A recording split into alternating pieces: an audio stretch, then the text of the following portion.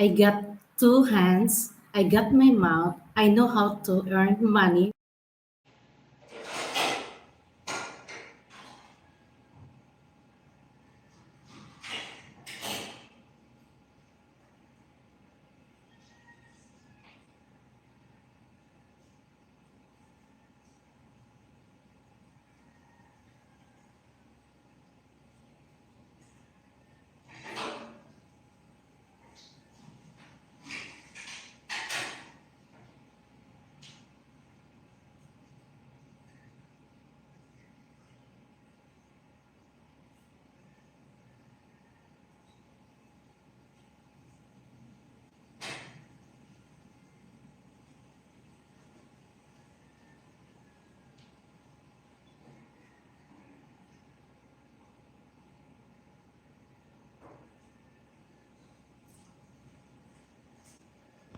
My apologies. I'm just preparing my tea here, if you don't mind. Waiting another minute. I'm a little bit ahead of myself here. I'll be with you in a minute here. You know my routine, so never repeat it. All right, here we go. All right, here we go. Bruce Monroe. Yeah, why not? Do you ever change your socks? Yeah, well, I've always been a guy that kind of goes with the flow.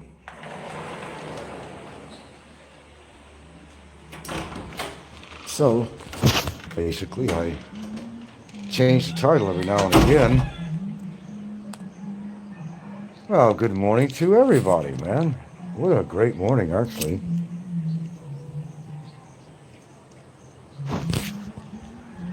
We had these, not now, but we had this sensational sunrise. Dawn, actually. The sky was beautiful, red and different colors. It would have been nice if I was on the beach. We got a steady breeze here, if you could see. It's been really pleasant. If it could stay that way. Really. Very pleasant. I love it. Had a good night's sleep and not enough as far as I'm concerned, but what's going on out there? What am I missing? What am I missing? Nothing really.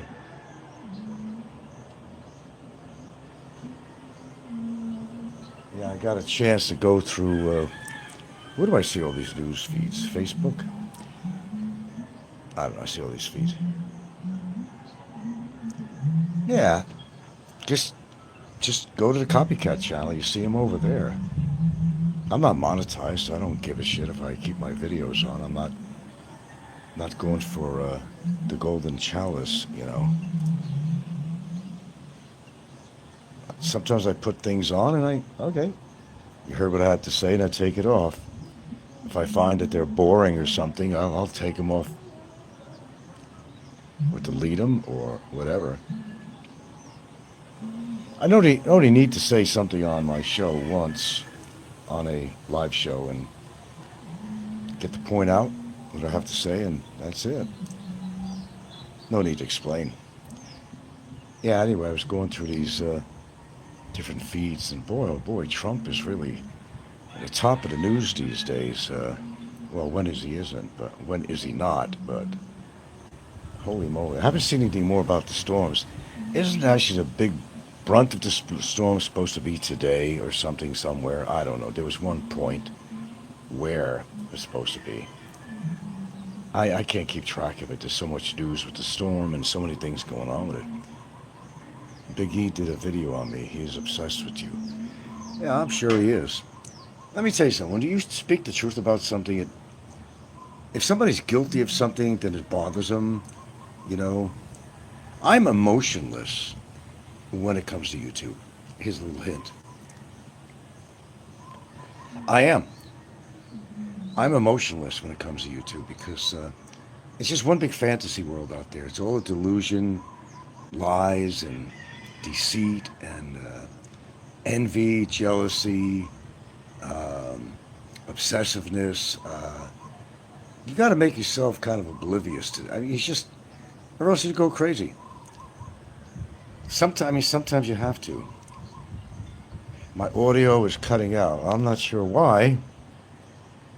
No disturbances out here, and so he did a video. What do you have to say in this video? I have not been to his channel. The only one I know is the last thing I've seen. He keeps on putting on these shorts of his harem members, and using filters or smoking Cuban cigars or some shit like that. I don't know. It's supposed to be a phallic symbol or something. The cigar. Is that what it really is? Is a phallic symbol? I don't know. Who cares? I don't know. Truthfully, I don't want to be on the subject of him all the time, but what does he get? What is his purpose for getting on YouTube anyway? To show off his wealth or something? I mean, what? I don't know. I mean, everybody has a reason why to come on YouTube, but I kind of wonder what's his reason for coming on. What does he care about what's going on in the community and so forth? If not just to be kind of he's not a voyeur, but I don't know, he wants to get himself out there to be seen and heard because, that's the big E. His opinion supposedly matters, and people are supposed to be afraid of him because he's got a couple of bucks in his pocket. But, hello, expat. That's not me. Not me. I just do shows for the hell of it. You get bored sometimes, or maybe you got a point you'd like to express. I mean, it's got to be a purpose while you're on YouTube, period. Unless you're on, just purposely to just harass people and stuff. And that's never been a denominator of my show. A lot has been said differently, but no, it's never been a denominator of my show. People know I've been around a while, and I lasted almost like 10 years or something, man. I got to be doing something right if I still have anybody that comes to my channel. And I've had a lot of compliments, and people look forward to my shows. Well, for whatever reason, everybody has their personal purpose. Some people just listen to my shows and find fault with me. Some of them like what I have to say. A lot of people like us. I'm different than other people on here because I talk about things that some people are just not willing to talk about. But whatever the reason is, they come by, not in big numbers, but they come by. I don't know what he's saying. Someone said that he did a show on me or something. I don't know. I didn't see. Well, he did. Well, not overnight. He did. No, there was some show on there. I think a couple of days ago, if that's what you're referring to. There's a lot of people obsessed with me. I mean, if they're putting a channel under my name, Frank Battaglia Replays or something, I mean, that's obsession right there. I don't go to that channel anymore. I mean, what? To hear myself on a broadcast that I personally did? I mean, I have to go there to listen to myself. What's the purpose? Okay, Bruce says, can someone else confirm, yay or no, that the audio is working? Sound is good. Hello, babe. The one we saw, the red clouds, Yeah. the Tristan's born fire. What fire? Tristan restaurant. Tristan's? Wait a minute. Tristan's. Tristan. Tristan. Which one is that? The Tristan. one with pizza. Tristan's Pizza? Oh, the red sky was a fire? So there in Jorna, the house before near the beach. We always go there before. Near the ocean. And that's what Tristan's Pizza is? Yeah. I'm trying to remember. Huh. That's what the red sky in the morning was about. Yeah. What happened? What caused it? Windy, so electric light. Sound is good. Okay. Oh, really? Tristan's Pizza. I know the name. Huh. What else? Near Anything? John? Yeah, well, John's house. Yeah. Yeah, near there. Oh, Tristan's on the ocean. Yeah. Oh, yeah. Well, we used to go for any other damage to any other places? Oh, really? Yeah, it used to be a place we used to go to on the water called Tristan's. It was horrible pizza. But, we used to go there on and off because it was right on the water. Apparently they burned down this morning. That's what the red sky was all about. Wow. Well, I don't know. Well, there's Probably no insurance. It's not like America. I don't think they burnt it down themselves. That's the one thing about out here. It serves no purpose really, unless you have some kind of special insurance, and most people don't. To burn down your business if it's not going well and collect the insurance. They do that in America all the time. Hello, girls. Oh, come over here and see Daddy. Come here, babies. Come here, my babies. Okay. Yeah, there's a big difference. All right, sweetheart. All right. She just loves to be petted, and she'll be there for a half hour if I had to. Yeah, Tristan's. Wow. That's a lovely morning, and I really do mean that too. The breeze is beautiful, man. Sitting out here, it's like, wow. God, imagine if I have this temperature every day. I'd be loving it, man. I'd be loving it. I'm just in the wrong country for that. So, according to Jim, Cambodia is supposed to be without humidity, and sometimes I need a jacket. I know last time I understand about Cambodia, Southeast Asia, it's hot and it's humid, and he talks about all these white sand beaches, but I haven't seen one white sand beach that he's displayed on there. I don't know what he considers to be white. If it's a beach that has sand, it must be white. Hey, I truly have white sand beaches here, no doubt about that. Was he Greek? Uh, I don't know who the owner is of Tristan's. I've been there numerous times in the past. Yeah, very familiar with it. In fact, I used to go there when I was seeing that one girl, Vanessa. We'd go there. We took a lot of good pictures there too. Um, okay, I like the Mexican restaurant in downtown Santa Fe, located in a small square. Uh, the Mexican restaurant. I didn't know we had a Mexican restaurant here. Mexican restaurant in downtown Santa Fe, located in a small square. Oh, at MJ Square you're talking about. There is no. You're talking about the guy who makes burritos. Yeah, no, I wouldn't call that a. I don't know what you call that, Tex-Mex. I don't know what you'd call that. Yeah, yeah, yeah, yeah. And he's a British. What is he? The Australian guy or something. Yeah, yeah. Burrito, espresso, whatever. Yeah. Well, very, very, very, very, very, very, very, very, very familiar with it. Yeah. One of these dogs threw up this morning, didn't he? They actually threw up, and I had to clean that ugly mess up. It's the food is. I don't know. When they make nachos, I think all of them use a fake cheese, and because one of the rules of business is out here is that to make a profit, a good profit, you can't be buying expensive real cheese because cheese is expensive. So your overall product, as far as the profit margin that you're going to make on that product, is dependent on what you're using. What ingredients. A lot of times it is not real ingredients. It's just that cheese product stuff. Because real cheddar cheese and so forth is quite expensive. We had a glitch in here. I couldn't get back. We had a glitch in here. I couldn't get back. I told you what's been going on with this thing here. Where was I? I've never really found any places that have really good pizza. I really haven't. It's your own taste or what you think pizza is. And, well, when you've grown up, say in the Philippines or anywhere, and a lot of everything, you got Pizza Hut, all these different places that people have grown up with, even in America, they don't know what real pizza is. And if you had to actually give them a real slice of a really good Italian pizza, they probably wouldn't like it because they're so used to these knockoffs, like Pizza Hut and Domino's and all that crap. They don't know what real pizza is. They don't have a clue, actually. Yeah. Manila. Well, I never go to Manila.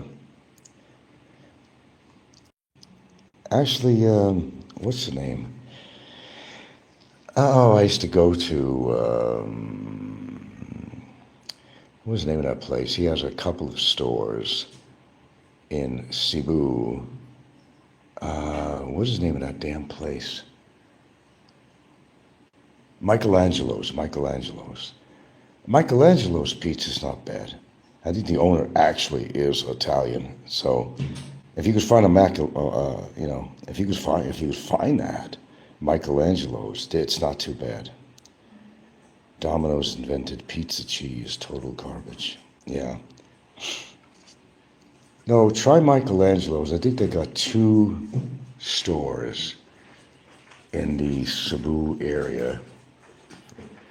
I've been there a couple of times, and I could never find it. I mean, I haven't been there frequently. I've been there a couple of times. That's why I can't find it. I don't remember where the hell it is because I haven't frequented the place, But I know they have 2 locations unless something's changed with that. Other than that, I go to the local restaurant, Cocoa Bar here, restaurant and hotel, whatever. It's not worth the money, but I mean, it's edible, okay? It's edible. I went out to eat the other night. Remember, we were on the ocean, Amihan restaurant, and had ordered a chicken Caesar salad. There was barely any, number one, you don't always get what you want. But if you try so hard, you might just get what you need. Anyway, the salad was very disappointing because, they used like a romaine lettuce of sort, but there was barely any chicken in there. But then there was this aftertaste of fish, and I don't know if they were intending to use an olive oil in there, but they used a substitute of like oyster sauce or something like that. I don't know. It was a fish oil taste. I know because I take fish oil tablets, okay, every single day. And it was the aftertaste of fish, and I just couldn't appreciate the salad. A lot of times in pizza, they will substitute things like olive oil with some kind of an oyster sauce or something they put in there because they don't want to spend the money. And that's what I said. They're trying to keep their profit margin high. Bad enough they overcharge for their products, but they want to use cheap or faux products to keep the cost down. I don't mind paying good money for something that's really made quality, but to put substitutes in there, I don't like that at all. Shakey's Pizza is good. Yellow Cab, I went to Yellow Cab. You're right, the word is okay. You could finish your meal. I want more than okay. Shakey's Pizza is good. I haven't had that in a long time. I don't know. Everybody has their own taste for pizza. It's according where you grew up and all that. I know what real pizza tastes like. Shit, I was born and raised in New York, Italian. I mean, come on. All there was Italian restaurants around and real pizzerias I used to go to religiously. These guys knew how to make pizza. They made the sauce. We call it gravy in New York. You call it sauce. They don't just shove a can of tomato sauce on a piece of fucking pizza slab, and then, call it sauce. I mean, it's not. It's not. For example, when my father used to make, lasagna or spaghetti or whatever, he'd make a sauce. You take the tomato sauce and paste, okay? You'd fry up some meatballs, right? And they're flavored.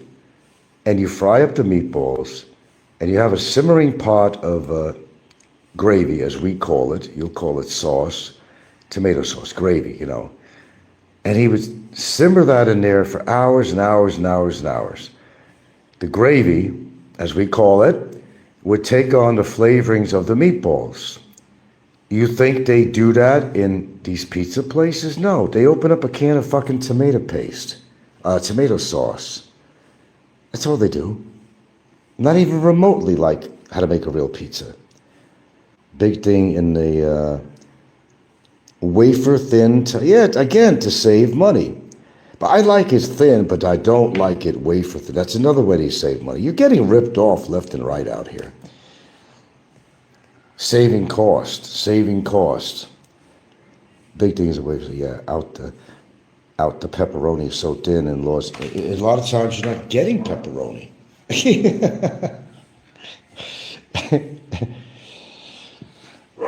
I say keep it real. I say keep it real. Then I come back. I'll eat at the establishment because it's really hard to find, genuine, say, ethnic type of foods out here. I never even found a place that had real Chinese food. I mean, I am living in Southeast Asia. Last I checked, I haven't seen, I've never eaten any places that had real Chinese food. Even in Cebu. Maybe I'm missing something. I don't know. Maybe I'm missing. Maybe I don't get out often enough. Maybe I don't go to enough of restaurants. I don't know. But I have not found any place to write mom home about, really. Italiana was a pretty good place to eat. What was it? That Italiana, was that the name of the Italian place we went to twice? And then there's, it begins with an H, I think. It was a Mexican restaurant over in the IT block over there, IT Park. They were okay. Italiana was, I would say, better than okay. But not great, but better than okay. Italiana. The best you're going to get. I don't know. At least in Cebu. And I don't hang around Manila, so I really don't know what they have. They might have the real McCoy out there, somewhere around there anyway. But I haven't experienced it yet. I mean, even when I lived in Hawaii, especially Hawaii, I forget about getting real pizza. You know what I do? You know what I do? And, well, listen. You get the cheapest piece of shit frozen pizza that you can. The cheapest piece of shit. Not the Jonos. I'm talking 5 levels less than that. You get the cheapest pizza you can buy. Okay? And you bring it home and you doctor it up. It's cheap enough to buy. At one point I used to almost get them for $1, not anymore. You bring that puppy home and you add your own garlic, oregano, olive oil to it, your own ingredients on there. And then it becomes edible.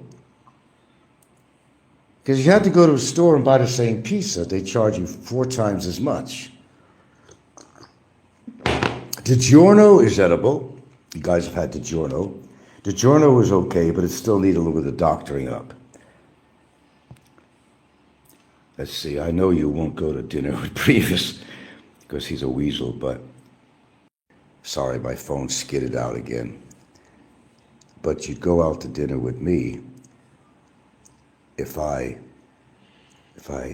go out to Bantayan someday.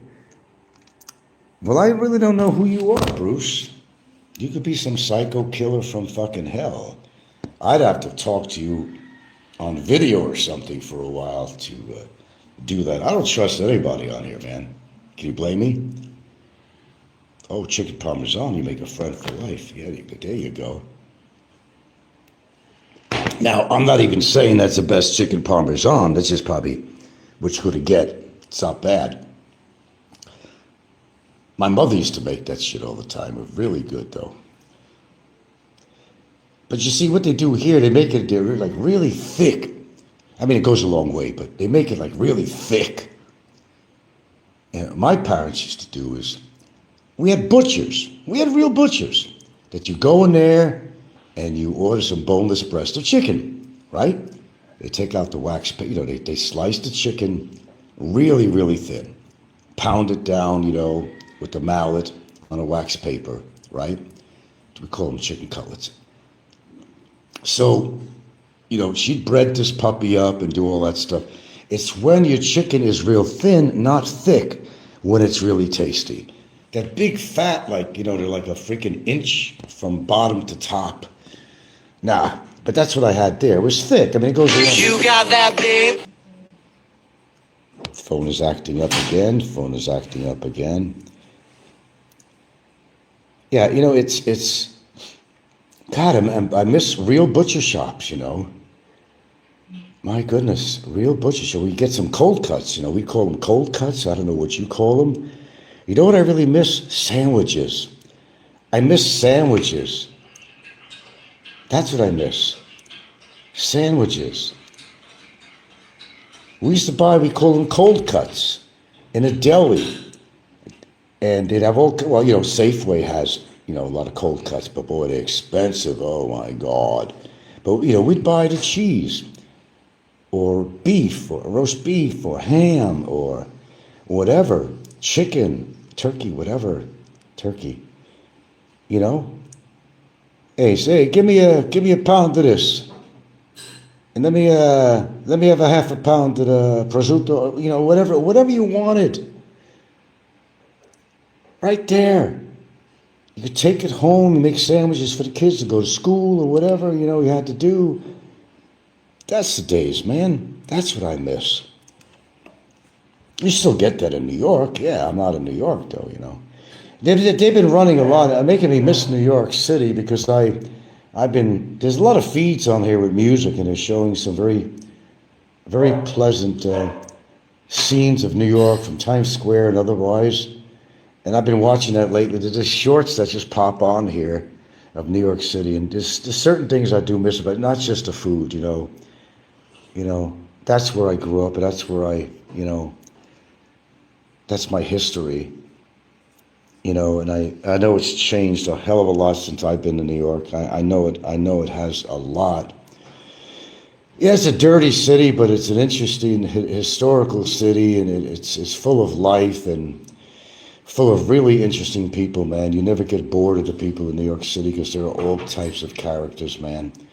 Why do you think I used to go hang around Manhattan a lot all over New York City? Because there was interesting people to photograph all the time, and I've showed you a few photographs, but not all. But it was such an interesting place to be. I was excited. I had excitement in my life there at that time. I really did. Whether I was with anybody or anything, I'd go downtown. In my off time from school, I'd come back to the city again on the weekends, and just carry a camera, man. Walk down any street, and whether it was Harry Britton, the guy for Women's Lib, get out of the kitchen, men want out of the kitchen, whatever. So many interesting characters in New York. That was such a privilege. Such a privilege. I'm visiting my sister in rural British Columbia. There's an Italian bistro that makes killer veal parmesan. Veal I never get into. I think as a kid, my mother used to sometimes make when she could afford it. They were pretty poor. Veal was kind of on the expensive side, or it certainly is now. And she made veal parmesan. I guess it tasted pretty good. I don't know, because it came from a little lamb or something. If I was offered it later on, I wouldn't want it. I don't know why. But yeah, mostly chicken, but veal. Yeah, she used to make veal parmesan, but not often, because we really couldn't afford it. We really couldn't afford it. I really miss the Italian bakeries. If I had to say anything, it would have to be the Italian bakeries. Oh, there was so many great pastries in there that, the Napoleons, all kinds of stuff, man. And the smell in there in these bakeries, you couldn't beat it. Like you met him on Seinfeld, he's in the Italian bakery. I always remember that scene. There's a black guy in the background in there, and Jerry got one of those, what they call them, not a Neapolitan cookie, I forgot what they call it, but it's a black and white cookie, black on one side, white on the other. So Jerry's over there and sees a black guy, and they both raise their cookies to each other. In other words, it means unity and, black and white and, ebony and whatever. It was just a rich scene, I think it was. It spoke so much. It means we got something in common. It don't matter what color we are. We got something in common. We're at this bakery, and we're eating a black and white cookie. That's what it's all about. Something as simple as that little scene, and it spoke 1,000 words. And a lot of people don't see this stuff, but I do. If we could all just live in that kind of harmony, where skin color don't make a goddamn difference or something, or your ethnicity. It's never going to happen, but That would be a wonderful world if it was. Yeah, it's just not what it is. It's sad to say, but so much dividing and division. I'm getting so used to this lemon juice every morning now. Everybody's just so, everybody's just so freaking divided, man. I understand. I've listened to a bunch of expats who, and some on YouTube and otherwise. They said they don't bother nobody. They said, hey, man, I'm just living my life and I'm tired of people, absolutely tired of people, pissed off with people, the way the human race has gone, besides the dividing and, separate parties on everything. And, you know, sometimes it's just good to keep to yourself some time. You got a family or any particular friends you like to be with, that, it's all you need. Me, I don't care about my blood family. I don't, most of them are dead, but, I have a daughter out there and, she pretty much made a decision in her life. And what it is, the whole point of even saying that is that you have to go on with your life. Remember, if you're a parent to a child, and I hear this all the time, my situation is not an isolated incident. There's a lot of people who have children. You did a wonderful job raising them. You did the best. You provided for them as best as you possibly can. But sometimes that's not enough. And people change. Just because you're children doesn't mean that they're going to be perfect all the time. And, people change. Politics change between each other, even in families. I mean, it's just what it is. It's something that you have absolutely no control of. So what are you going to do? You go on with your life. You just know that you did your best, whether it was whether it was a friendship that didn't last or a family member or whatever it might be. What could you do, really? I mean, honestly, what could you do? A lot of that going on. People don't matter if you're blood. It really doesn't matter. They're still another human. And even though they got blood in their veins that are your blood, you gave them life, they don't appreciate you. What are you going to do? What are you going to do? You can't satisfy everybody. They always find some faults with somebody, like on YouTube, People find fault with even the best people on here. You got to live your life and don't worry about what people think. I would never be on here at all. If I had to worry about everything that someone thought about me, I wouldn't be on at all. I would have came back at all. I mean, I was off for a little while.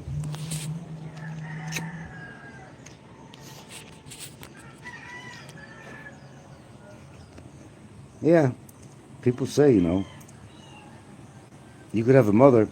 You got to. People have lost. Well, here's the one word: respect. People lost respect. Okay, for each other. Your mother could be the biggest whore in the world, but she's still your mother. Okay. Ever hear that saying? She could be the biggest whore in the world, but she's still your mother. You only have one mother, biological, and you only have one father, biological. If you can't appreciate that, I don't know what to say. People have a lot of psychological problems. And I'm not anybody's analyst. I'm not even my daughter's analyst. I couldn't try to figure her out if I even tried. Well, I have tried. You go on with your life. Say, okay, well, that's too bad. But just keep in mind that you did your best to raise your child. You provided. You loved. You did your job. Just like birds, they fly out of a nest when they're ready to, and where they go and what they do with their life is going to be separate from their mother at some point, and they have to start their own life and their own family, and, just know in your heart, go to your grave knowing that you were a good father, and that's all you need to know. Put the rest to rest. Don't stress out over something like that. But I will advise anyone having a situation like that, put your best foot forward. If it gets stepped on once, okay. Stepped on twice, stepped on 3 times, then you just give up. As long as you know in your heart that you tried your best, that's all that matters. That's it, and the rest is history. I only wish her well. And I hope her children are fine, my grandchildren, but she denied me to know. That was harsh, more than anything else. She's got 5 kids now. 5 and counting. But I know she listens to my shows. I'm pretty sure she does. But the show is not about my daughter. I'm just trying to make a point here. From pizza to my daughter, you know. Got my own predictions going on here with our boy Trump. He's going downhill. He's stepping on toes like you wouldn't believe. He's a dictator. If anybody thinks he's anything other than a dictator, then you got some mental illness. He wants control of everybody. He will fire it. He's done. He's fired his own staff. Just disagree with him on something, he will take your job away, your livelihood, and he's still fighting this SNAP benefit thing. I mean, can you believe this shit? Thanksgiving, man. It's around the corner, man. I mean, there's not enough words from a person who normally has a lot of words. There's not enough words that I could describe about this man. He has every definition in the world, from a narcissist, you know, a dictator, a martyr, you know, you name it, that's him. Power corrupts. Money corrupts. Well, money corrupts. The next step is power. Like Hitler went power crazy. Then died of venereal disease, I believe, wasn't it? See how karma comes, you know? It gets you one way or the other. I know you guys, a lot of you guys don't believe, yeah. You're just hoping you call it karma, you call it this, you call it that. Well, dudes, I mean, it is what it is, right? Call it what you define it.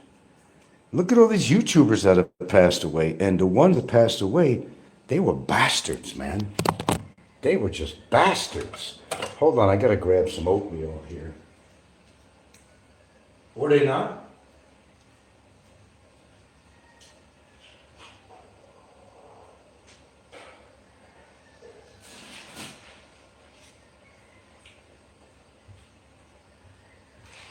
Yeah, I'm gonna make some, I gotta make some oatmeal this morning. Then maybe defrost some blueberries I got left and make it a nutritious meal this morning. I've been more health conscious lately than normal.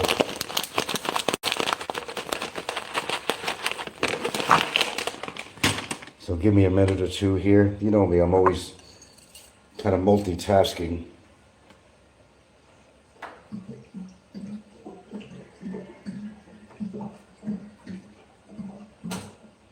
Pardon me.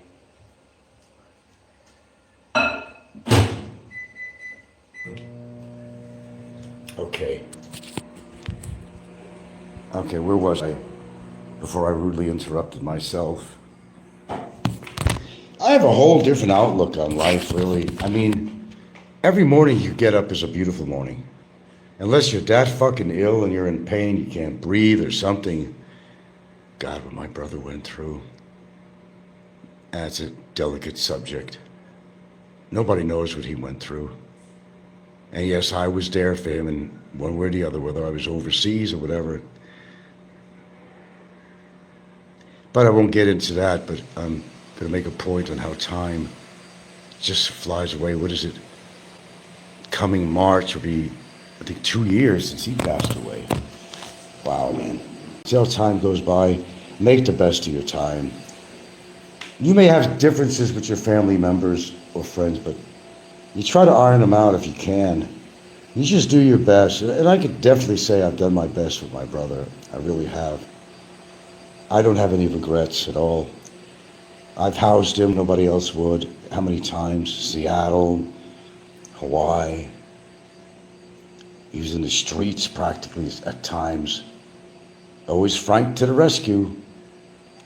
Jim Dandy to the rescue. A Jim Dandy to the rescue.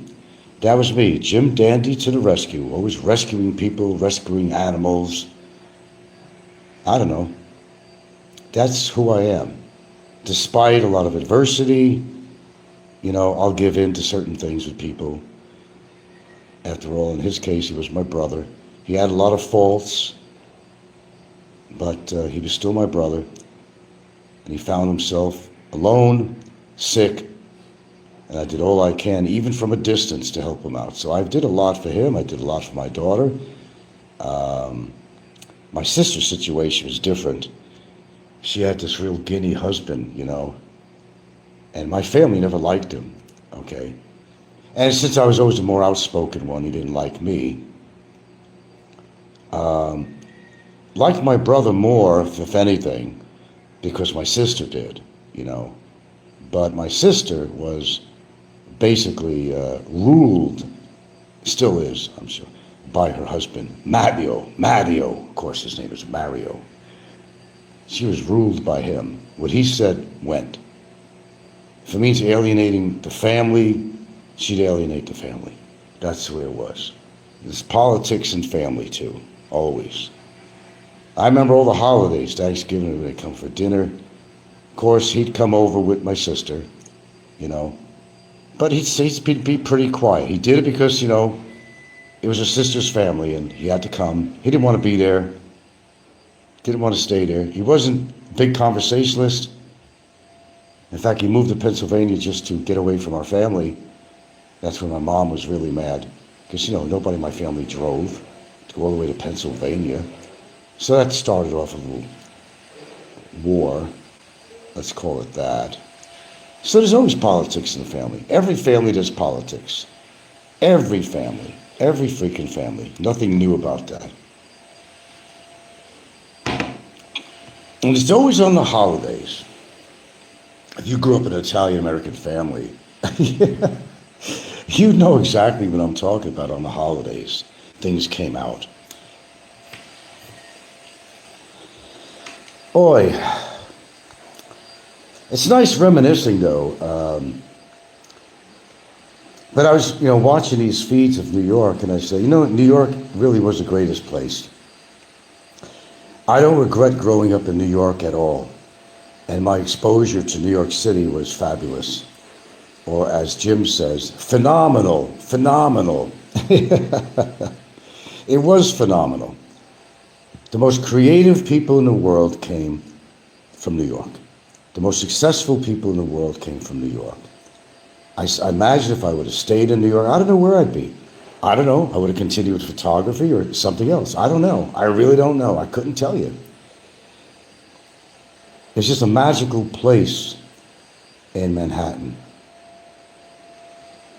From Rockefeller Plaza, the ice skaters in the winter, it was just, there's so many cultural things you could expose yourself to because it was a melting pot of society, was New York City. Melting pot of society. Every ethnicity you could think of was there. And somehow, for the most part, they lived harmoniously. And you get to see the way people came together with 911. I wasn't there when 911 happened, but as you all witnessed, that New Yorkers are very compassionate people. Even people that were against New Yorkers. I remember I was in Seattle. I told you a story how I'd be in my truck.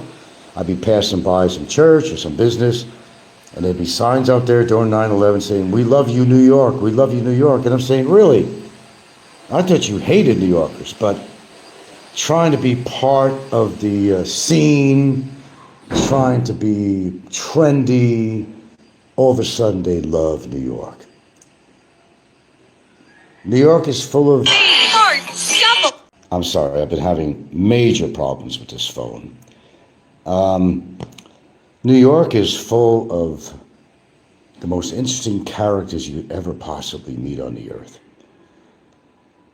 You want a cultural experience, you go to New York City, Manhattan, and the other boroughs, but especially Manhattan Island. Never bored. There's nothing happening in Mount Vernon, New York, where I grew up. I used to go to the city all the time. And I loved it. camera in hand. It was exciting to me. Or the camera stores around. I'd go in there to go check out some cameras. I'd go when I needed to replace equipment. I'd go to Olden's Camera. There's various places I went. It was exciting to me. Oh, I gotta get that new lens. I gotta save up for that new lens. It was a big deal to me. I wish I still had that passion now, but we got into digital crap and it's just not the same. At least to me it isn't. It's not the same. We were a lot more creative with just black and white film, or just regular film, and didn't need a digital camera to do the job for you. And all this crap now they got on there. You could edit photos. You can, like Biggie does with his clan. He uses kind of digital filtering and stuff and all that stuff. No, I never used that. I never liked that. I photographed people as every wrinkle on their face. When I photographed people, I didn't leave anything out. Because how are you going to expose your real character if you don't expose their wrinkles? Well, what are you going to do? You're going to doctor it up? The only time I did that was with a picture of Melissa, one of my favorite photographs. It was a kind of a nude I did in a studio at SVA, my college, where I did soften it up. I did it under the enlarger, actually. So something simple as a nylon stocking, It really smoothed out her bad complexion. It made the most beautiful picture I ever taken of a woman. And when I seen her afterwards and I gave her a copy of it, she couldn't believe that was her. She was so thankful for that. And that gave me a good feeling in my heart when I produced something that people liked. And I really wish I had that passion right now. But what am I going to do with my photographs at my age? What am I going to do with them, really? I could go out there and take, maybe it's good to go take some seascapes or something, put something on the wall around here. Maybe I could do that. But other than that, I was interested in maybe doing books. And the only thing I did was a small little booklet of sort with some of my photographs in it, but not all of them. But that was exciting to me. It was really exciting. I mean, I was really into my photography. Let me tell you something. It was my life. I loved being creative in that way, and I just lost that creativity when digital came in. I'm not saying that you can't be creative with digital, but it's just not the same. I'm old school with photography. That'll never change. Oh, you could still buy film places, I guess, and I guess there even might be some labs scattered around that actually develop your negatives for you. And I suppose you could still buy enlargers somewhere. I don't know where. I suppose you could still buy the chemistry, but it would be extraordinarily expensive to buy the photographic paper and the 3 chemicals I used to produce these prints. It would be extraordinary. I couldn't do it. I did it for what? What am I going to do with my photographs? It's different when I was younger. A lot different.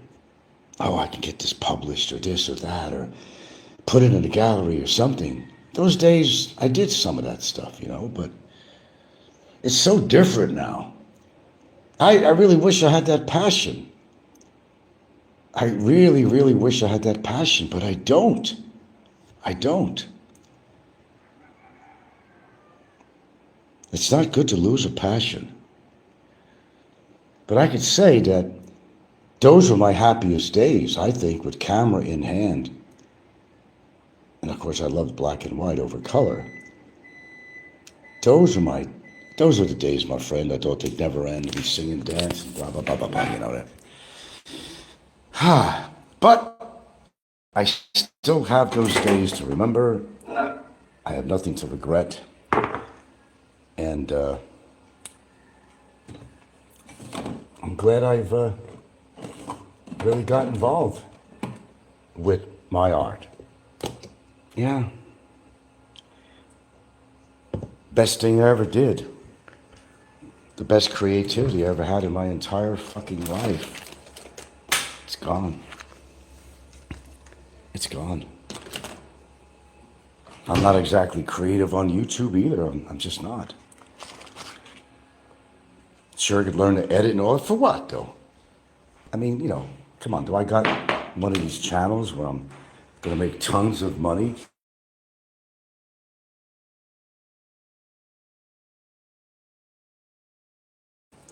how much is your time worth? So every time you do a video, I remember when Zero went through that. I remember that. The time you want to add different music, you want to do this and do that on your video, your editing time, compared to money that you could make because you're monetized, well, it wasn't worth it. Unless, I mean, you're making big ass money. Then it's worth it.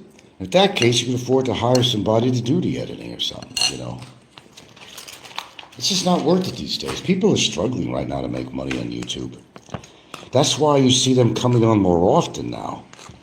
Now they're coming on every day.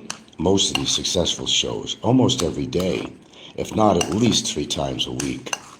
Because they're enslaved by the algorithms. Gotta watch those algorithms. They don't watch their diet, they don't watch their drinking, they don't watch their weight, they don't watch their health, but they're more concerned with the goddamn algorithms. Insane in the membrane. Algorithms. Really. You become enslaved to YouTube. That's what happens. I was enslaved to it for being on so goddamn long. You're used to coming on, doing a show. You always have something to say. It's an outlet. And I totally understand when you move to a different country. That is your outlet. That's why a lot of people do this. Sure, you may have a family, everything here and everything else, but sometimes that ain't enough. Sometimes it's not. You need an outlet to express yourself and what's going on in this new culture you're living in. There's always a surprise around the corner somewhere about the culture that you're learning, and you need to talk about it. And it's not always very gainful to really give your thoughts to your partner all the time, but they're thinking from a different perspective than you are, than coming from the westernized society. And so people like to talk to others of the same culture, and they feel comfortable because they're away from home. You sacrifice a lot when you move out here. You give up everything you ever had to move out here. So it's a sacrifice that you make. And it is a sacrifice. But if you're not happy where you were living, then by all means, and I've done that. From New York, I mean, yeah, I should have stayed and all that stuff, but whatever, that's history. You know, went from there to another state. Lived in another state for, which is a lifetime to some people. Then moved to another state. Then here I am in Southeast Asia. You do what you feel you have to do. It's not that I'm impulsive in that way. It's just that when I know I need to change, I act upon it. Oh, were they shocked in Seattle, especially where I worked. Oh, Frank's never going to leave a good civil job. He's never going to do that. But he did buy a couple of acres in Hawaii, didn't he? What's with that? And I did. After a while, I said, well, you know, I got the land dirt cheap. Maybe it's time to try it out. I took what I had in the retirement fund, which wasn't a lot, maybe about 28 to 30,000. It wasn't much. I said bye. And then through some incidents I got on, they call it scamming. It was no scamming. I got on a disability status. That saved my ass, really. Truthfully. It was all good. But I always felt I made the right choices.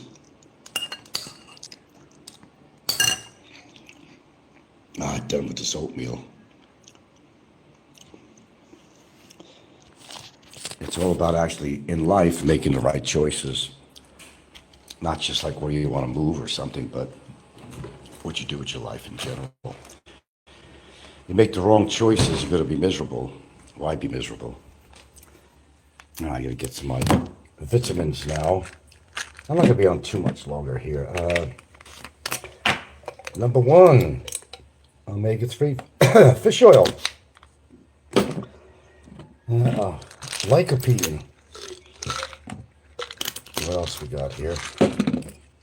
And we got Neuromag, which is magnesium threonate. Got it down, Charlotte Brown. Okay, if I get it out of the bottle here, that would be good.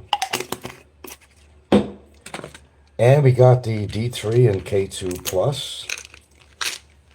There you go. Okay. We got the CoQ10. Here we go. Got the L-citrulline, which converts into L-arginine, which converts into nitric oxide for your blood vessels and blood flow. And what else am I going to add to it? Besides vitamin C, what else do I got? Oh, shoot. Probably had 25 milligrams of zinc for the prostate. You don't want to take 50. You take 25. Don't take 50 because that could be too much. Even though it's coming in 50 milligram tablets, break them in half. Okay, one thing I'm just missing now is vitamin C for the moment. I was going to take resveratrol, but I'm just doing it occasionally. Certain things I'm doing. I'm not taking all of these things every day. I'm very careful on what I take, actually. So there you go, for the moment anyway. Yeah. Trying to do things the right way, you know.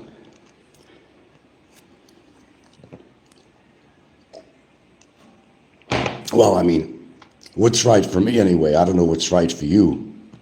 You do what you're going to do, but I'm just showing you what I do every morning. At some point after the show, I'll probably do about 45-degree push-ups. Oh, I'll probably work out a little bit with the dumbbells, hammering it, or working on the biceps. The one thing I didn't work on is the triceps. I have some biceps, but it doesn't show out a lot because the triceps are not developed, but something there. Something better than nothing. Well, I'm sorry if you guys are getting bored. I don't have naked women on here, and I don't have any clickbait titles, and I'm not having any special guests on here, any crap like that. But that's how I rule my show. I don't need all the hype to get viewers. Nothing like that. I put on a show, and if you listen, you listen. As I said, I'm not monetized. I don't really give a shit. The show is more for me than it is for you. One more vitamin down the hatch.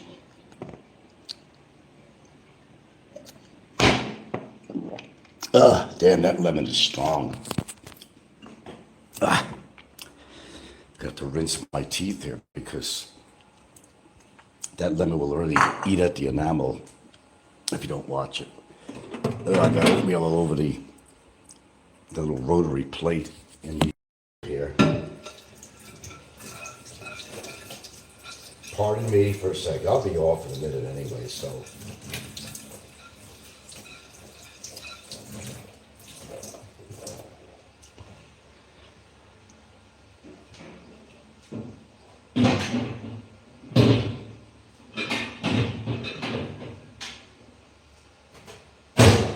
I got to see what's on my to-do list today.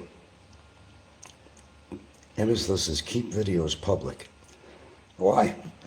Don't matter to me. Pardon me. But, Very rude.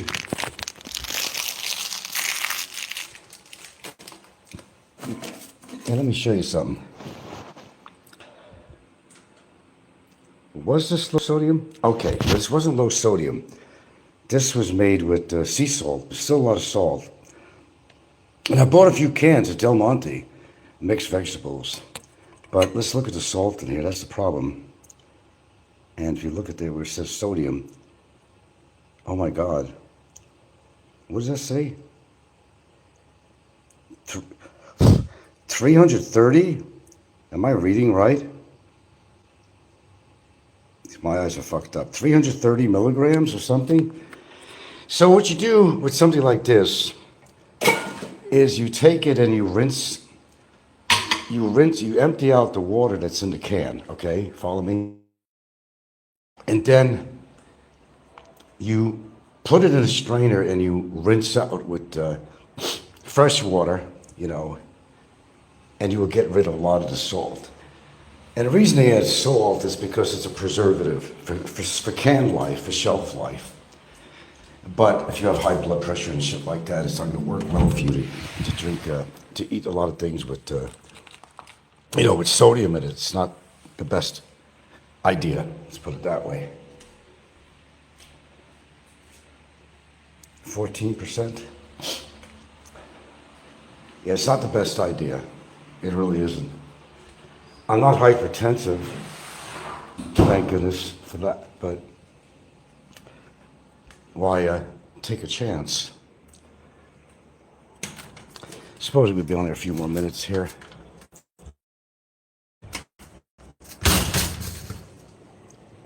But yeah, it's actually, I mean, it's better if you buy frozen vegetables. But they don't add any salt and shit to that, my understanding. It's fresh frozen. Flying Circus sucks now. My 5-year-old could make better AI videos. He's still putting them on. I go there every now and again. You definitely know he's in his 80s because, boy, does that guy got time on his hands. He has major time on his hands. Major. So what are you going to do? You do what you do best, right? Just be an idiot. Uh-oh, no, his tire on this thing.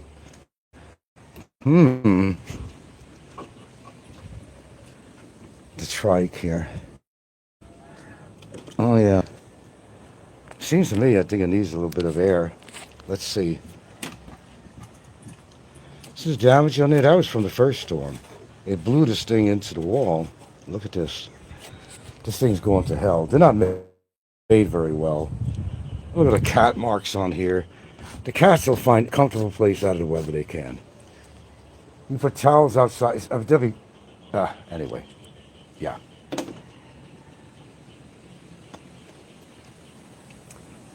I don't know. I don't have a link. He is totally obsessed. Yeah, I'd say so. Yeah, I can see when I get in here. Down here. I can see the weight on the tire when I get in here. It's hard to find his channel unless somebody sends you a link, because if you go into Flying Circus,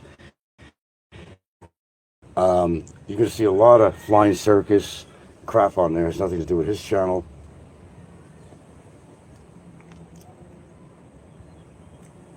But it's really hard to find unless you get linked up or something, I'm just mentioning it because he posts like 5 videos a day about it. Well, he's obsessed. He's got a lot of time on his hands.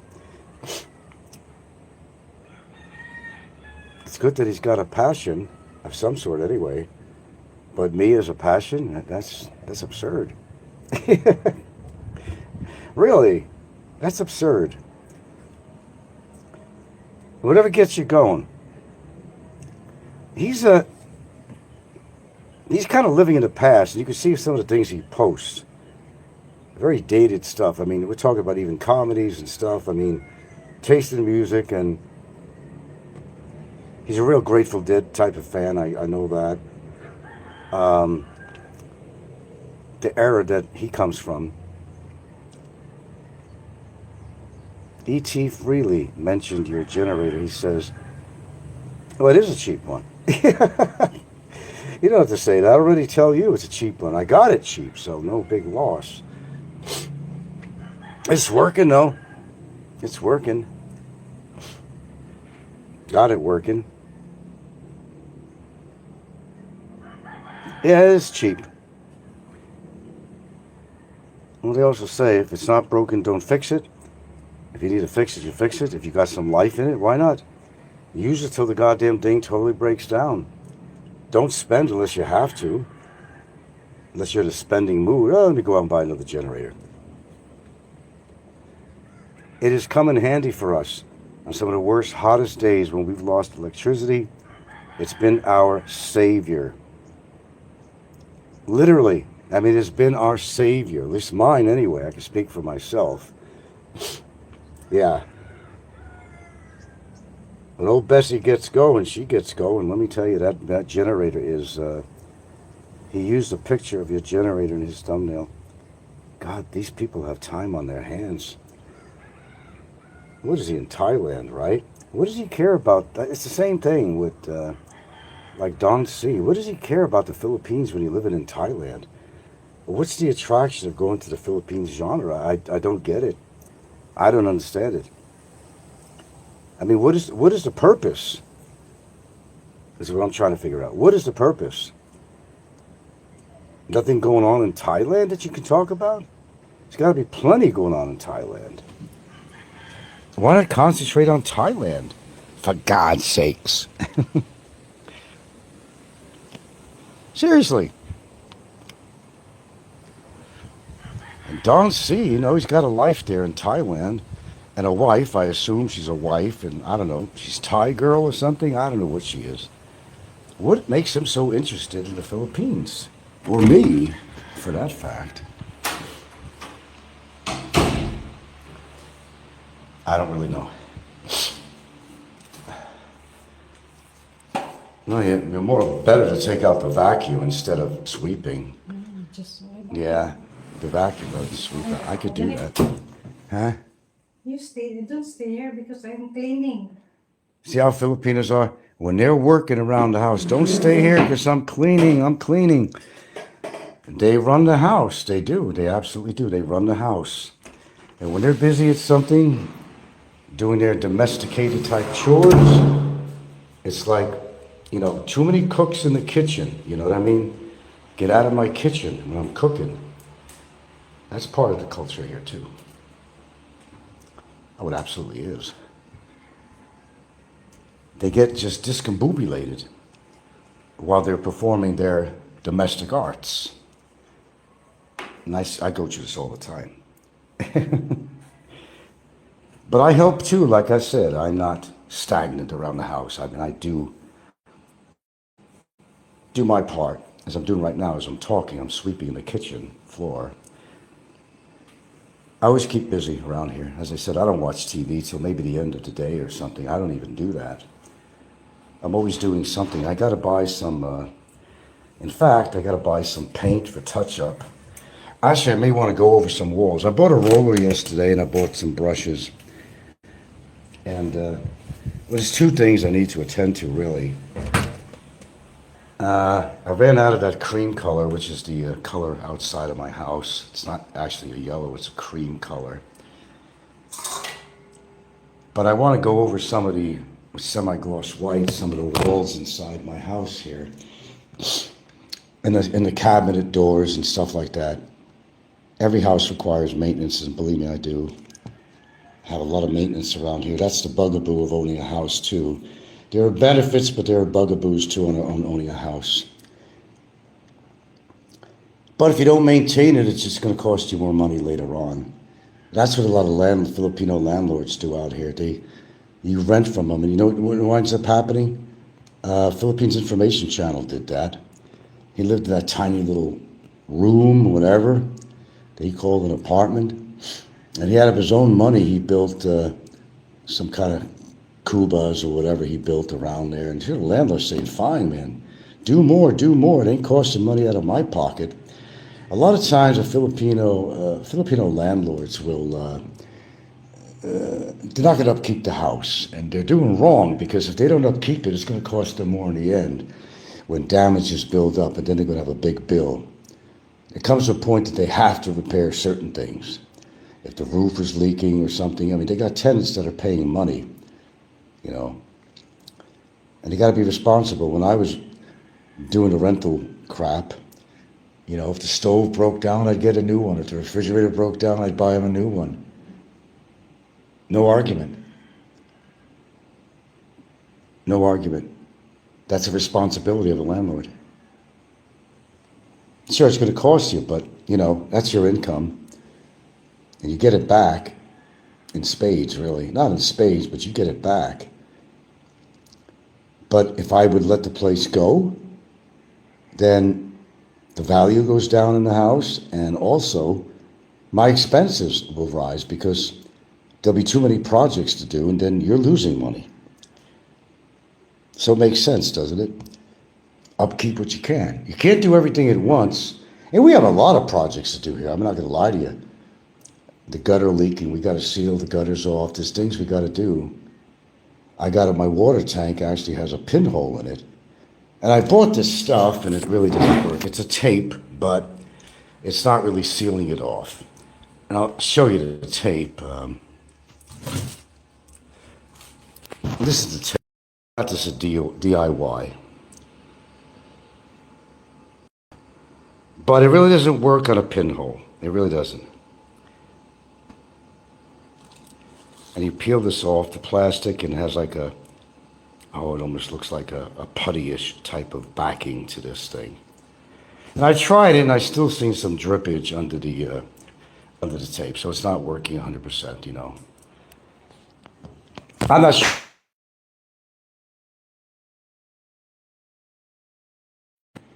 Or else it just doesn't do its job, no matter what you put on there. You got to get some, the equivalent to JB Weld. Many of you might be familiar with that product in America, JB Weld. It's like liquid steel, you know. If you use JB Weld, I think that would go on, even though it might be moist. And usually I think it comes in two parts. It's according to what product you buy, but sometimes it comes in a two-part deal that you mix together, you know. Or come directly in one tube where you don't have to do any mixing. But you got to have these materials on hand, because if you get a bad leak somewhere, you got to take care of it. You're going to damage your house. Unless you guys know something I don't know about a pinhole leak in a water storage tank, you know. I'm doing my research on it, but this is what I've come up with so far. And we don't, and then, you know, you live in a little hint to you guys, if you're going to move out here and you decide to build a house or buy a house or something, if your windows are, what are they actually? If your windows are metal framed, they're going to rust, and I already see that around my windows. You want to get where there's vinyl, because vinyl is going to last a long time. And I don't live terribly far from the ocean, so there's salt in the air, and that corrodes just about everything. Your roof, everything. Door frames, screen doors you might have on, you know, your house, and corrosion. And if you live right on the ocean, well, then you got more problems. So think ahead before you build something or buy a house or something, and just take all these minor details. Just like if you're going to rent, go in the house, look under the cabinet of the sink to see if there's any leakage or indication of such, any indication of termites. You got to do that. Are you getting good water pressure from the faucets? Does your shower work? If it has a hot water heater, is that working? What shape is a water pump in if you have one at the house? Examine the well, if the house has a well. There's a lot of things you have to do, because some people, you know, you may have a lease. And if you have a lease, you're obligated to that lease, 6 months, a year, whatever it might be. And if you have an uncooperative landlord, well, you're fucking yourself up. You're not going to get your money back if you move out on a lease. They're not going to give you money back. A lot of times, landlords out here, they don't give you a deposit back. Oh, that's pretty well known. Just be good and tight with your landlord, if you have one, and try to make that a certainty that you'll even get your money back. Because in many cases, more than not, they don't give you deposits back. And another thing, too, if you think you're going to rent a condo, sometimes they ask you for 12 months advance. Okay, so let's put a scenario together that's happened a lot. You rent a condo in IT Park or somewhere, wherever it might be in Cebu, it doesn't matter where you are. So they want, some of them want you to pay up front for a whole year. They don't do that in America. They can't hold you to that. But let's say that you do have a lease. Okay, and maybe you're not happy living there. You want to move out, or maybe too many things are going wrong. Things not working right. Or for whatever reason, you're in a relationship and it breaks up. You want to move out of the condo or something. Don't think in any form or way that you could walk away from that. You can't. Because that's like... it's definitely considered a crime out here, like Exhaustef or whatever. You can't just tell the bank to hold any money going to this particular person, because that would be illegal. You can't do that. You're not going to get your money back. Let's just face it, pal. You're not going to get your money back. Stay as much as it may make you uncomfortable, but stay for the term of your lease. This way you're not going to have any problems. You go. And chances are you'll get your money back. Maybe. Maybe not. But a lot of people have gone through this big time. Okay, can I go back into my own bedroom here? Oh, now you're cleaning the fan. Look at, she's how industrious. How industrious. Okay. When she's busy and gets going, I'm going to be repainting these cabinets. I'm not doing the epoxy shit, not that crap. But when I get some more interior semi-gloss, I want to paint these cabinets over. This way it doesn't have any fumes like that other stuff has. Which, you know, practically have to leave the room for quite a long time because the fumes that it makes, it's an alkyd, usually alkyd base. It just lasts forever. You gotta breathe this shit in all the time and it's not really good. Imagine the dogs, you know, with their sense of smell, which is so much powerful than ours, and how that affects them too. Anyway, I think we've been on here long enough. I shower. Actually, before I shower up, I got to do my exercise. What's the use of showering before exercising? I'm going to get sweaty anyway. Yeah, sometimes I do force myself to do certain. As I said, I do mostly. Exercises that have to do with resistance, and that's what you need to do more than anything. Resistance training. Hell, you can just take your arms against and extend your body out, your legs out. Put your arms against an immovable object like your door frame and hold that for 30 seconds. Relax. Repeat again. You could do that. It all makes a difference. You may not think it does, but it does. Something as simple as sitting down and getting up, sitting down. Do that 30 times a day. As you're getting older, your lower back and your legs, you'll thank me at some point. Do that every day. It's not hard to do. You know how to sit in a chair? It's real easy to sit in a chair. You know how to get up off a chair? Well, then there you go. You've mastered an exercise. But people like Mike's Philippines retirement, I don't think he ever gets out of his chair. It's sad because he's got some heart shit going on there. He's definitely got some heart shit going on. He thinks he don't. But he told publicly all the symptoms. And you don't have to be a trained physician or something to realize that. He's got some problems going on there, man. But that's really none of my concern. You're going to do whatever you do with your life. Whether it is smoking, whether it is drinking, whether it is bad diet, lack of exercise, resistance training, whatever. Don't be like Jim Asian Adventures though. Everything in him is just looks, and combined, the fact that, admittedly, for 20 years he's been on boat testosterone and roids for 20 years. That kind of shit will catch up with you, man. It will. It'll catch up with you. What an egotist. I don't like to see him without his shirt on. He's 54, but he looks about 68, so those roids were not doing him any good. Well, I'm in the sun a lot. I'm a contractor. I'm in the sun a lot, No excuse for that. Then he says he's into nutrition. He's an expert nutritionist. He's an expert boxing trainer. Or he sparred with Randy Couture. I mean, how many lies can we hear from one person on one show?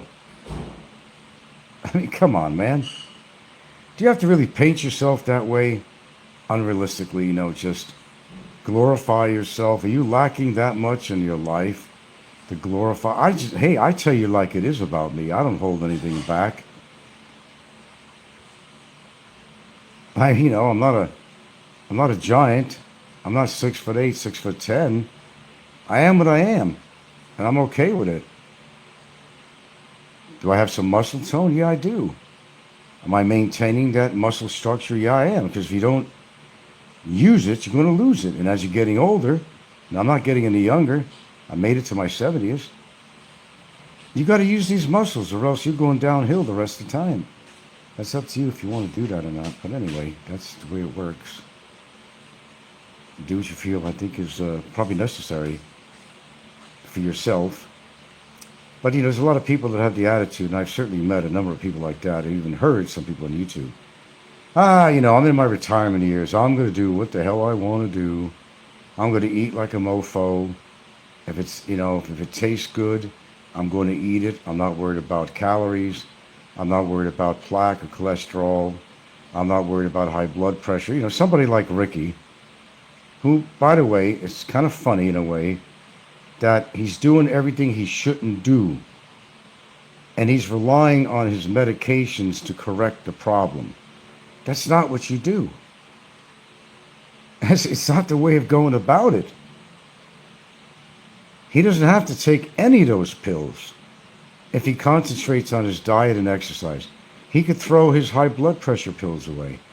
He could throw his diabetes pills away. You don't need that medicine if you know what to eat and if you exercise daily.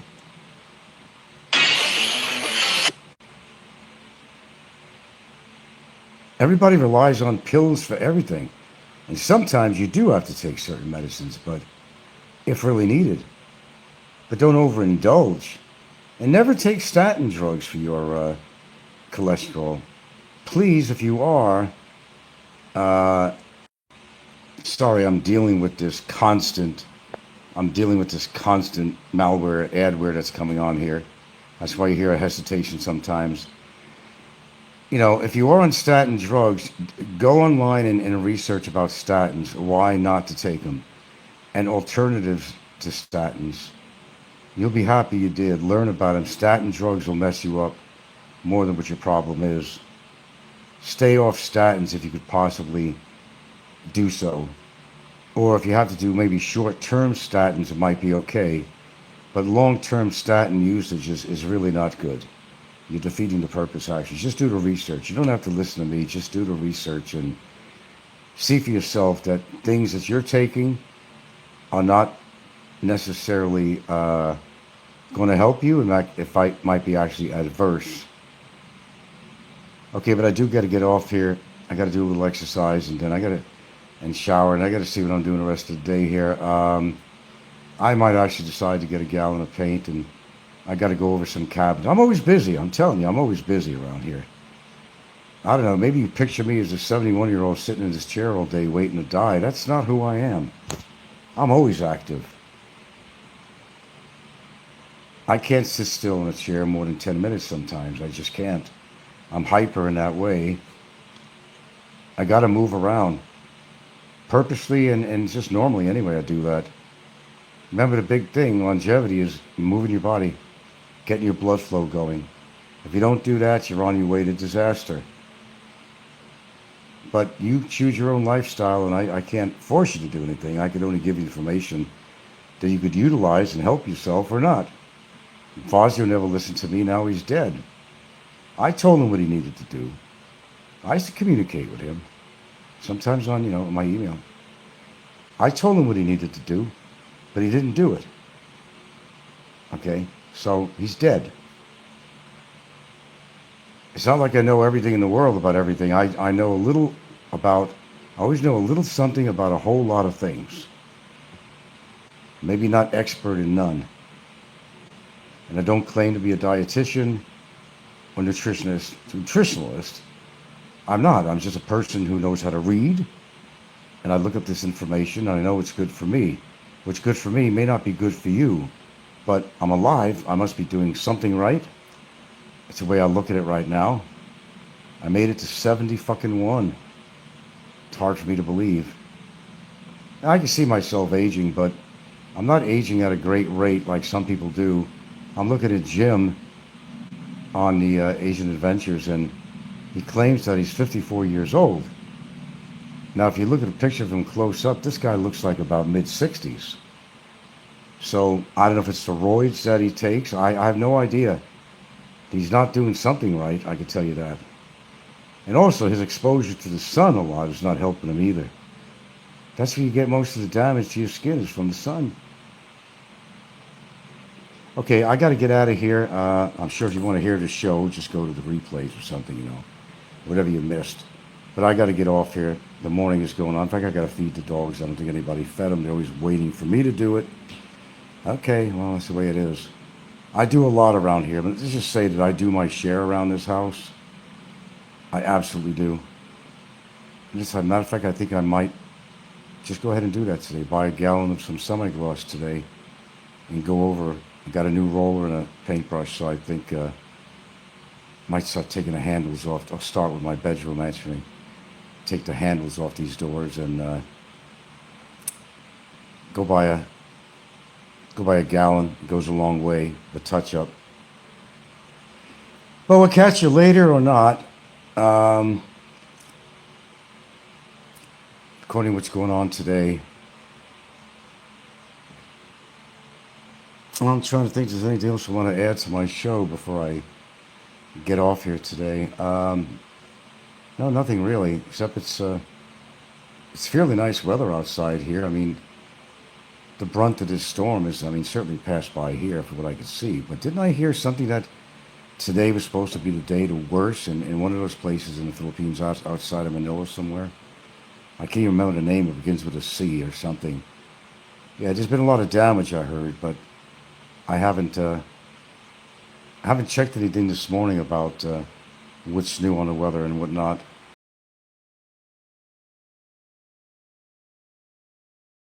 About Gary, the GAC, Philippines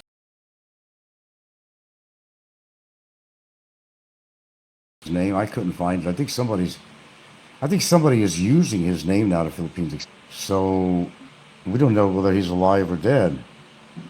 So we'd have to add him to the list of trolls that have passed away. Isn't life funny? Huh? Think about it. Isn't life funny?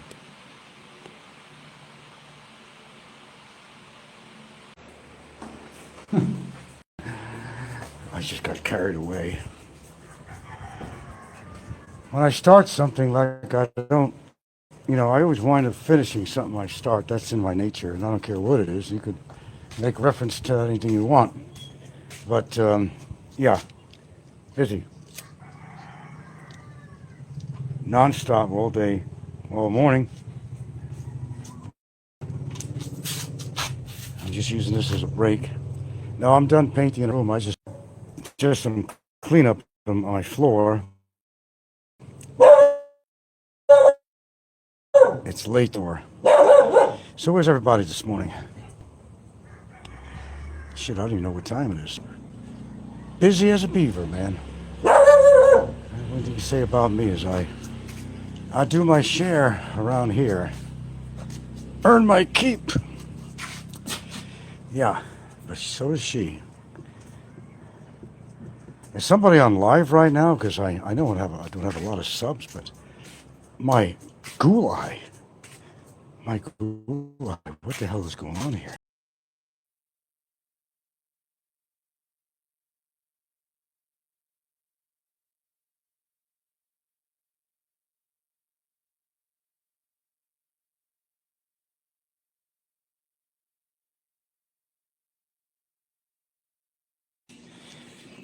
Okay.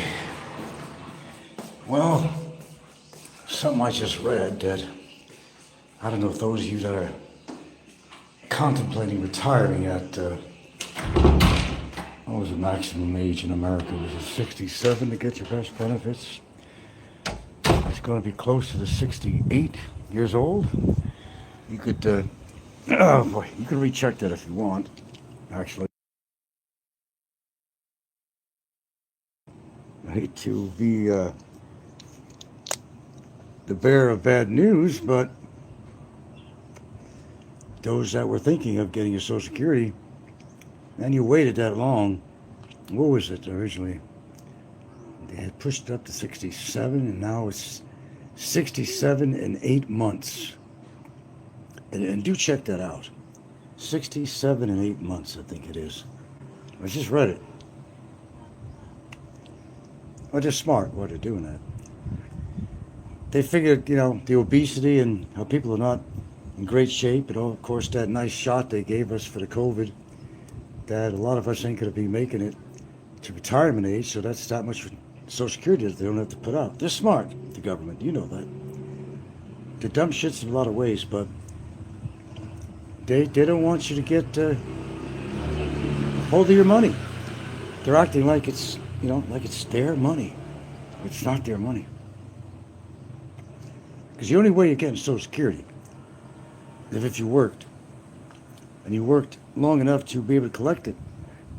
As far as the amount you make will be according to how many hours, how many years you have in, I don't know, what is it, the last 5 years or something. But by raising it up, it's putting you in a bad position even more. In fact, they're talking about not even giving that COLA raise. I mean, there's some. Say Trump is at it, man. He's being attacked at all angles now, and he is. Hey, for me to even talk about politics like that, there's something going on, because I really don't like to get into it, really. There are different politics that go on YouTube, but politics, worldwide, I'm not really big into that. Not really. But you're going to have to wait a little bit longer. So do the research on that. I'm pretty sure I'm right for what I read. I don't think it's speculation or hearsay or nothing. You're going to have to wait a little bit longer. Well, check out this day. City storms going on here. There's sunlight out here, man. Look at that. There's sunlight. Still haven't had any rain. I'm actually looking forward to getting a little rain around here, to be honest with you. Because, to be honest with you, we use that well water like crazy. I mean, how often we shower, all of us, then wash clothes. We wash clothes a lot. I don't mind a good soaking. We need a good soaking around here. In fact, I need a good soaking because I just finished painting. I wanted to paint just the cabinets that I have in my bedroom, right? So what happened was, I can't just do the cabinets, man. Because we haven't painted that room since we bought the house and painted it. And we needed to go over. So, I turned the AC on so I'm comfortable in the fans. I started taping off stuff, and I couldn't stop because once I get going, I finish. Like anything else, I start something, I have to finish it. You know what I'm talking about? I think you know what I'm talking about. Yeah, I think you know what I'm talking about. You know what I'm talking about? Yeah, I think you understand me completely. Yeah, that's one thing about me. I can't, I'm not going to begin something that I I can't finish. So henceforth, my bedroom is painted, except for the ceiling and that kind of trim around it. That was fine, but everything else, all the walls, even the little cubby that leads to the bathroom, restroom, whatever. So I took care of that too. Now it's a couple of little paint chips on the floor. I got to clean up a little bit, but it's latex paint. Thank goodness it's not oil paint. I couldn't handle it. It would take about a week for that smell to go away. Couldn't even live in the room. Never go in that direction again. There's still some touch up. I went some other areas around the house too. Just gave a little touch up here and there to some doors that actually have paint on them. Back door and dining room door to the outside, metal area. The next, and I really want to tackle some stuff in the living room too, but enough, for one day. But there's a lot of exterior touch up I have to do on the cream. It's not yellow; it's a cream color of the house outside. I got to do a lot of touch up on that. So again, for people that think I'm just laying around waiting to die or something, I'm afraid to give you the right information, not the wrong. I haven't watched TV all day. I haven't stopped since I got up in the morning at my early time. I'm always cleaning something. I'm doing clothes. I'm helping her out. I'm helping her out a lot more than I normally do. Taking some of the stress off her because you know how Filipinos are. They're very domesticated. They feel that they have to do the cleaning. They have to do the cooking. They have to do the dishes. They have to do all that shit. I'm not, what's his name?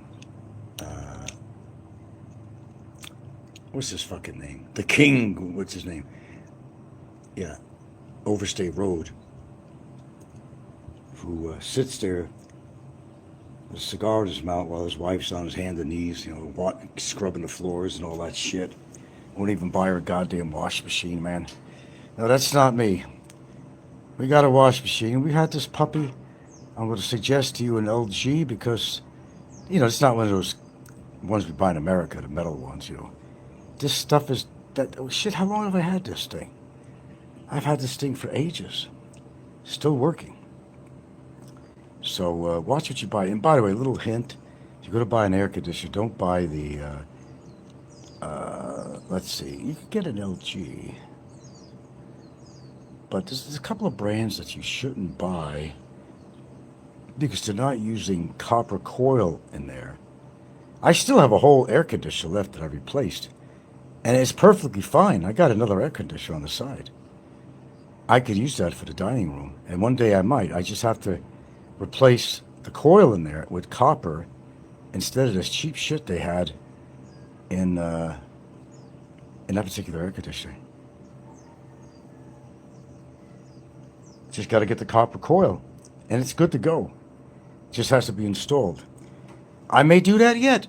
It's an idea. I may do that yet, but like I said, there's so many projects around here to keep me busy. I don't mind. I feel a sense of accomplishment. Shit, we got the railing on here that's rusting. I mean, so's my neighbor. So much to do. The wall, there's always cats climbing up the outside of the wall. The property here, the outside of the wall, you see the orange cat marks, from the mud. It's constant. But, it keeps you busy. Just like I had the house in Hawaii. Believe me when I tell you, I was kept busy there. I had to do the mowing every couple of days or so. I had to do trimming of bushes and trees and you name it. I was always kept busy. And I like keeping busy. Contrary to popular belief, I'm laying on my ass all day. That I'm some old 71-year-old man. Jesus Christ, I'll show you. Whoa, look at fucking Jim Asian Adventures, man. He takes his hat off. I just seen a video of him without his hat on. And, of course, he's without a shirt, of course. We don't want to see that. Nothing to see, if you know what I mean. And this guy, he's 54 years old. I'll be damned if he don't look at least 65. If he doesn't look at least 65, maybe it's those roids he's been taking. I don't know. But he looks pretty rode hard. And what somebody say he was crying over 2 kids? He don't give a fuck about the Filipino kids. And truthfully, The way he's talking about her and treating her, they don't want anything to do with this guy. And you can't blame them. I'd understand in that situation where the kids want nothing to do with a parent or step parent or something, but, you know, take the kind of and I call them step kids, and I don't have to be married, and I call them step kids.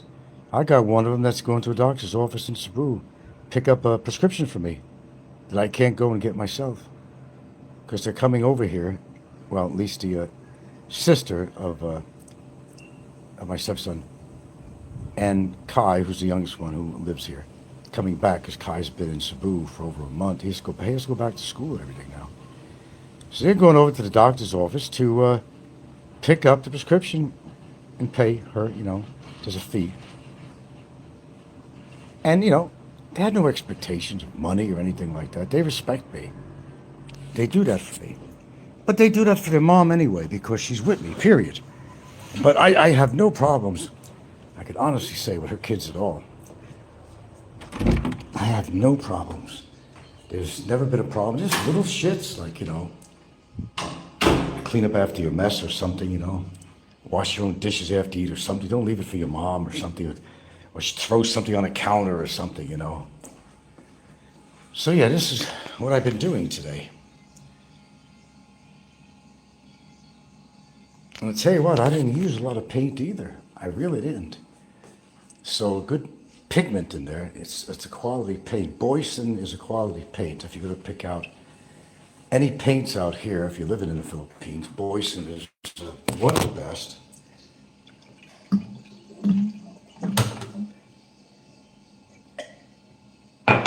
Oh man, I'm just trying to hydrate a lot more here. Oh, I did a no-no for lunch here. She came in with shomai. No, please don't do that, Shomai. Because each shomai is like 100 freaking calories, man. Yeah, about 100 calories for shomai. Oh, you got that off? Well, it's a work in progress, the room here, but it's done. I mean, everything's been painted. I just gotta... I need dustpan. Oh, the dustpan? Well, get you that, sweetie. Yeah. And by the way, I thought she was in the living room. Whatever. No, she's in the bedroom. She was cleaning up. The little paint drips I had. I always drip paint. I mean, that just goes to territory with me. I'm always doing that. Right, but she's working. When she gets up in the morning herself, she's out there sweeping the leaves. Bless her. God bless her. She really does a lot of work. Got a good woman here. I wound up with somebody awfully good. Yeah, maybe I don't deserve her. Maybe I do. But I try to do my best around here. I'm not a rich, wealthy man. You know what? I do my best to make sure that she goes with it rather than without. And I will generally always put myself before her. I've done that ever since I've known her. Nah, you have this, or you finish this, or no, it's okay, you eat this, or whatever the situation may be. I'm trying to find a dustpan here, pardon me. I told you, man, I don't stop. I'm like a fucking everly Energizer bunny. You get me started, and I gotta force myself. I gotta force myself to go sit down and relax. But that's good, because, again, keeping your body moving, which is more than most people on here do, sitting at their little table or desk doing shows. A lot of times I'm doing a show, I'm walking around like now. She wanted a dustpan, I'm getting the dustpan, I'm walking around, I'm thinking of something else to do. I don't stop, and this morning I didn't stop. My age, my energy, that's pretty goddamn good. Okay. All right, baby. There you go. Painted this little table. I mean, Jesus Christ. The closed cabinet here was so dusty behind there. When I got off there, was, as Jim says, phenomenal. It was phenomenal. Now, I didn't do the ceiling. I didn't need the ceiling's fine. And the trim, no, I didn't do like the trim around here, because that's perfectly fine, and so is the ceiling. But I did all the walls all the way around here. I did all the walls.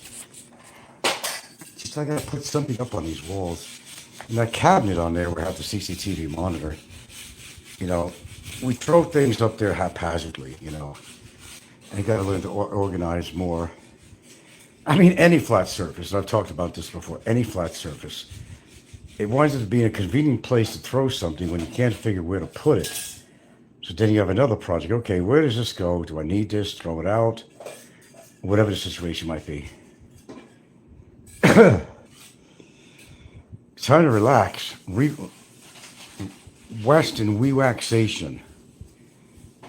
Now I got my steps in. Too bad I didn't wear my watch to get my steps in today. And that's just around the house. I went downtown today. It's another thing. I had to go buy paint and some paintbrushes. And all right, got my feet was on the bed. Okay. Okay, reminding me, don't put your feet on the bed. We got your slippers on. God knows where I walked, you know. There she goes. There she goes. There she goes again. Oh, yeah. Wind her up, and there she goes. So we have something in common there. We both get wound up, and we get to do something. We do it, and we finish it. You know, I was downtown, and I think that the guy we go for the haircut, I thought I seen lights on in there, you know. I don't know if he's in there today or not. I got to get my hair cut and get all coiffed up and all that stuff, you know. The boy's got to take care of himself, you know. Hygiene, you name it. Shower, baby. Get your hair cut. Shave. There's one thing. Never had a beard. Well, at one time I had the start of a beard. At one time, way back in Seattle. Became uncomfortable. I look different. But I just don't see what is the... I mean, a lot of you guys have beards or mustaches. I don't understand why. Is it... are you not very sure of yourself, of your manlyhood? Does it make you look more manly? Does it make you look tough? Do you live like in the Arctic where you need to keep your face nice and warm with a nice beard? What the hell is the purpose of a beard or mustache anyway? I never understood it. That might be an interesting question to ask people, really. And if you can get a really honest answer, which, you know, it's hard to do. You might say, oh, I just think it looks good. Yeah. Go down on your woman. Yeah, go down on your woman there. Yeah. I don't know. Some women might think it's a tickler, but I guarantee you a lot of women think it's very irritating. She may not say something, but, you know, it could be quite irritating. So I don't know what the purpose is. And I see guys with big old beards. I mean, big old fucking beards, you know, ZZ Top style. I still don't understand the purpose, especially in the summer. Now we got 1 mile, 8 miles from home. That guy has like really long hair. And in the tropics, for a man, that just doesn't work out real well. I've had longer hair in my life when I was younger, but not that long. But I mean, I've always had somewhat long hair. But to me, it's uncomfortable if you're in the tropics having long hair. You can sweat more. I don't know. Anyway, that's just me. You know, the beard thing, the mustache thing. That's just me. I don't like hair on my face at all. I mean, look at this guy, Jim. Jim's Gauging Adventures. Guy's losing all his fucking hair. And could be because he wears a cap all the time. And I have a theory about that. That's why it's like, again, it's like what comes first, the chicken or the egg? Do you develop pattern baldness naturally? Or did it start actually from being someone who wears like these baseball sports caps? The lack of oxygen to your pores? I don't know. I never really looked it up. It might be something interesting to actually look up on ChatGPT or something and see what they have to say. I might be right on the money on that one. Only time I wear a hat is occasionally when I go out for the sun, but I normally don't wear a hat. Or if I have a shitty old hat, I'm doing painting over above me, so I don't get it on my hair. And boy, does my hair grow. I mean, I'm never, in my lifetime, considering my age right now, I ain't going bald for any reason. Unless I was on chemotherapy or something, which I still wouldn't do. The only time you see my ass bald, that too. So my ass is perfect though, yeah. Let's see. I pretty much think the storm is over now. It never really begun here. The last storm, yeah, we had some powerful winds. Pretty powerful. Well, gusts anyway. Since this new storm, nah, nothing here, man. Not even rain. And I'm surprised. All the hype about this, but it's not like it didn't hit somewhere really bad. It hit a lot of areas, but let's just say that we lucked out.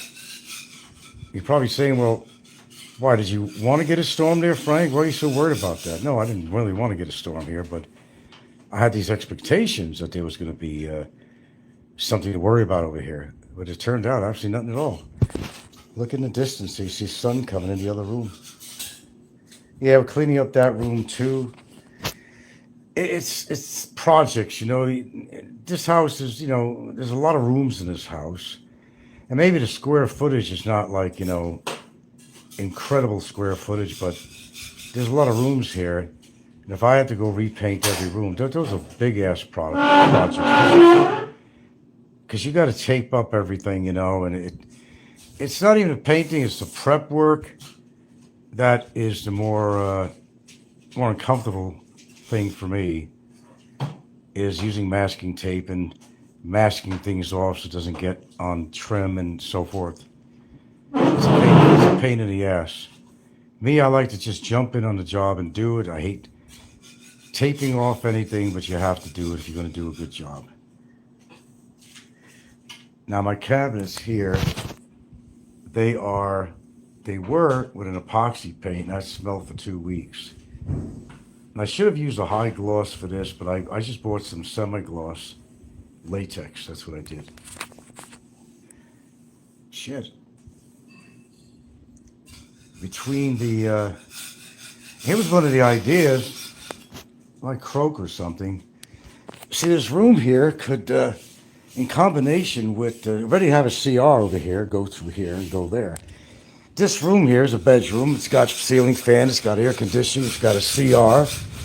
So you walk into this room, which is the exercise room, has an entryway, a good sized room. It's a good sized room. This could actually become another apartment. But I figure, what are you going to make on that? $10,000 a month? You're not going to make, you know, if we ever did anything like that. So you see, we're kind of under, not construction here, but we're doing a lot of cleaning and so forth.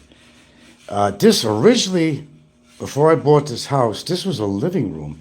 They had a TV over here. I turned it into a whatnot room, whatever. All this shit's going to be put away, you see here. I know it's a mess. Apologize for that. But we're doing some cleaning up in here. We got into that mood. We got to do it. Now, she's already done stuff like she put this clear coating.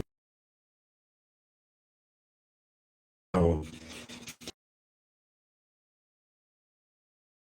I mean, here, everything you see, concrete and all the shit inside, you know, comes to the surface. It is white. It's like, what's in there? Calcium or whatever is in there comes to the surface. And you'll see it as white. It's like a white film that you'll see on there. And that's because when you get moisture in there, that shit comes to the surface. So what we put down on there, we kind of cleaned it up with like vinegar and water. And then you apply this finish to it. And it's a sealant is what it is. The concrete sealant is what it is. So that'll seal in the external moisture that would be sucked into that concrete. All this, I gotta get the tape. All this is concrete. There is no wood trim here. There is no wood trim, none. No wood trim, all concrete. Concrete. There you go.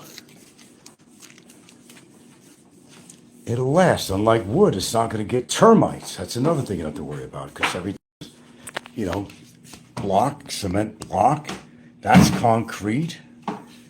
I mean, shit. A stick-built home in America, you got fucking termites, you're in trouble.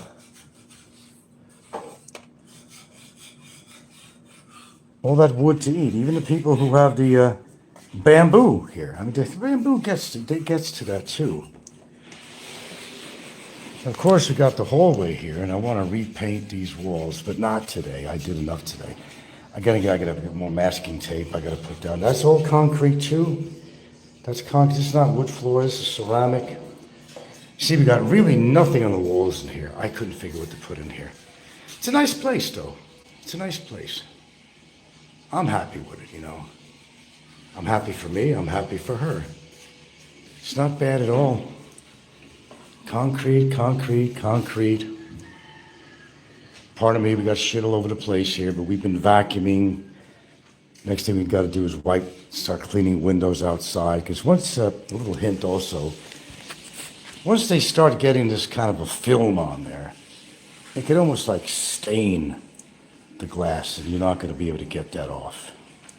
Just to let you know. Just to let you know. So you got to keep up with that now and then. It's called home maintenance. I don't know, want to call it prevention maintenance, whatever you want to call it. But if you don't do it, it ain't going to get done by itself. Don't expect anybody else to do it. Unless you want to pay somebody, but there's certain things you can do for yourself. You don't have to hire somebody.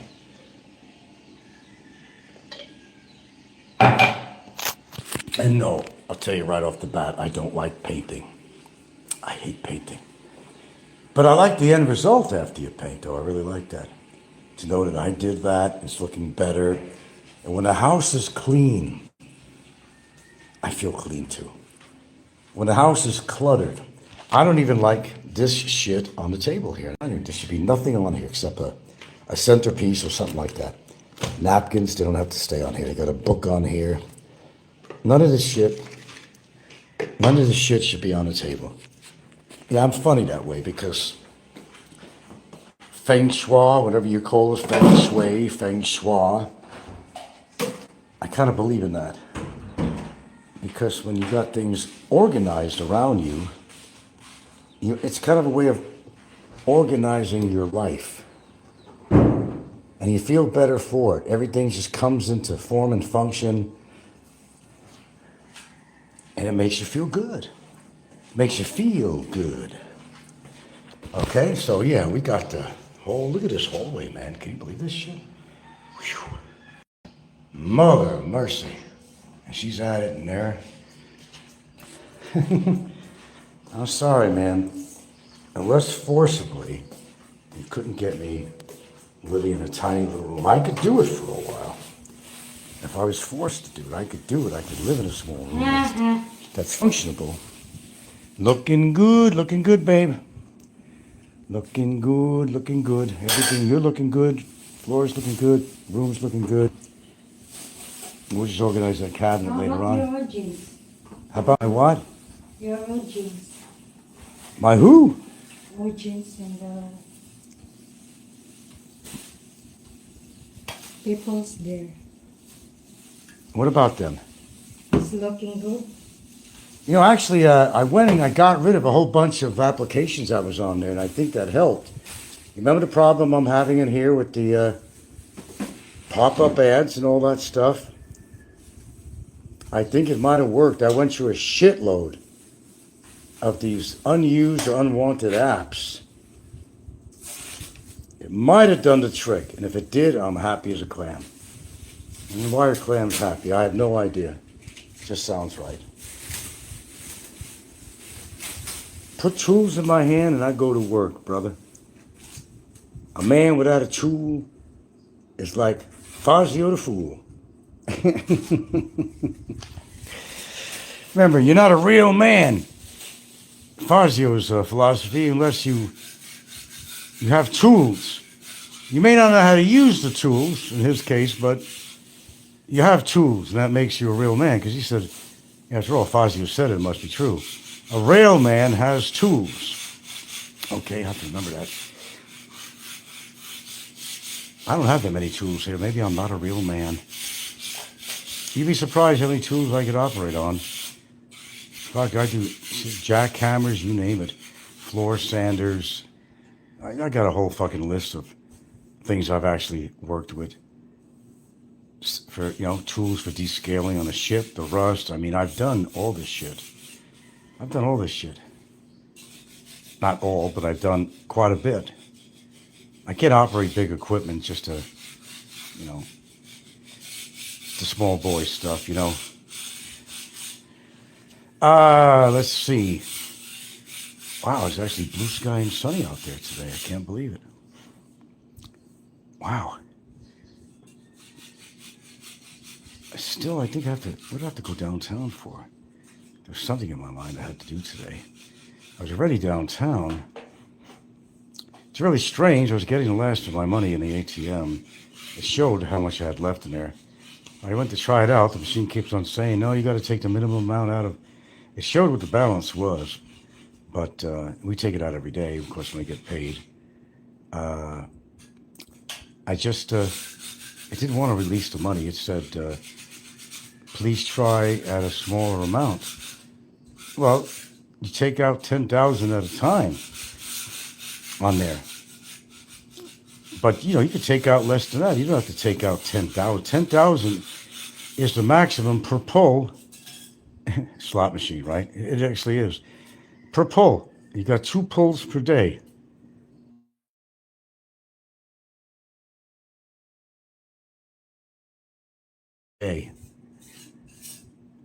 And the reason they do that because they want you to come back the next day to take more out. So they have service fees for that. Internationally, your own bank, their fees, and so on, international fee. Truthfully, I'm sure I lose $100 a month on ATM, at least $100 a month.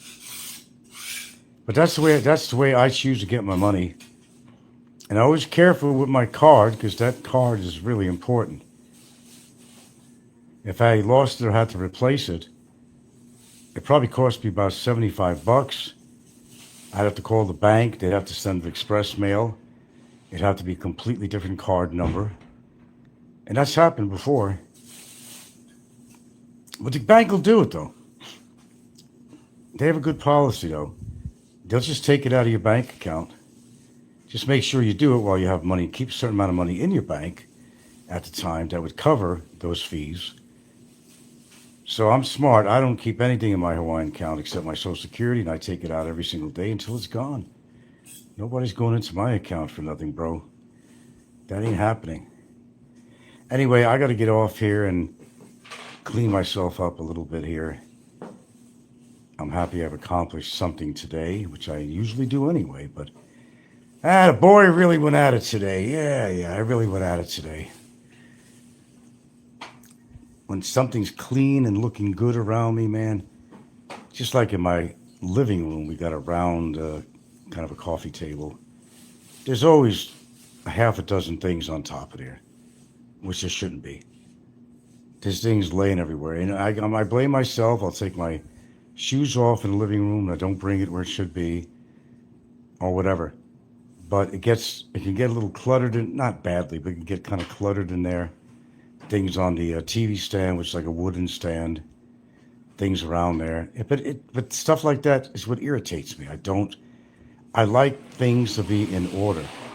I mean, it's not really severe.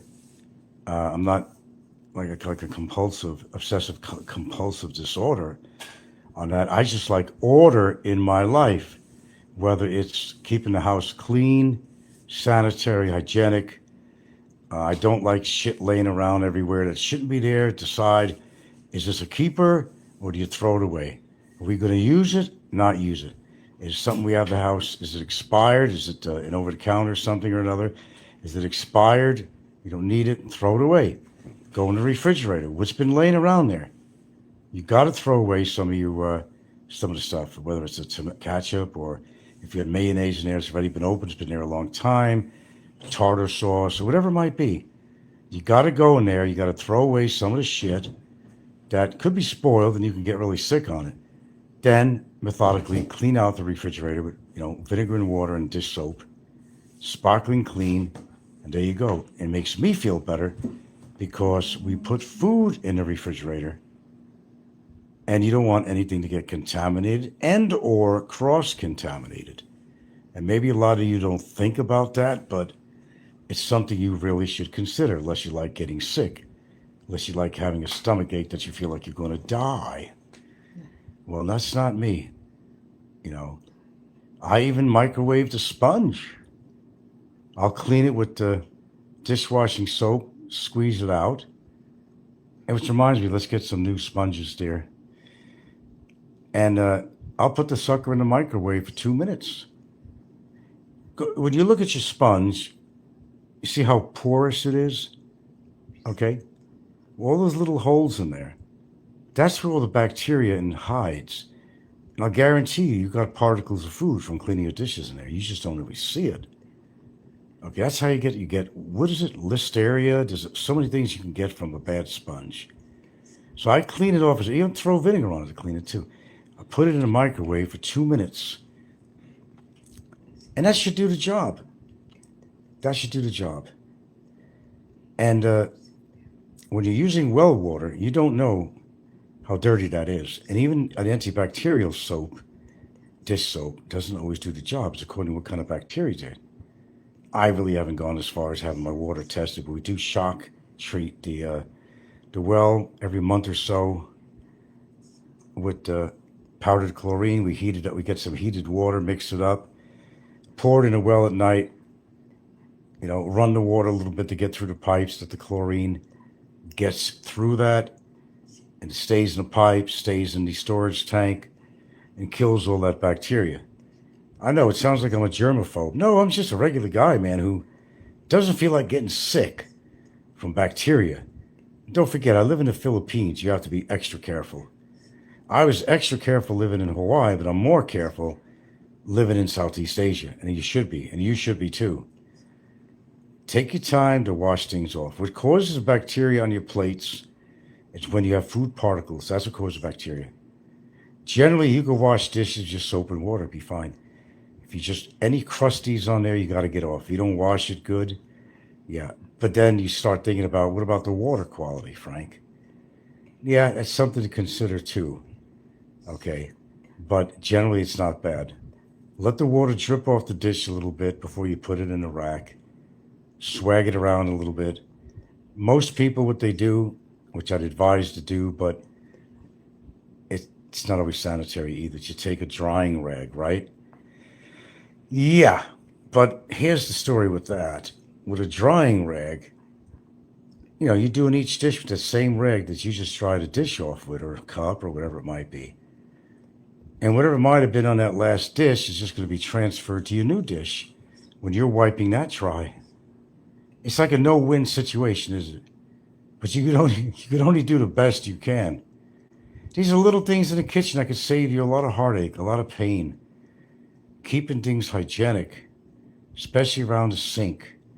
Your dish rack has to be washed. Figure every couple of days or so, you have to wash your rack.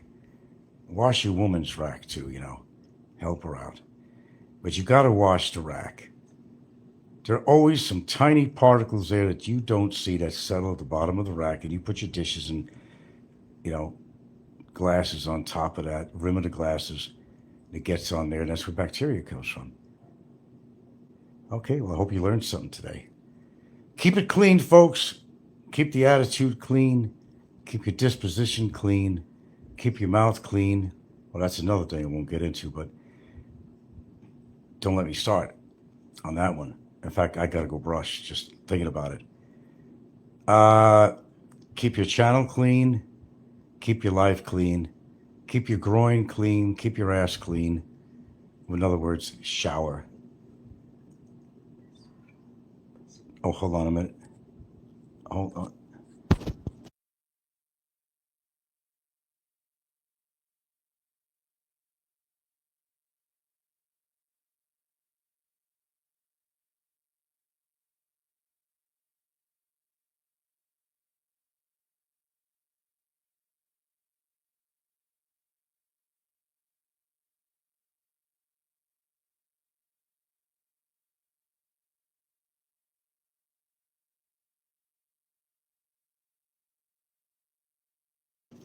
Oh God, we throw our garbage at the corner near the highway.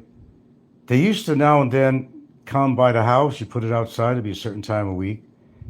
It was too, I don't know, too much burden for them. So they say, yeah, well, they let people put it at the end of the road near the highway.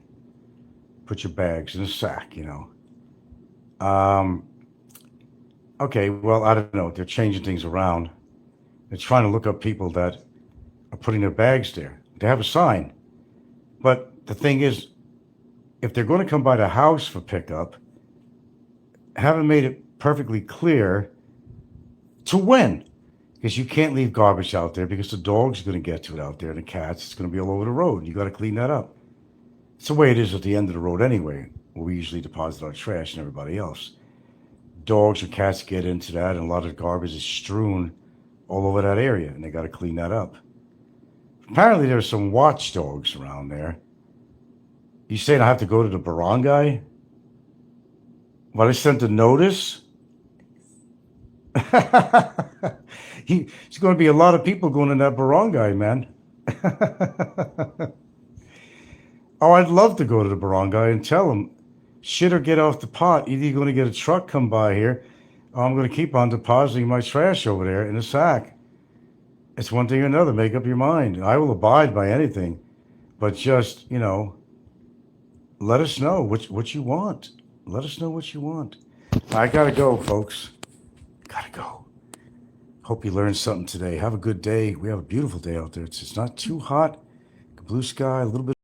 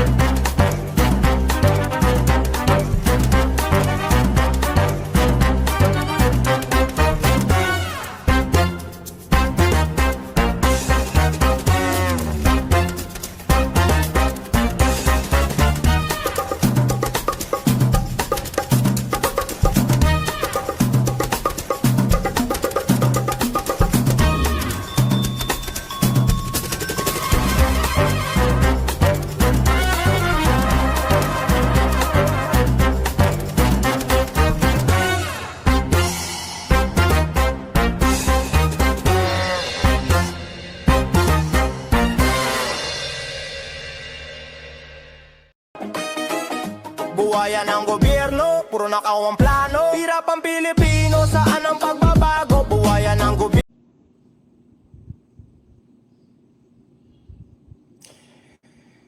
I must say, I had a very productive day today.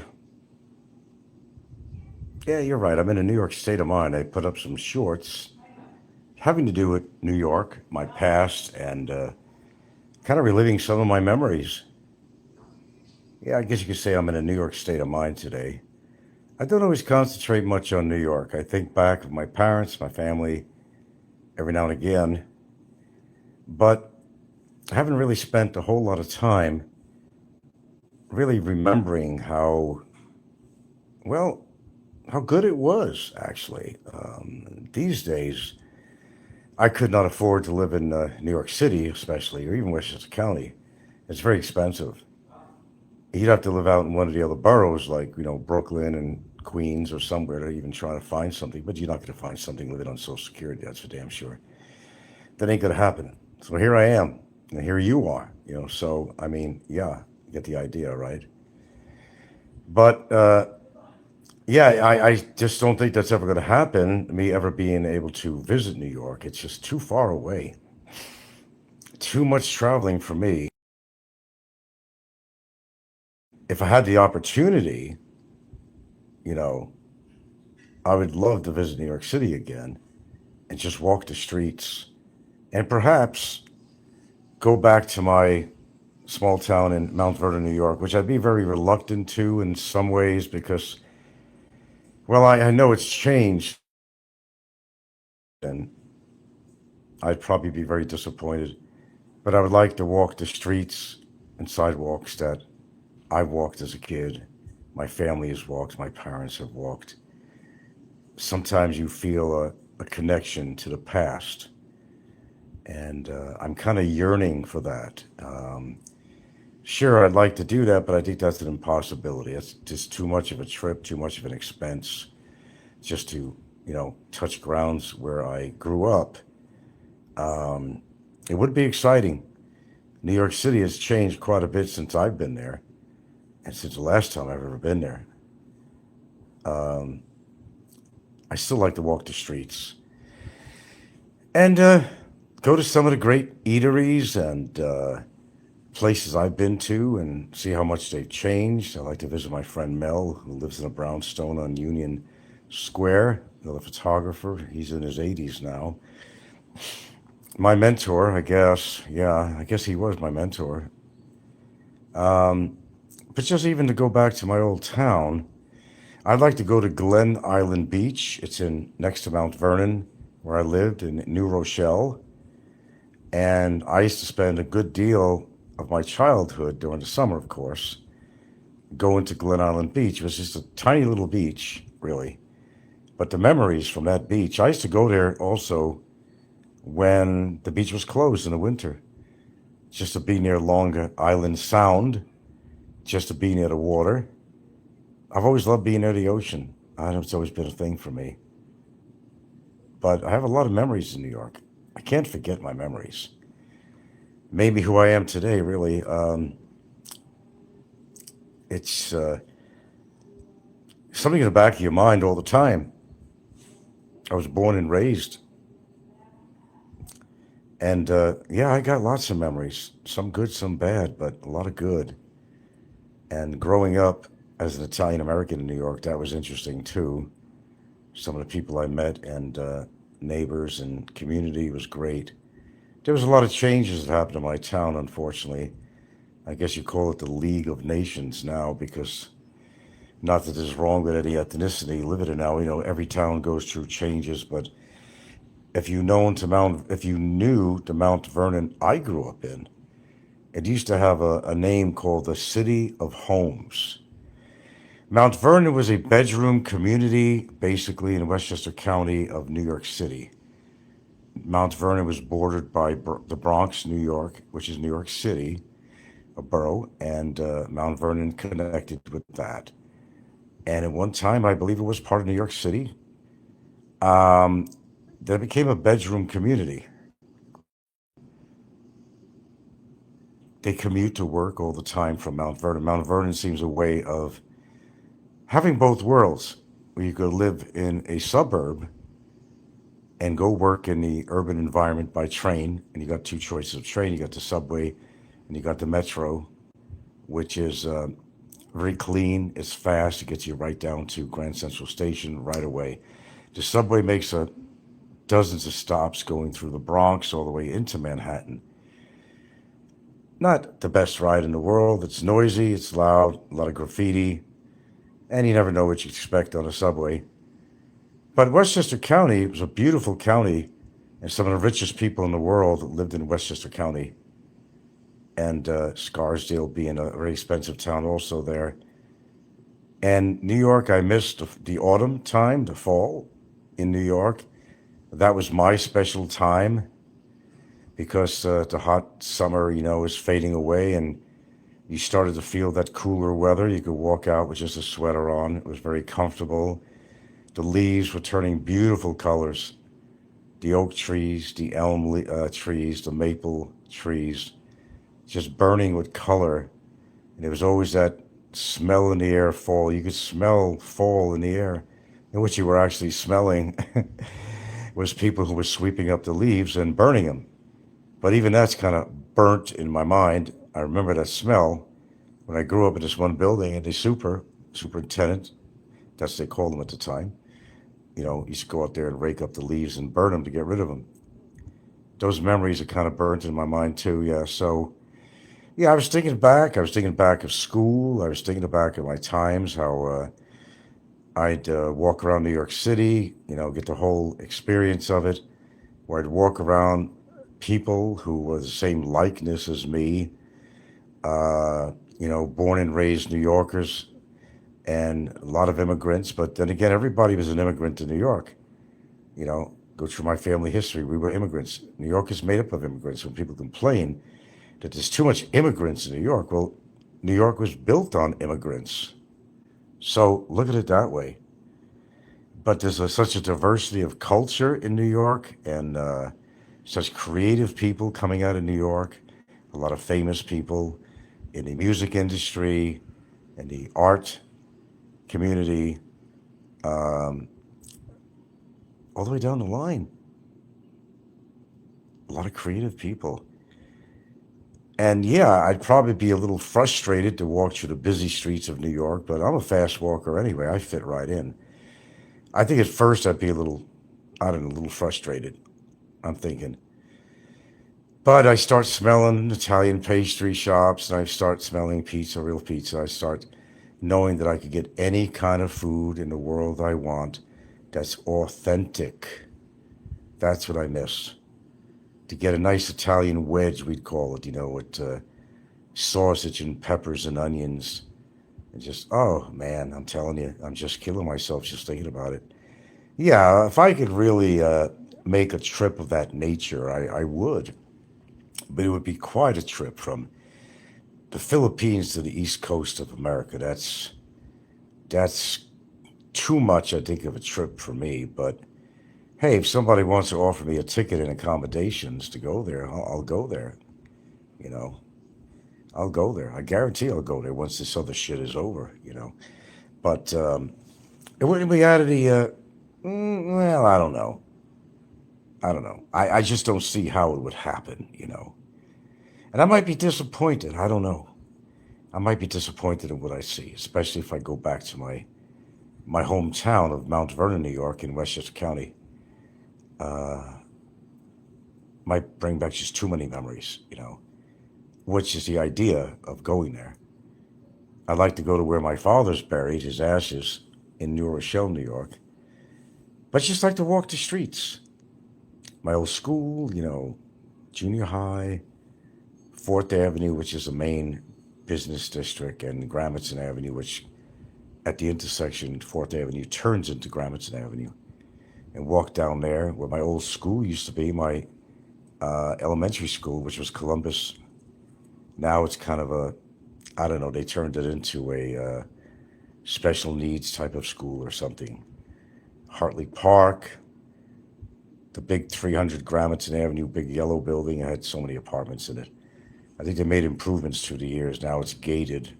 And an area we call the Circle, which is one of those turnarounds, cars go around, and you got a fountain there now. A lot of memories, a lot of friends who've died, and my parents are gone, and they're all gone. They're just all gone.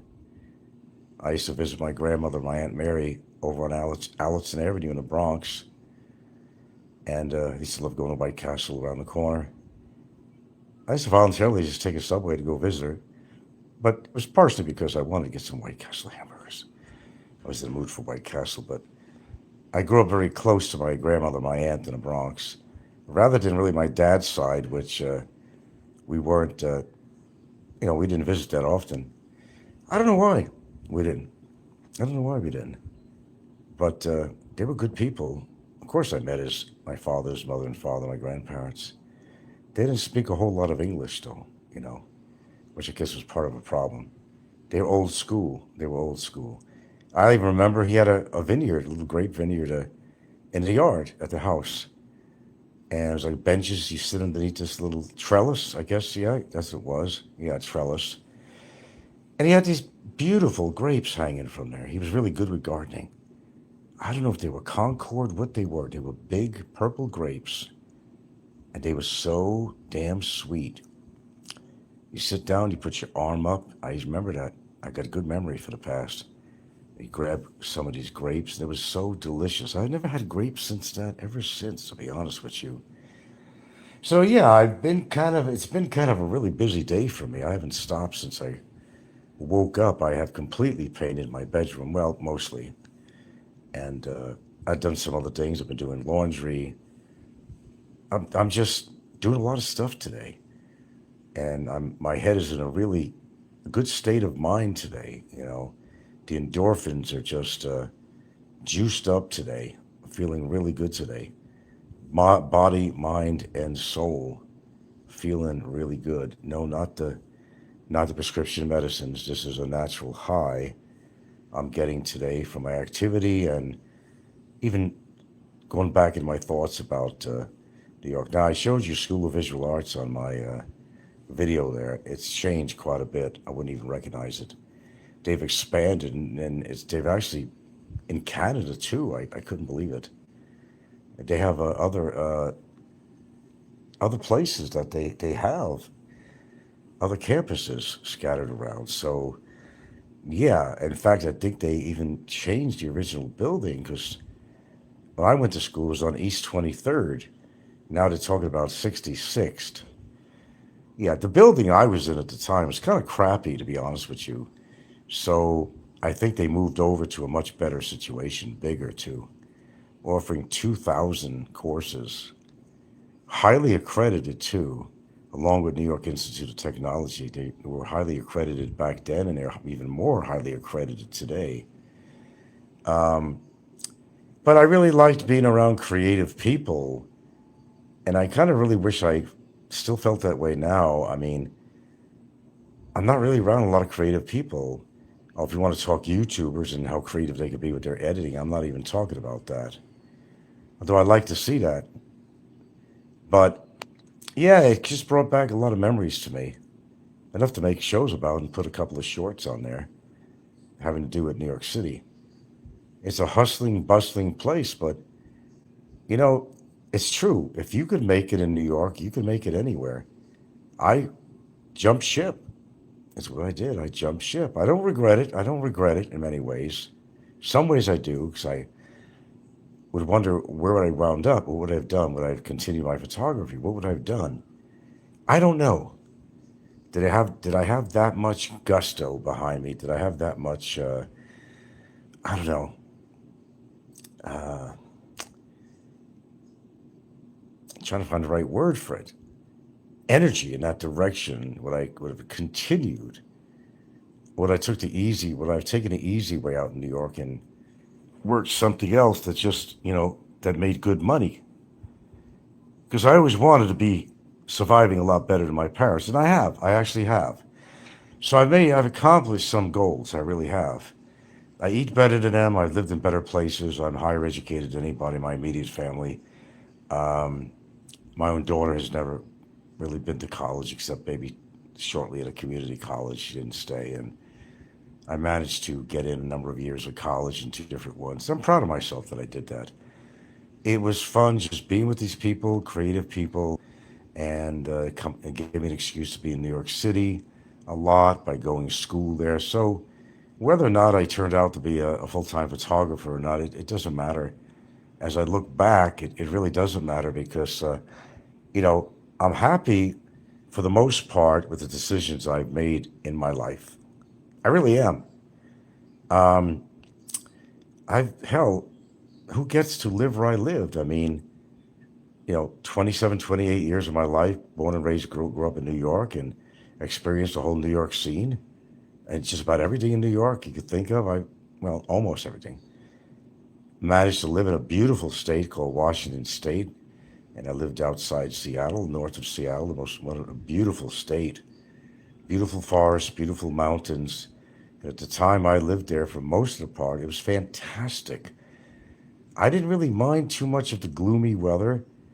It was cool, but don't get me wrong. And end of summer it could get pretty hot. But then I decided I needed a change because I'd met somebody and went there, and I said, "Yeah, it's kind of a cool place." No, no, how did that work? I'm in Seattle. Okay, now. Yeah, okay. So I spent, 25 years in Seattle. That's like a lifetime to some people. So I went from there because I bought land, and that's how I wound up in Hawaii. And I spent like 14 years, somewhere 14 years in Hawaii. Not bad for getting around. I could at least say that I've experienced three really major states, New York, Hawaii, for God's sakes. How many people get to live there? And Washington State, a beautiful place, man.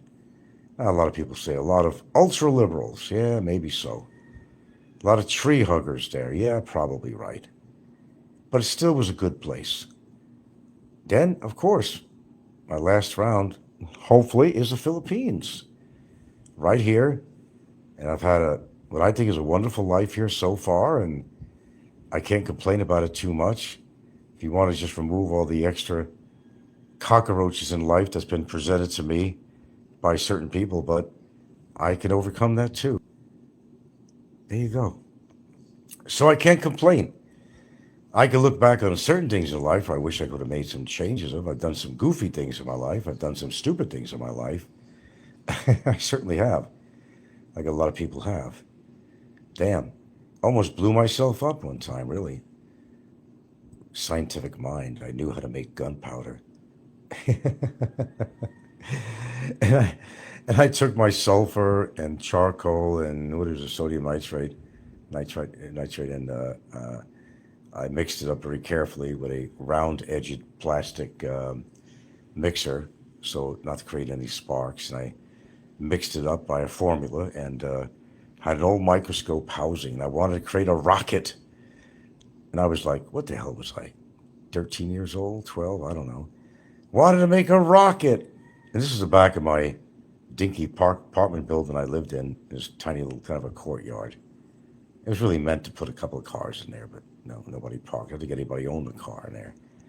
So I took the housing of called the fuselage housing of an old kiddie microscope, you know, and it was open on one end a bit and had a little pinhole kind of in one end. I stuffed the newly made gunpowder in there, stuck a firecracker fuse in the top, and it was in there tightly. Everything was compact but carefully. I lit and I put some, nails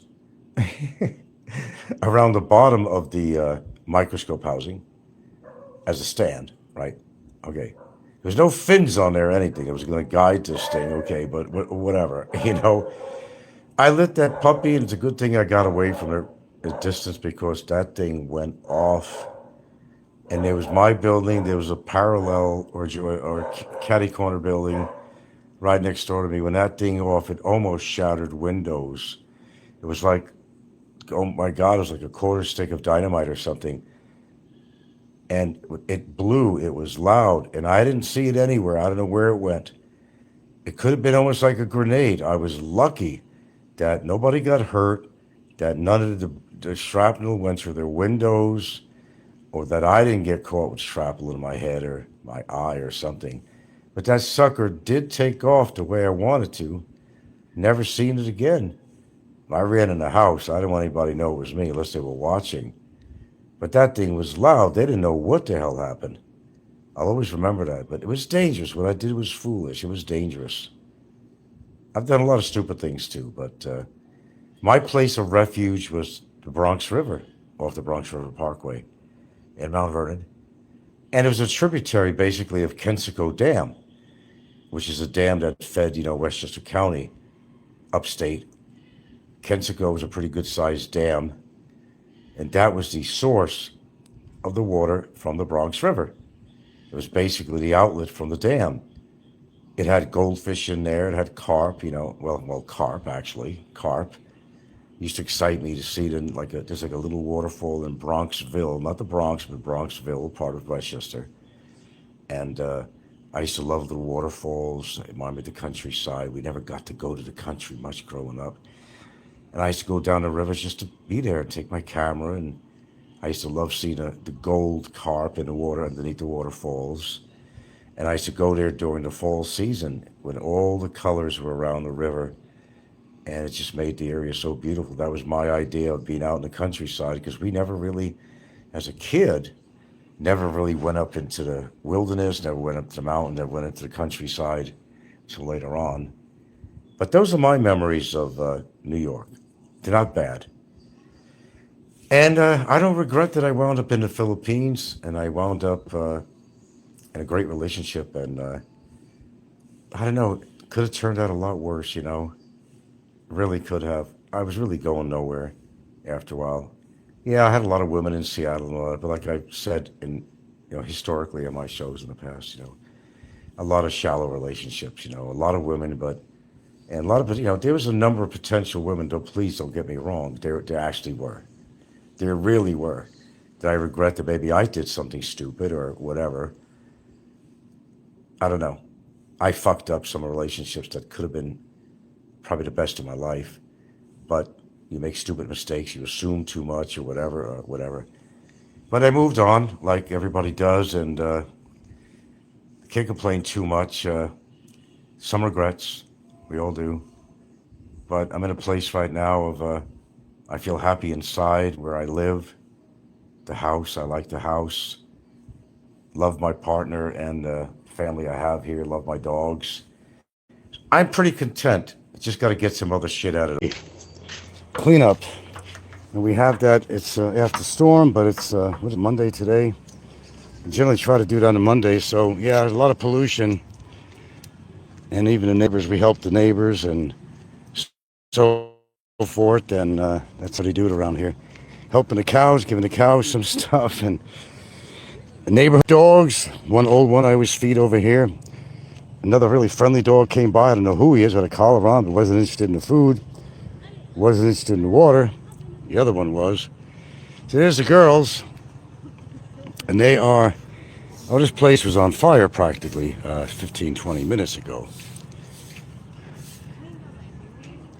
So I got to keep on remembering I can't go too far from the house with the satellite here, actually. But that's supposed to be done all the way down there, actually. All the way down. And there's a Ponderosa.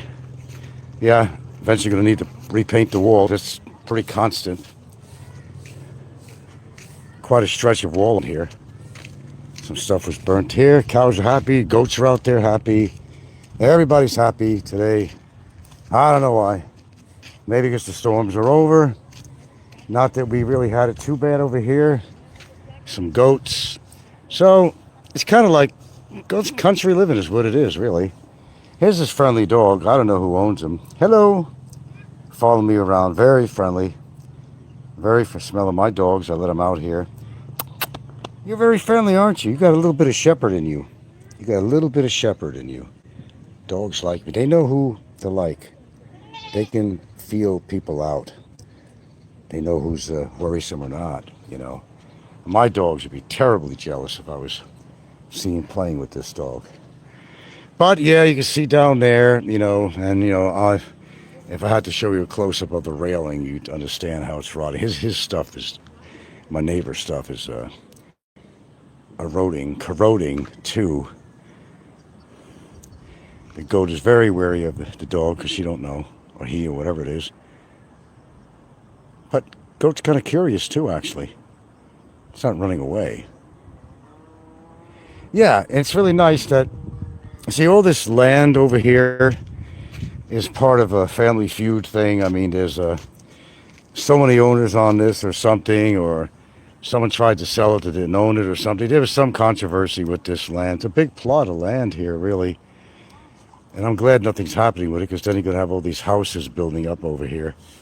There'll be a lot more traffic here. So, I don't know, this is in the court system or something. It's quite a bit, if you take a look here. Those are all mango trees over there, man. Mango trees, all of that. That's why I have the cows here. A couple of people own them, I think, that's just using this as grazing land. And there she is. Yeah. Whatever little potatoes I had in there, I took out because it's getting too cooked. The chicken is fairly browned. I stuck a fork in it. There's nothing coming out. So you may want to take a look at it. We don't overcook it. And, Bring inside this one. Okay. So there we go here. I think we're done here. I think we're done.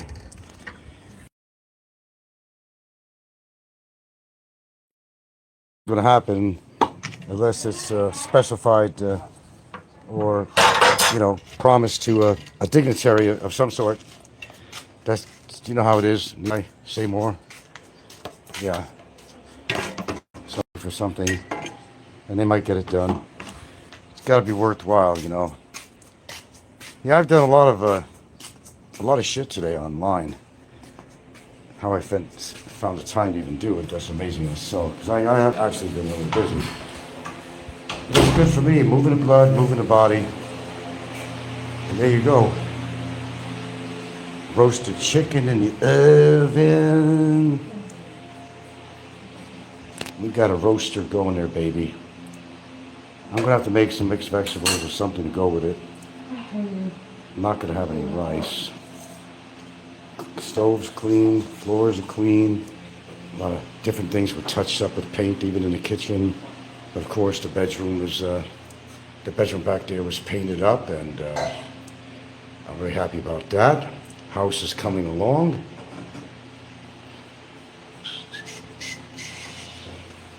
There we go, baby. Have I given enough material to you guys today? Popeye or Frank?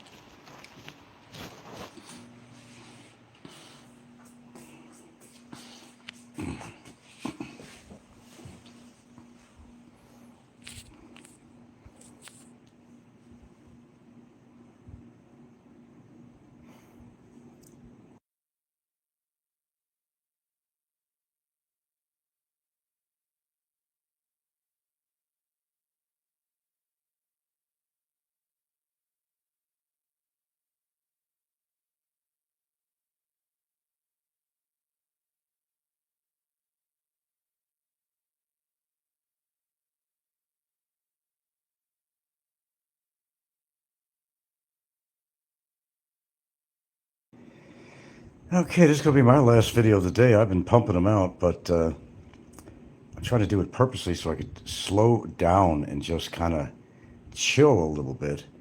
This is a good excuse because I've been nonstop all day. Okay, well, that's been established by a few of my other videos, of course. But, some people, despite Jim's Asian adventures, and I don't know what adventures he's having, really, except his wife, and the whole reason he comes on here is just to piss her off.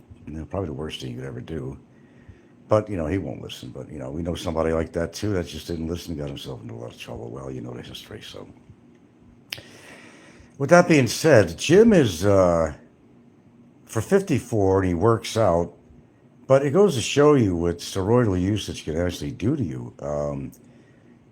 According to him saying, oh, yeah, I'm a nutritionalist, I'm this, I've sparred with Randy Couture. I mean, we've heard all the stories on here.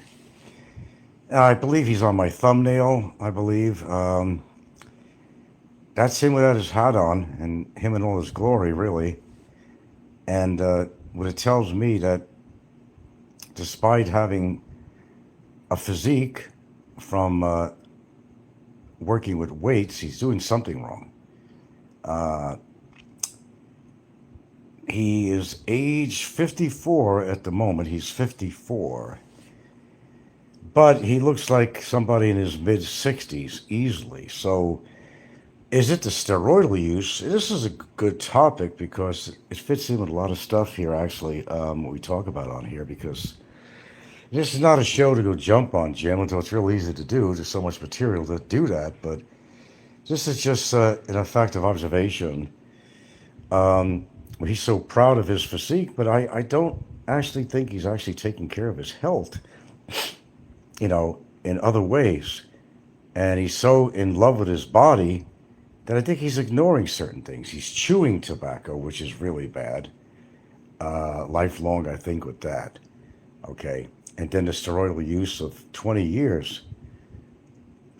I think it's going to cause problems below, if you know what I mean. And I think, I believe I did put him on there. That's who he is without the hat. And he's looking a whole lot older than his stated age. And that's very clear to be seen. Just take a look at the picture, and something's not right there. Something's not right. So, I don't know. People, I guess I'm putting on too many videos here because I'm not getting a lot of viewers. I usually get it after I turn off the phone, but I've been taking these breaks to do videos just to kind of slow my engine down a bit because today's one of those really busy days. I don't do this every day, but we got even involved with a community project too. They do on Mondays here. All the neighbors in the manga area coming out with their brooms and sweeping up and burning leaves and big community effort. I got involved in a little bit. The smoke got to be a little bit too much for me. But the community does come together out here. I have to say that. They do. You know, when the chips are down, I mean, the community does work with each other and their neighbors and so forth. And they do cleanups and so forth. And the Barangays, you know, they kind of expect you to do it, though. They're not going to do it. They're not going to send all the workforce out. So saving money, you know how that works, you know. Let the community people actually do the work and, you know, which they should anyway. If you're proud of your community, upkeep it, you know, which some areas, I mean, are just totally trashed. Now, they don't go into the bushes and clean up all the shit in the bushes that are decomposing to do anything in the road on the roads itself. So that's what they'll do. But still, it's a good positive effort that people in the community do around here.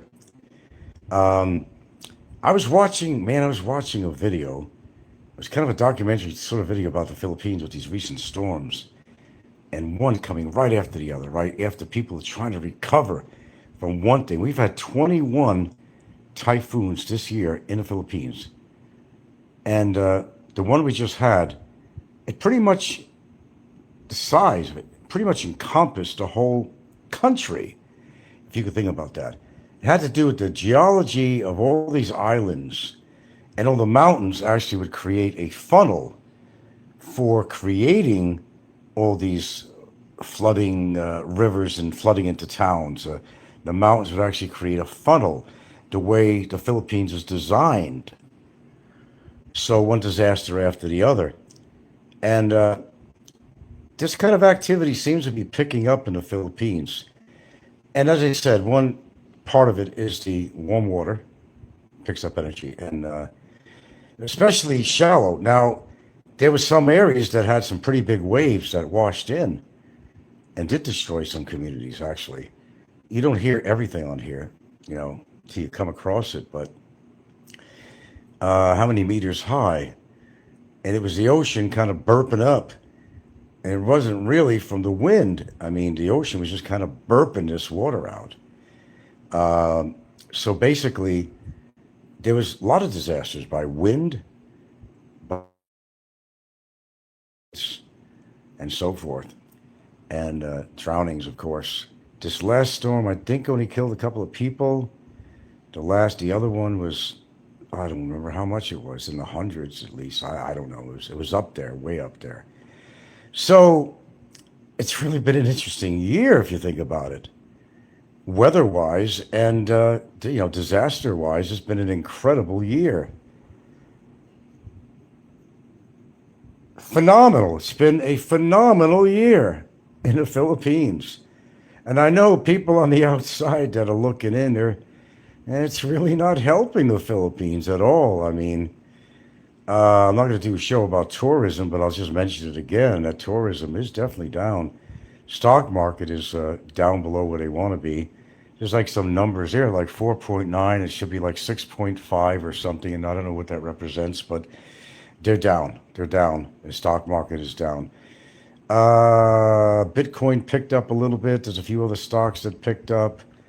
However, the economy in the United States is not as Trump says it is. We can't believe Trump anymore. Trump is under fire.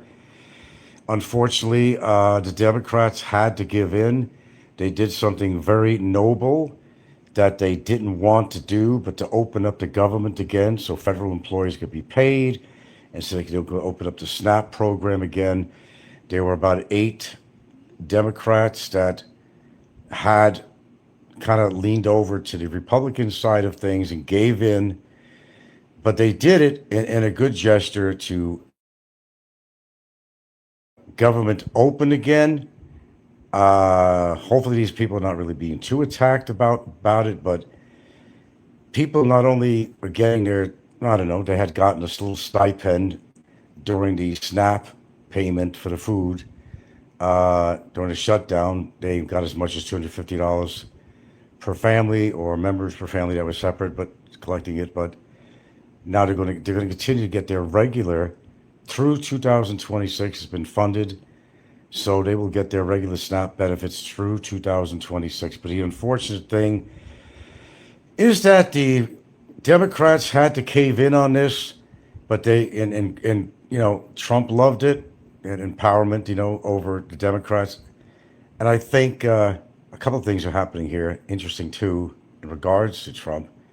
I'll get to in a second, but if they didn't do this, the government would have continued to shut down. They didn't have a choice. The Democrats did not want to give in. They didn't want to give in. They did not want to give in, but they had to. So about 8 members of Congress, whatever it was, on the Democrat side, leaned over toward the Republicans' wishes. It all really has to do. Listen, Trump hasn't been really a party that he's willing to do anything, even if it pisses the public off, even if it prevented starving families from feeding their children. This is a man that don't care. He's so goddamn selfish. And, I could live with myself because I had nothing to do with these elections. I did not vote Trump into office, but he's not going to finish his term. Mark my word. No, there's a lot of shit going on with him health-wise. You can see it in his face and a lot of things. Falling asleep right in front of a press conference, being oblivious to a reporter or something that right behind him just collapsed. It was during a Dr. Oz deal, I think it was. Let's see. Oh, so many things that's been reported because now they got their eyes on him. Everybody's got their eyes on him now. Every little thing he does. He's in the spotlight. He likes being in the spotlight. He's in the spotlight. But they're watching every move of his and every little discrepancy in his, his behavior and his movements and his health and all that. He's on his way out. He's on his way out. So, what, Vance moves in? Is that any better? I don't know about that, man. As long as it's Republican, I mean, we're doomed. Well, the United States is doomed. So getting back to the original topic, how people just really don't. By the way, I want to finish up. My train of thought here is like a tropical martini that, ended his shows. Not as bad as him, but sometimes I want to reiterate about some things I started talking about. This is pretty historical, actually, what's been going on in the Philippines with these storms. And, you would think about this season, they'd be burning out, but that's not necessarily the case. Just think about it. We had a very powerful storm within a week from this current storm that just was passing through now. And the damage is caused with the first storm. The second storm, what didn't get people in the first storm, got them in the second storm. Prior to that, we had earthquakes and lots of mini earthquakes. They caused damages. And low-lying areas, well, they got flooded. And I did kind of a funny video or something I copied anyway. The new Venice is Cebu and other towns where, water flooding through like a river is becoming common in a Philippine nation. And with that being said, it's, I don't know, it's just, you cannot help but feel for these people because they were just trying to build again after some earthquake and after the first storm, big one, starting to build, another one comes along.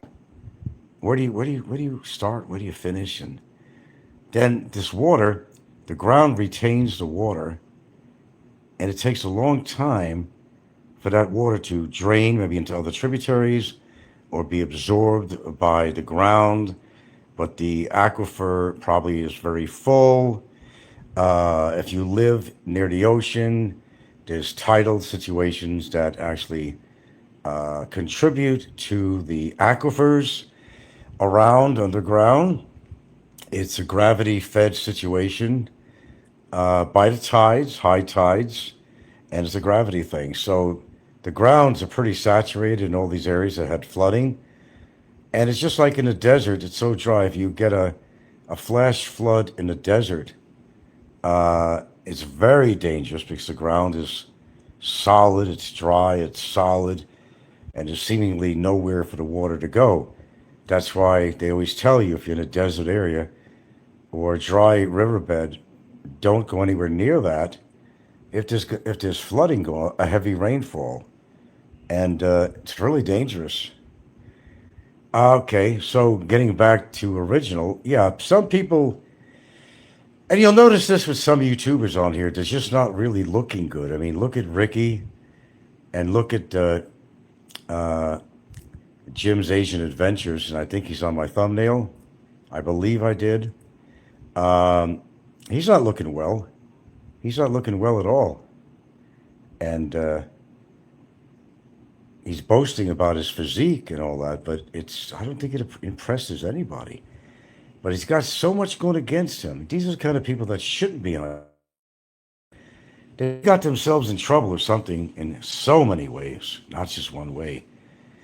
And they keep on building up on it, like a hurricane building up. And they just build up on it and build up on it. He can't come back to the Philippines because his wife will get him in probably 3 different legal avenues. So now he has to boast about Cambodia. Talk about white sand beaches, but never hardly ever see him going to a white sand beach anyway. I've seen him on a couple of beaches, but I don't know. Maybe they were white. Hell if I know. But let's see. Quit after criticism of Trump. Somebody quit after the criticism of Trump. I don't know. A little news flash came on here and I couldn't catch it. My thumb was in the way. Um, and you can't be like in love. You could love yourself. There's a big difference. You could love yourself because you have to love yourself before you could, some part of yourself before you could love somebody else. But the difference is don't be in love with yourself. Now, lifting weights does not make the character. He's trying to say with his little sports hats and the sports shirts he wears, usually having to do with some athleticism or something, does not mean he's athletic. It does not mean he's in really good shape. He may have built up muscles, but he didn't do it the old-fashioned way. He used steroids. I don't envy anybody with muscles that use steroids because it's not natural. Besides possibly causing heart conditions in the future, he's probably right on the edge of that now after 20 years of usage. And if his mouth doesn't get him into trouble, uh, something is. Something is. He's too into people's faces. Dude, you gotta, have you not learned from things that happen to me? Have you not learned from things that happen to other people on here? Have you not learned that just don't get into somebody's face personally in your life, off YouTube, and according to how much you want to get into somebody's face on YouTube? Create a balance at least. Okay, if you can't control yourself. It's okay to talk about other people's shows. It's okay, we're on this one genre, it's one big community. Whether people in the community get along or not, it's one big community here in the Philippines. But sometimes, you can push it too far and, you just assume nothing's going to happen to you. Just like Ricky, who causes so much problem with so many people. Who's to say that his time is not going to come? That somebody's going to take a strong bar, a piece of iron, and smack him over the head or something. Ricky faces this every time he does a show. He walks around different places, and some of the reasons why he goes back and forth to different countries is when things are hot in the Philippines, and I don't mean the weather, he'll skip town, and hope that they forget about it. Then he'll cause trouble in that country. It's a seesaw. It goes back and forth. Come if not his obesity, which is one of the major problems he has, which his overall health is horribly affected. Horribly affected. It's the visceral fat underneath your belly. It's the stuff that's bad, and that'll cause you a fatty liver and all kinds of problems with your liver. He already has high blood pressure. I would assume that and I know he is, he's 6.1. So he is basically, let's see, he'd be pre-diabetic or diabetic. Let's see. Yeah, he is diabetic. He is diabetic. I think my reading was a pre-diabetic reading of 5.7. he is 6.1. And he was laughing. Oh, my score is better than yours. I think you got that backwards, Ricky. I think you got that backwards. Anything over 5.7, Ricky, okay, you get to your numbers as diabetic. Now, if you didn't know or think that you were diabetic before, now you know that you are officially diabetic. You shot out the number I did. You said 6.1, and you laughed about it.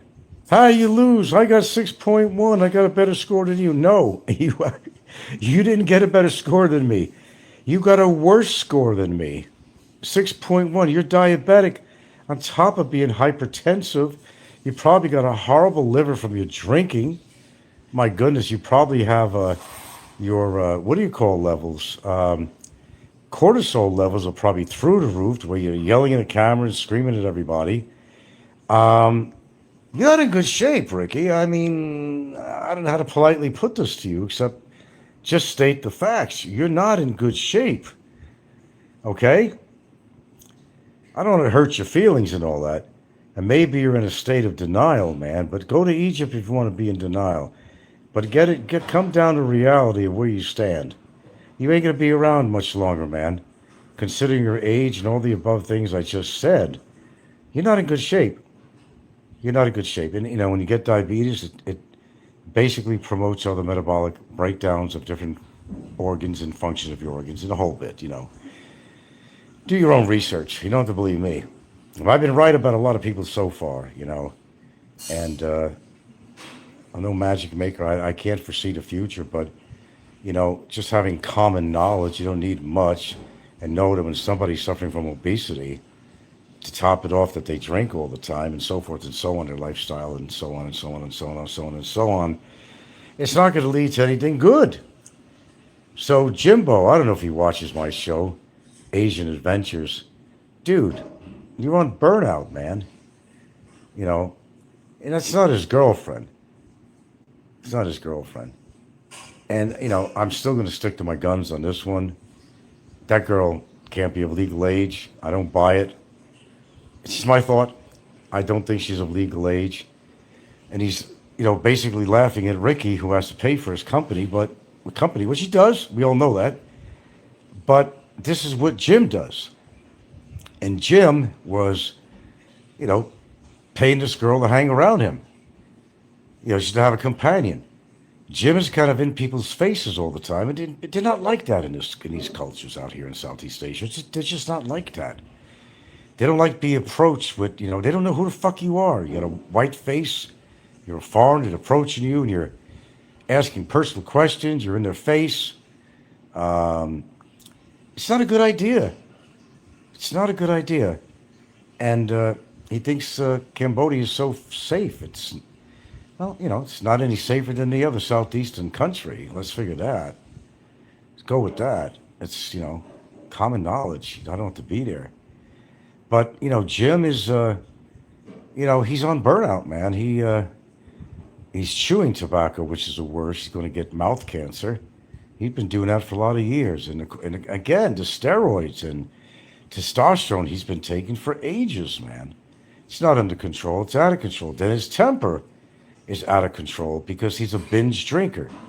You could tell when he's been drinking because he starts getting really rowdy and yelling at Ricky and yelling at everybody and fuck you all. And he comes right out with it. Now he's e-begging and claims he has all this money from his construction industry. But the fact is, he's, sucking off the tits of his mother still in America. And he's probably on a budget. She probably has a card or something that he uses. He's able to take so much out. You don't have all this money from construction. It's all bullshit. Everything Jim says is bullshit.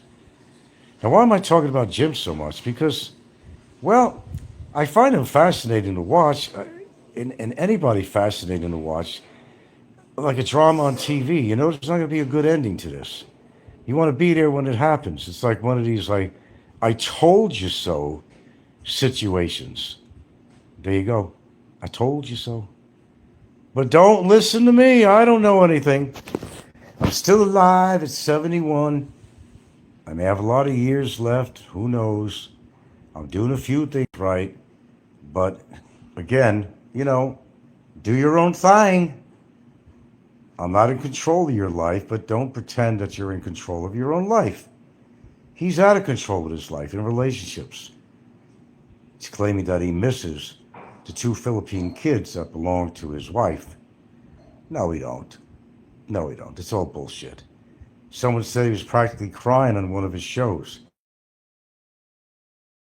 Yeah. Then he's doing members only because everybody wants to keep up with what's going on with him. So are paying members. So he's hurting for money no matter what he says. He's definitely hurting for money. There's no doubt in my mind he's hurting for money. Just listen to Kuya Frank. He is hurting for money. Everybody tries to say they're living the lavish lifestyle, and here's the thing about that too, and it has to do with money. Yes, money can buy companionship. Money cannot buy love. Now, maybe something could develop into love after a couple's been together. It's not all the time, though. It's doubtful. It doesn't mean it doesn't happen. But if you got all these women hanging around you, it's for a reason. It's not because you're swarthy good looks. It's because you got a big wallet. And, that's one thing that you got to be aware of. Flaunting your money around will keep the women around. But when the money is gone, they're not going to be around. You may have a harem, and you're like, acting like such a bon vivant, It's the money that keeps them there. It's the lifestyle that keeps them there. It's those 5-star dinners that keep them there. It's the nice clothing that keeps them there. But if the money ran out, they're not going to stay there in any relationship where there was never really love, just dependence.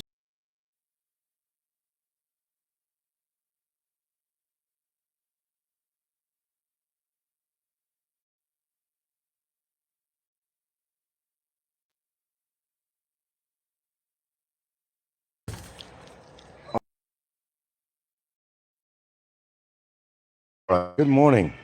It's kind of something interesting here. You don't have to have a million subscribers to make some decent money on YouTube, and I can see why so many people want to get involved with that. Even our boy Jim, he posted some stats not too long ago, and you can make from one video. This is why people who are monetized, they come on here quite a bit because they're seeing the numbers and they're saying, "Holy shit! I made how much revenue from just one video?"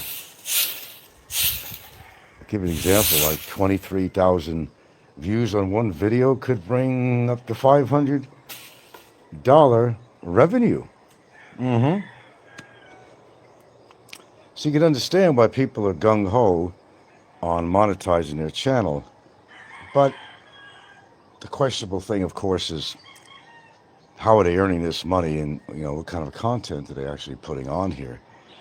It's unfortunate that they have to jump to the other side, if you know what I mean, that they have to do something that is extremely dramatic, or let sex be involved with it, or do something pretty zany or something.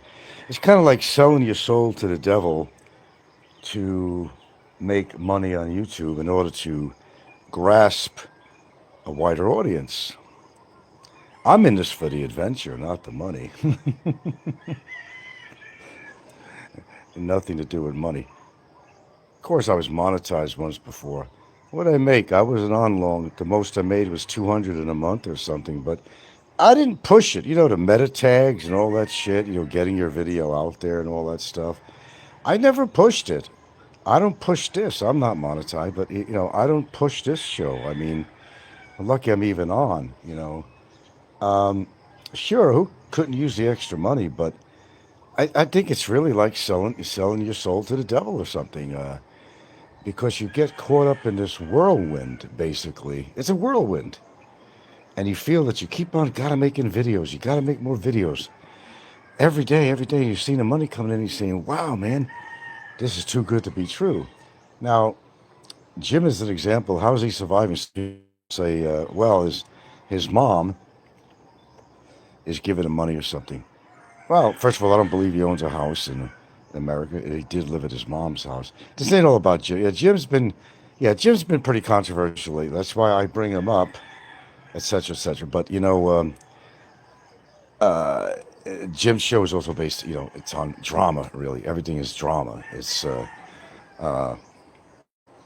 all the politics and whatnot that's going on with his wife and his wife over in the Philippines. That's his shtick. Then getting this young girl to hang around with him and shit. And a lot of pervs out there, and they want to look at this. If there's a woman involved on somebody's show, you're going to bring, more people, okay? Or if you're one of these guys who like to do the walking street in Angeles City and all that stuff, people want to see that. That's what they want to see. Because let's face the fact, a lot of guys are coming to the Philippines to get laid. They want to examine the landscape. They want to see people's videos and what they see in the streets before they lay their money down on the ticket to come to the Philippines. It's pretty much it. The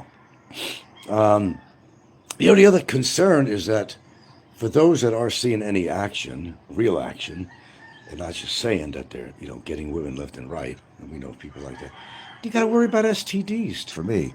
But I just can't see, meandering around, because, and he's actually openly begging for money on here. He's getting mad at people if they don't give him anything. But he has got into this live stream.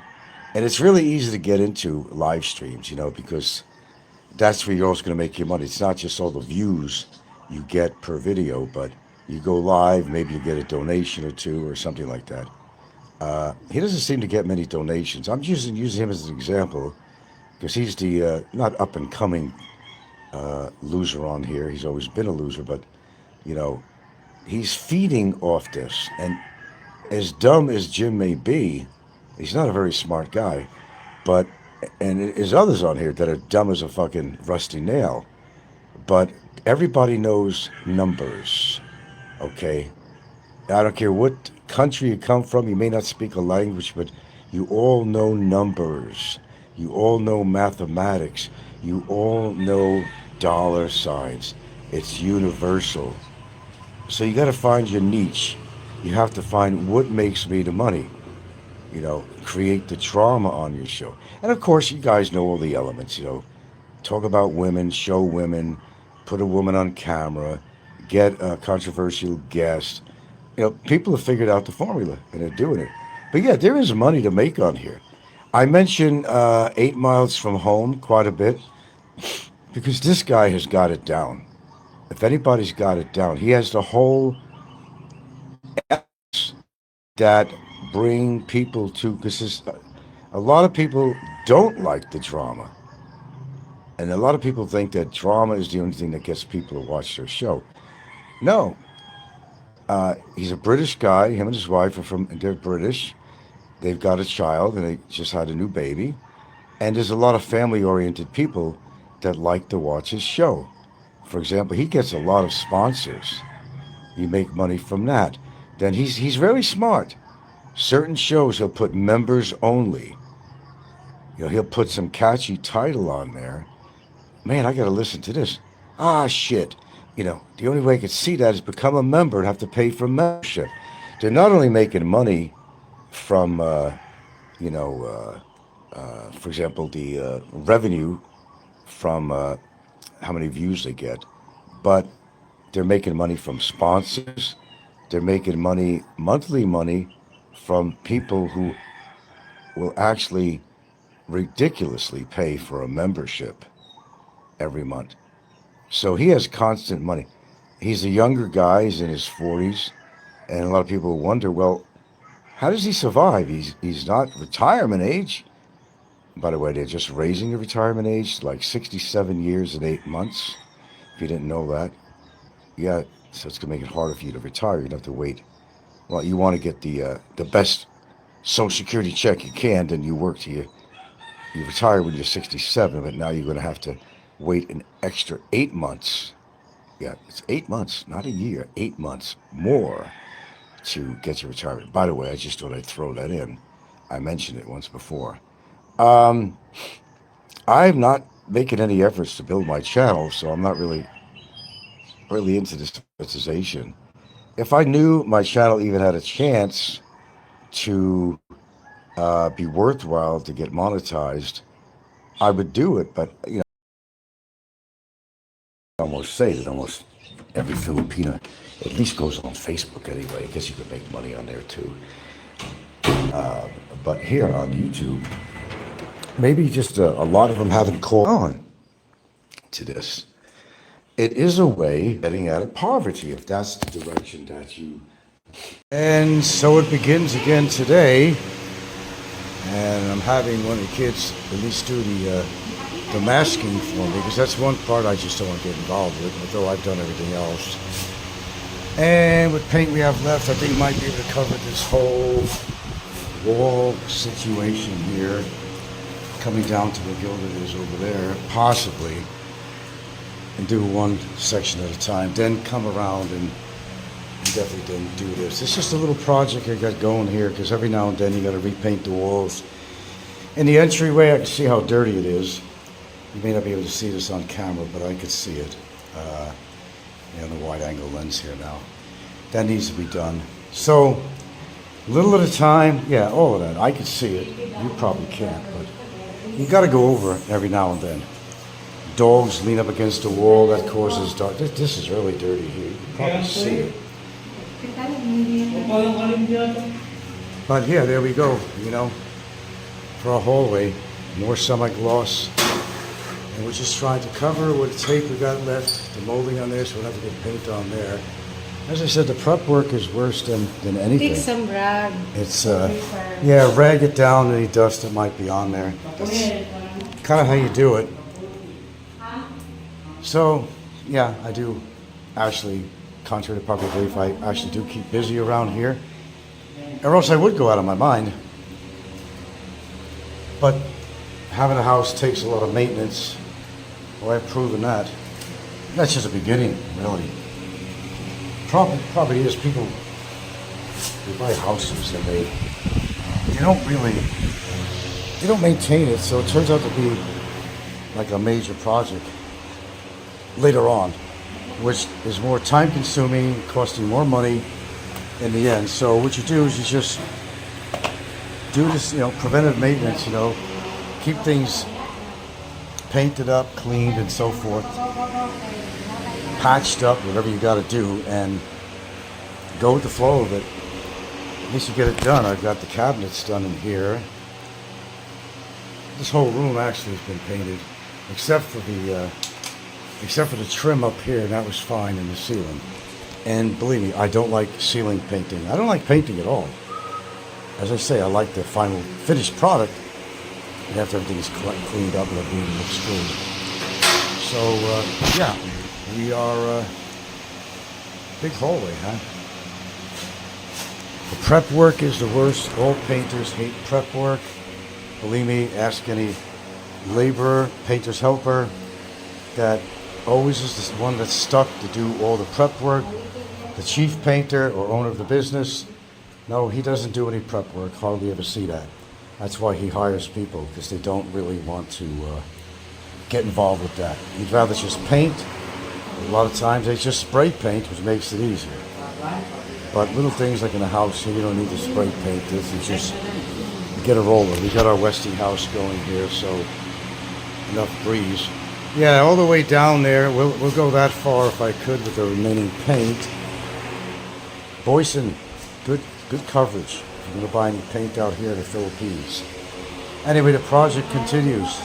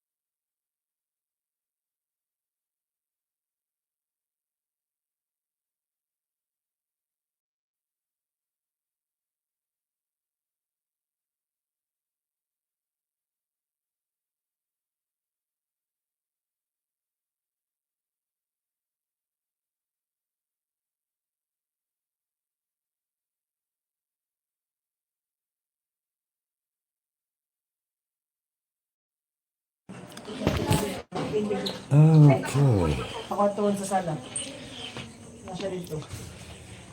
Well,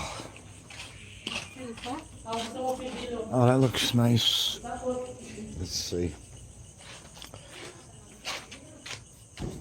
Yeah. Got people over. Ain't that nice lighting? Oh, Christmas tree, oh, Christmas tree. Do-do-do-do-do.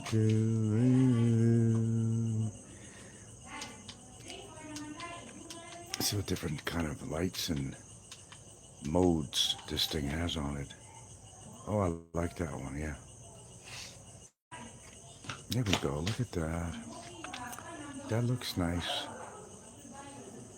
Yeah, it looks very, very, very nice. Do-do-do-do-do. Yeah, anyway, folks, God. I'm on slow mode, and I'll tell you why.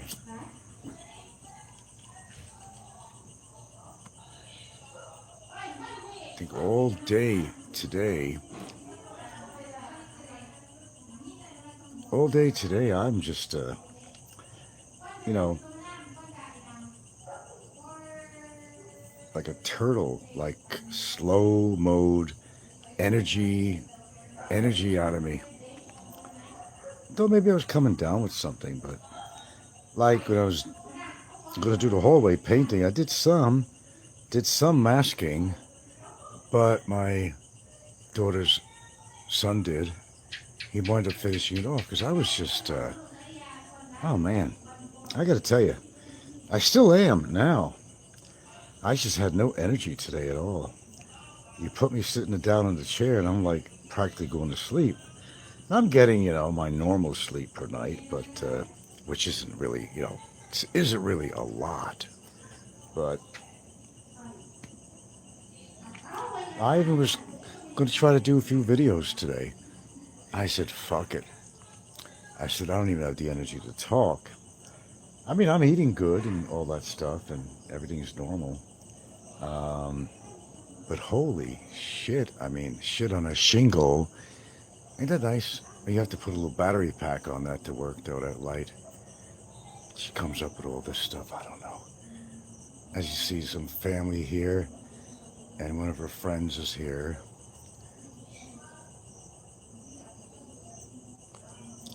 Yeah, we got activity at the Ponderosa.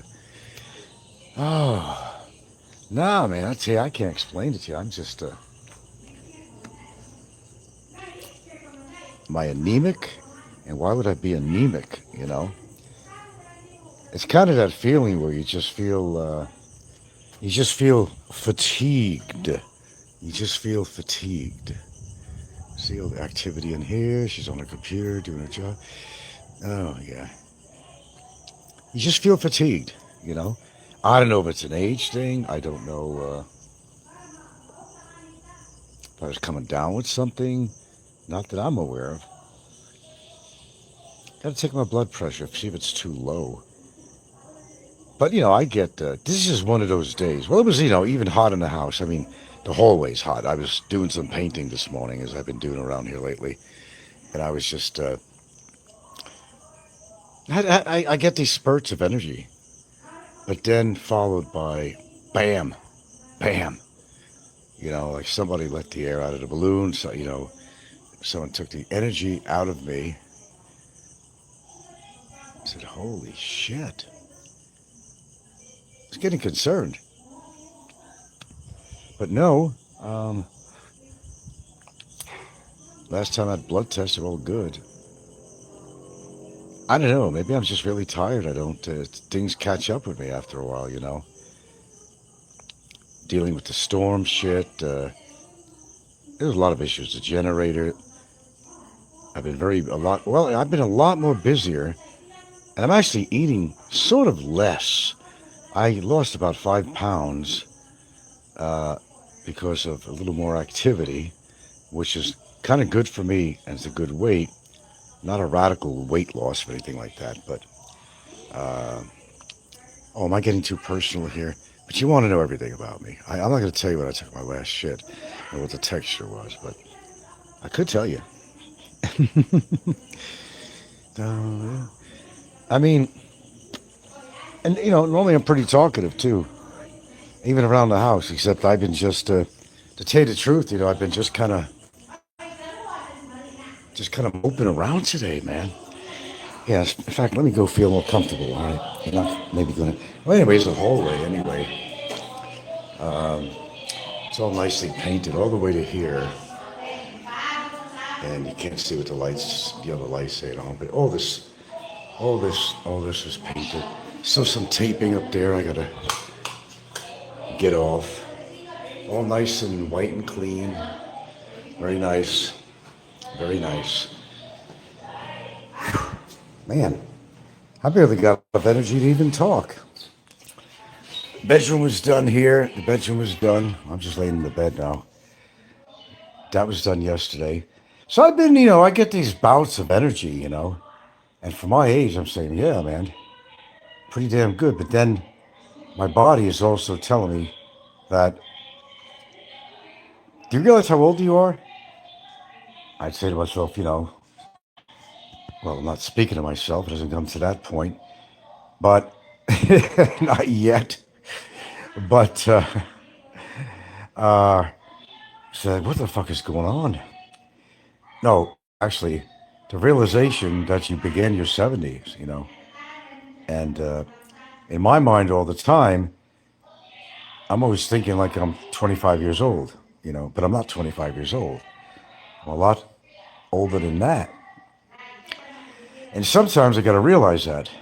And maybe there's times I need to slow down just a little bit more. It's not that I'm that active, like I'm vigorously working out with the weights and I'm doing this and doing that. No, I've been doing some very moderate exercises lately. I have not been going full powered. What I would do or what I should do, I've actually, it's been really rather hot. I mean, we had no rain here either this whole storm time. We had no rain here at all. I mean, none. We could actually use some. Then I was sucking in all the, maybe that has something to do between my damn cigarettes. That ain't good. But everybody was burning trash because this day of the week now, my area I live in different communities, they all doing their cleanup now, mandatory, because Barangay's don't spend the money. So smoke was everywhere, just everywhere. But I don't think that was it. I just had a low energy day today. I mean, low energy. Like the battery was running out, and I was on reserve power. Oh, see, it's almost like I wish it was time to go to sleep. I go to sleep anytime I want, but the earlier I go to bed, the earlier I'm going to wake up.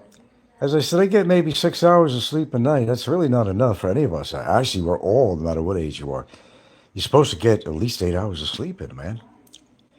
And I certainly don't do that. Maybe just things are catching up with me, And maybe I should take naps during the day. And I know there's people 25 years younger than me or more that take short naps during the day. Kind of a power nap, if you will. I don't do that. Because in my mind, I'm trained that no, no, no, no, no, no, no, no. You don't nap during the day. Save, tire yourself out because at night you want to be more tired to get some sleep. Unfortunately, part of the problem is that the medicine I do take to go to sleep at night, it's a benzo, yeah. It's the smallest dose I could take because I don't take any other sleep meds. And even though its effectiveness, it's only 4 hours really, to help you get kind of, wind it down and all that shit and go to sleep. The chemistry still remains in your body the next day. And that's something that I never realized. Well, I sort of did, but I didn't know to what extent. I was wondering why I've always I'm sitting on my chair. Maybe I want to watch a movie or nothing good is on, or maybe I'm trying to look at something on YouTube or something. I get really bored on that because there really hasn't been a lot of shit on. And the most recent thing I'm watching is this guy who's in the Solomon Islands with his wife. He's on his own boat, and I guess he has satellite. And what's the name of his show, and it's exactly like his personality. Uh, let's see, something about he doesn't like socializing or something like that. Just been really nothing on here. Do you ever come into that thing where you're just in the gutter? One of those days where fuck nothing on TV. And I don't watch TV really until late in the day or so. I kind of give the kids carte blanche. This one, her older daughter who's here is the CPA girl, and she works on our computer. I know, no drama. I had 15 people here, 14 people, but now I'm not talking drama, so they're disappearing. I don't know. Sorry, I can't always provide you what you want. Can't always provide that. There's plenty of drama on every other channel. Give yourself a break every now and then and listen to mine. And it's not all drama 24/7 like these other channels are. It's about life, baby. It's about life on my show. It's about life in the Philippines. It's getting older. It's every issue you could talk about. It's a little bit of politics, which I don't like to mix in, but there's been so much of that going on lately. Trump and his health and his mind, he's warped, and a lot of that going on with Trump. He's out of his fucking mind, dudes. He talks about sleepy Joe Biden that he calls. No, it's sleepy Trump. Fell dead asleep at a fucking press conference. And, well, there's so much more to the story with him if you've been following the news. So I don't know how long he's going to be in office, to be honest with you. But yeah, I've been coming on a little bit here and there lately, but there's really not been much of any dialogue on here. People are afraid to talk or something. I don't know what it is. Or he's just getting bored of my channel. I don't know. Whatever it might be. Uh, Anything's possible. But it's amazing, some of these popular channels, how many views they get on there. It's just absolutely amazing. Some people are making good money. They're making thousands of dollars, 3, 4, 5, 6, 7,000 bucks a month. It's amazing. Sure, if you can get to that status, I'm all for it. I just can't provide that kind of atmosphere or environment to attract that many people on here. I just got good grassroots shows. That's all I have on here.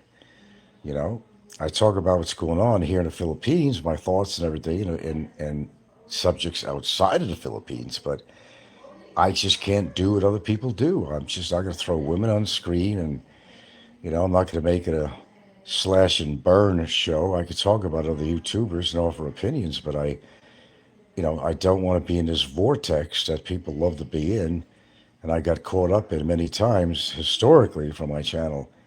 It just tires me out. So I just speak from my mind and I speak from my heart, and it's not good enough for people. So what can I say? I don't have a big audience on here. No circus show going on here. Anyway, yeah, that's my day today. The weather was nice, but it's still very hot, and that maybe played a part in it too. It's not like I don't go into my air conditioner, but even that gets old after a while. You don't always want to be. I mean, half the people in here, they don't like the cold. Sometimes I see they come in the living room with a light jacket on or a little blanket or something. Well, I don't know. I like it cool. I don't like it cold. Even I will turn up the temperature now and then, not to be too cold in there. There's a big difference from, walking around my house that ain't air conditioned and going into the living room that's air conditioned at the time. There's a huge difference. You feel it the minute you open the door. Anyway, that's what's going down in Funky Town, man. Actually, not a lot. I mean, there's a lot going on here, so I've been quite busy. I guess I've been in overload mode. Maybe that's it too. I've been really keeping busier than normal, actually. I might have cut down on some exercises, but I was picking up on doing other things. I started doing more chores around the house to help out. Okay, so that's part of it too. But the rest, I don't know. I couldn't tell you. I guess it's just one of those days I'm just not energetic.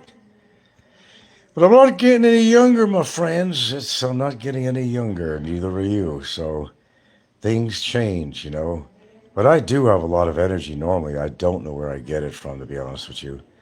Vitamins, well, I've even cut down on certain vitamins, but I got a lot of energy, you know, considering my age level. Not really bad. But like I'm still human like anybody else. I have my days, I have my moments where I'm just not up to par, you know. I'm just not up. Sometimes my back does hurt. I get up, I feel like a pretzel if I'm in a bad position in a chair. I have to straighten myself out like, okay, that's better now, you know. Welcome to my world, which will be your world eventually, but probably doing better than most people on here anyway. At least my observation is. Look at that. Now, one comment on here. I should just turn this into uploads. Be a lot better if I just do uploads. There's no dialogue on here lately. Everybody missed me when I wasn't on for 3 months, and then they all gathered when they heard that I had a channel on again. And then I they had their say and they heard me out and so forth, and that was it. You know, the thrill is gone. The thrill is over. Frank's back. Okay, well, where is everybody? I don't know. I don't know. Do you want me to do YouTube videos or you don't want me to do YouTube videos? Remember, I can go to distance. That's not a problem. Okay.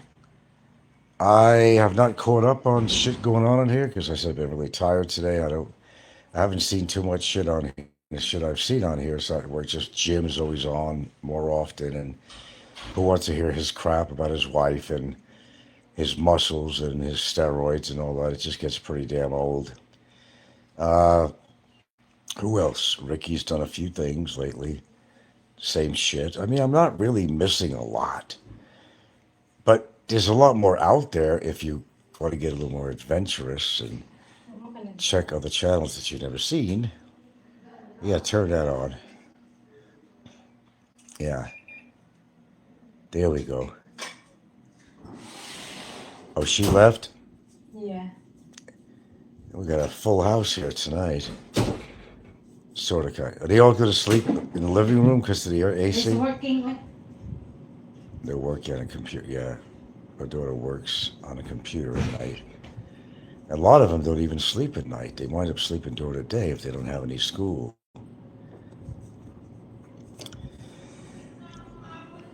God, I haven't talked to you half the day because you've been so busy. Thank you, babe. I haven't talked to you much today. Yeah, because my kids here. I know, I know. Yeah, sorry I've been out of it today. I was telling my huge audience out here, I've been just, out of energy today for whatever reason. You notice how quiet I've been, right? Yeah. I'm just like feel like a knick-knack or something here today. Just kind of existing with no energy.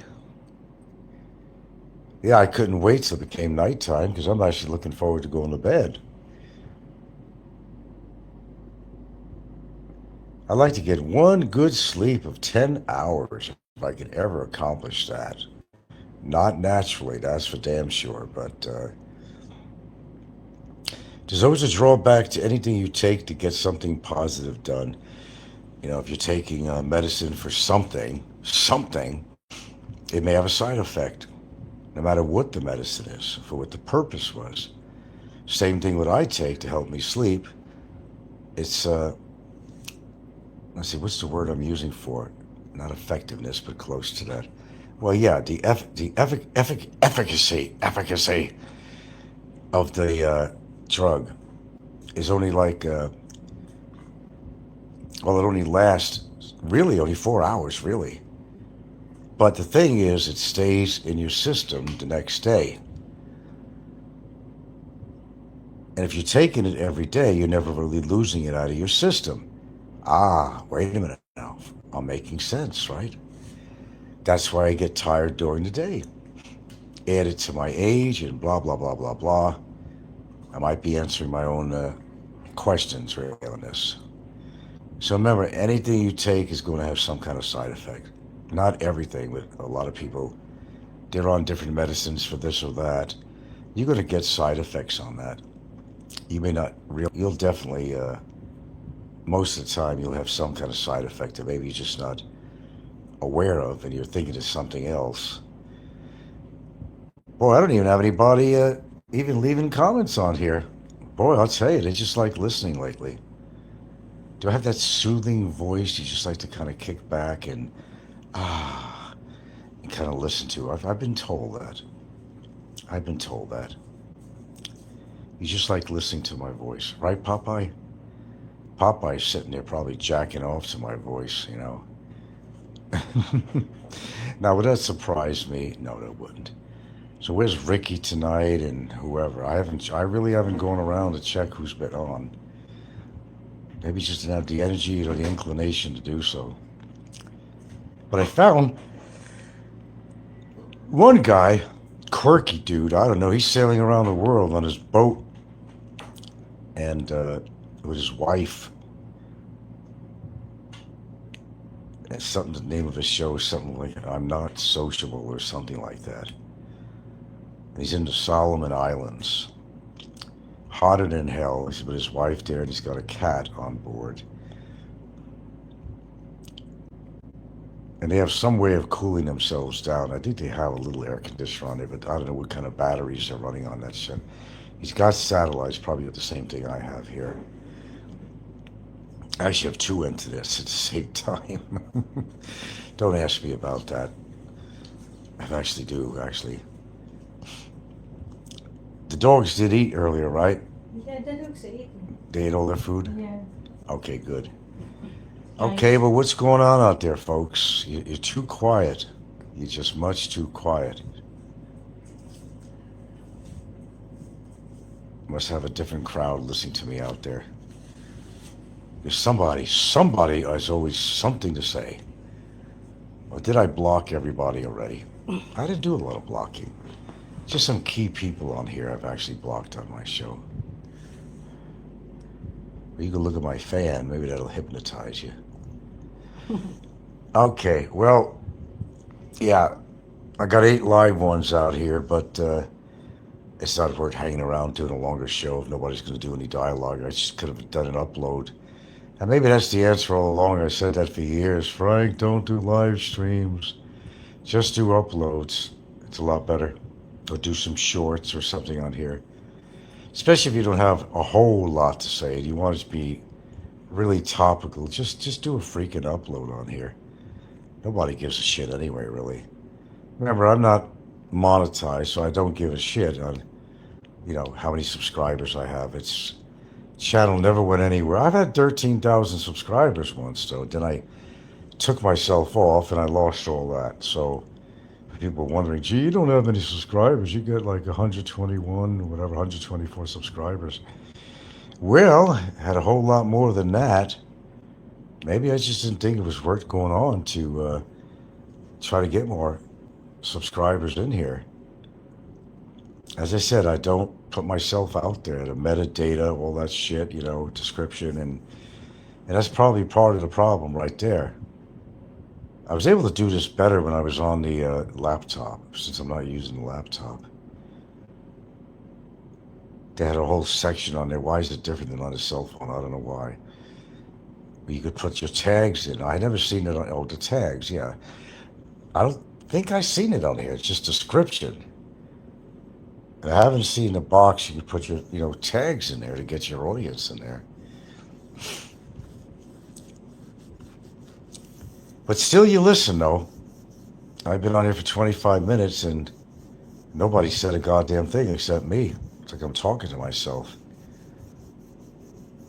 Maybe that'll come to me when I'm a lot older. I'll be talking to myself. But if I'm going to do a live show, I mean, Jesus Christ, have some conversation going on here, some dialogue. But if it's going to get that bad, then, shit, maybe I should have just stayed off. I was off for 3 months.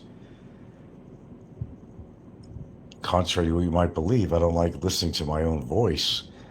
But as I said, I don't play those tricks and games that everybody does, and all the clickbaiting and everything else, and putting sexy woman on camera and all this other circus tricks that people do to get people to come to the show. I'm as grassroots as you could possibly get. I'm like a total newbie on here, in fact. Although I've been on YouTube for like 10 years or something. I'm like a total newbie on here. Even people who come on with a new channel get more people than I get, or they go live to get more dialogue than I do. Lately, I've only had maybe like 14 at a time people come on. Where did they go? Where did they go? I don't know. Maybe somebody else has a live show. I have no idea. I haven't checked. But anyway, I'm not going to sit here and look at my screen all night. Catch it another time. I'm too tired anyway today, so I'm surprised I'm even doing a live on here. So, toodaloo, and thanks for the dialogue. And I got to listen to some of it before he got off, and this guy is like really messed up. See, listen, folks, this is the things that you don't do on YouTube. Now, all this controversy about calling people pedophiles and stuff. Look where we got Barry. This guy's already in trouble in the Philippines. He's not going to be able to go back to the country because he's got court problems out there. He can't come back. Plus his wife, who's his spouse, she could get him for, she got all the evidence in the world she's got on this guy for adultery. And the spouse has to be the one to report it. So, with that being said, his attitude, and he's drunk as a skunk. He goes on these binge drinking things, and he's pretty messed up, and that's why he looks really old for his age. Terribly old. I don't know if you noticed that. He said he's 54, and he looks like mid-60s, so alcohol doesn't help with that, I guess, but I don't know. You got these people who, they come to the Philippines, and they just, I don't know, they just purposely trying to mess up their life or something. Jim is, he's as fucked up as you can get. He's got a really checkered past. He talks about it. I mean, when he's drunk, things come out. So he's on another drinking binge again. Now the other guy, what's that Estonian guy? What's the name of his channel? This guy gets in trouble because, he wrecked a truck that he bought, a Ford Raptor, because he has that extension stick for his camera. And he gets in the car and this big old extension thing is sticking out of his window. The guy wrecked his fucking truck. Now let's keep in mind, he's got a family. He's got a wife. He's got a little baby. And they get into this, and he's got another car now. And there's a reason why I'm talking about this, because this is uncanny. This is the kind of people we have on here. Brainless people. So this guy still gets in his car. The first thing he's doing, he extends out his extension bar for his cell phone, to record everything, right? And what does he call himself? Nickname is Slim, the Estonian guy, He's got a really nice wife, seems to really dig him for some reason, got a baby, but he wrecked his truck, dudes. He wrecked his truck.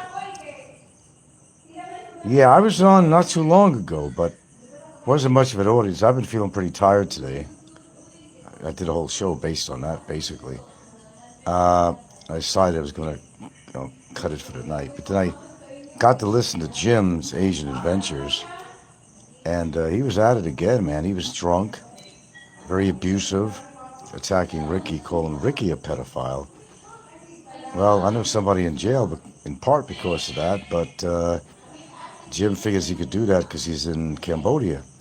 And he can't come back to the Philippines. He burned his bridges. I mean, there's no question about that. He burned his bridges. I don't get it, man. Why do you come to, you leave your country to what? To repeat the same shit that you're trying to get a new life, right? Obviously, he was running away from a lot of shit in the United States. He never owned his own home. You know how Barry lies? this guy might actually, lie a lot more than Barry, and that's saying a lot. That's saying a whole lot. So he's on there. He was on there. He just cut off his show a little while ago, and he was drinking again. His speech was a little bit slurred.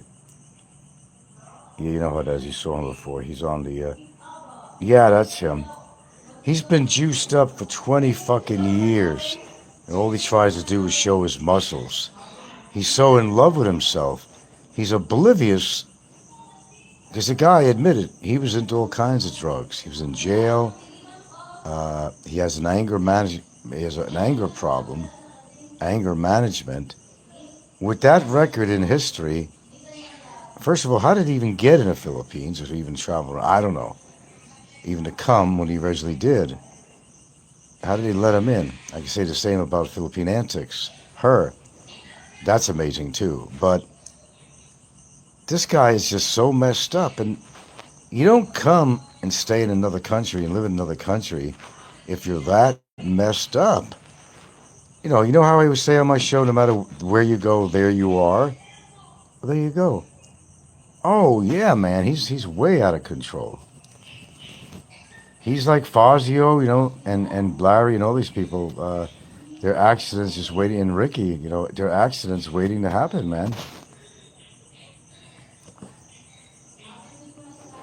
Unbelievable. I just don't understand why people come here to the Philippines or otherwise, and they have that kind of behavior on social media, and they just figure I'm big and tough, but they're not. It's all talk. He's a guy that stands in the mirror and admires his muscles because that's all he's got in this life. You know what? I can. Oh, now we got an audience. I can understand. And if you got your muscles naturally, I'd say, hey man, good job for your age, 54. Good job. Good job. He doesn't do anything naturally. He's on a combination of testosterone every week. He's on, TRO, whatever you call it. He's on the, steroids. That'll mess you up, man. That shit will mess you up. Bill says, I saw him with his philo woman, and he was drunk and abusive in public. Yeah, she was videotaping him while I was walking down the street, and he was abusive, man. And the horrible things he says about her on his show now. You don't think she's gathering all this stuff for evidence? She's not that stupid. She has it out for him. And the only reason he's doing so many shows is because he's trying to shove it in her face. He's trying to shove it in her face.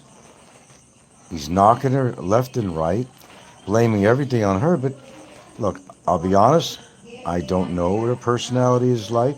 I don't know. Maybe she is fucked up in some ways. I don't know. But if you look at this picture, we automatically know that if there is a problem in a relationship, it's from him. He went over there. What did he do? What did he spend? $400,000? What did he spend? Supposedly, I don't know. He built that 3-story thing. You want to turn it into a piggery. He got in trouble with the neighbors and had to go to court for that. And now he's probably has a bench warrant or something. He will not come to the Philippines again because, and what he does as an excuse is that, the Philippines sucks, and the people suck, and the infrastructure sucks, and everybody sucks in the Philippines, and he's going to beat everybody up, and that is one messed up dude. Damn. I like to listen to somebody like him on my worst days. It would make me feel so much better to listen to somebody like him, to see how fucked up some people really are. You know all the players out here, and you know how fucked up these people are. All the popular names you know of, they're all the fucked up people in one way or the other. One guy's running a harem, leaving his wallet with the harem. Another guy, fat, with a space between his tooth, is renting women because he can't get a woman. He's got horrible medical conditions. He's ready to go. We got Mike's Philippines retirement, whatever.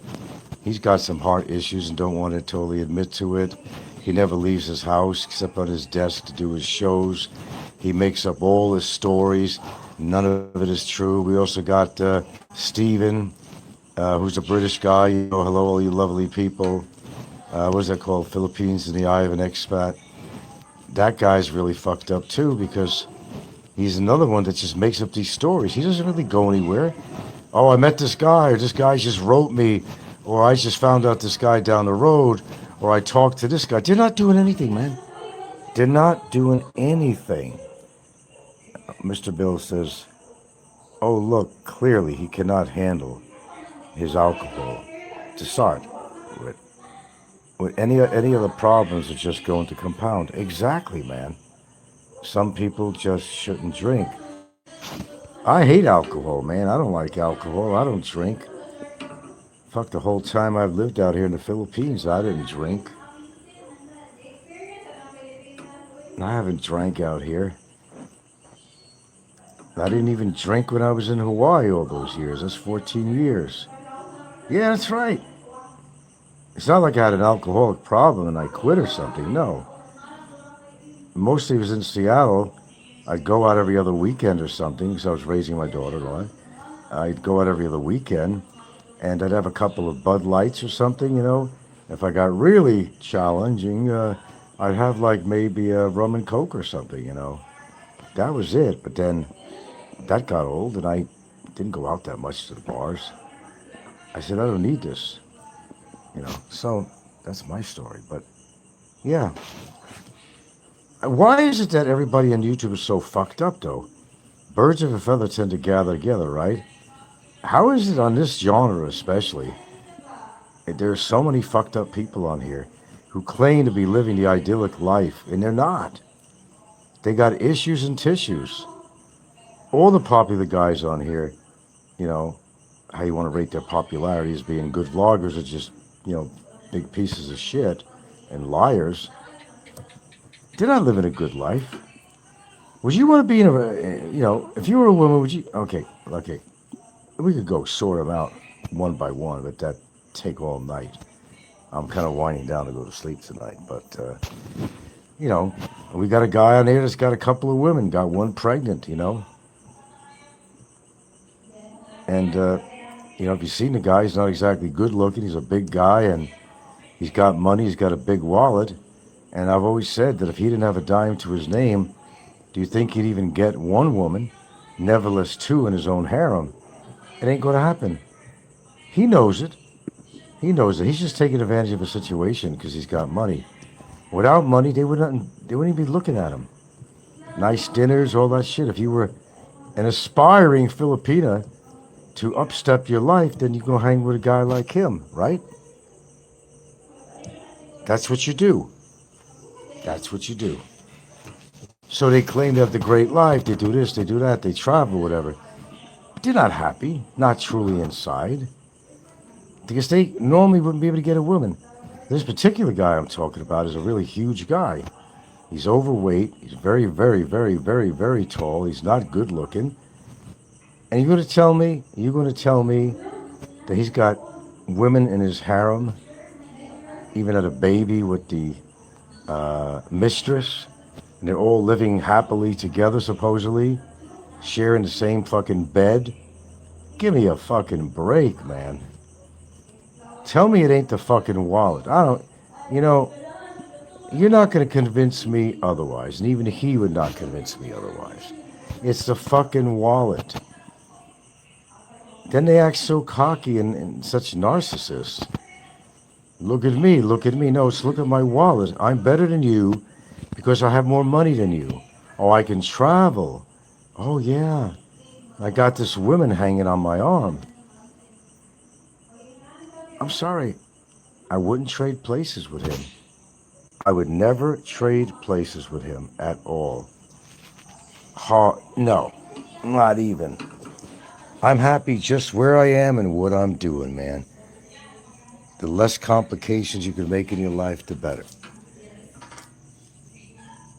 I don't pretend to be anybody that I am not. There is no reason to do so. Let me go retire back to the boudoir. Come inside. Come on. Go.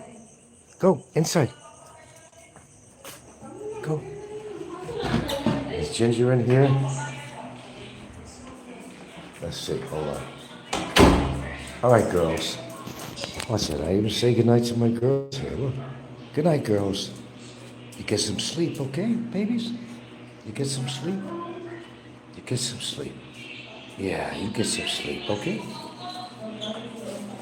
Okay. I'm gonna shut this light off here. Got a big party practically going on here. Okay, girls, you get some rest. They're like my kids. I don't even say goodnight to the other kids in here. I say goodnight to my dogs, you know. So, let me get back comfortable again here. Well, we'll give it a few more minutes on here. But if you sit back on here and you don't get involved, especially, you could understand, the dynamics on here. And that's why, you got to try sometimes, not to be so thin-skinned because, hold on a minute.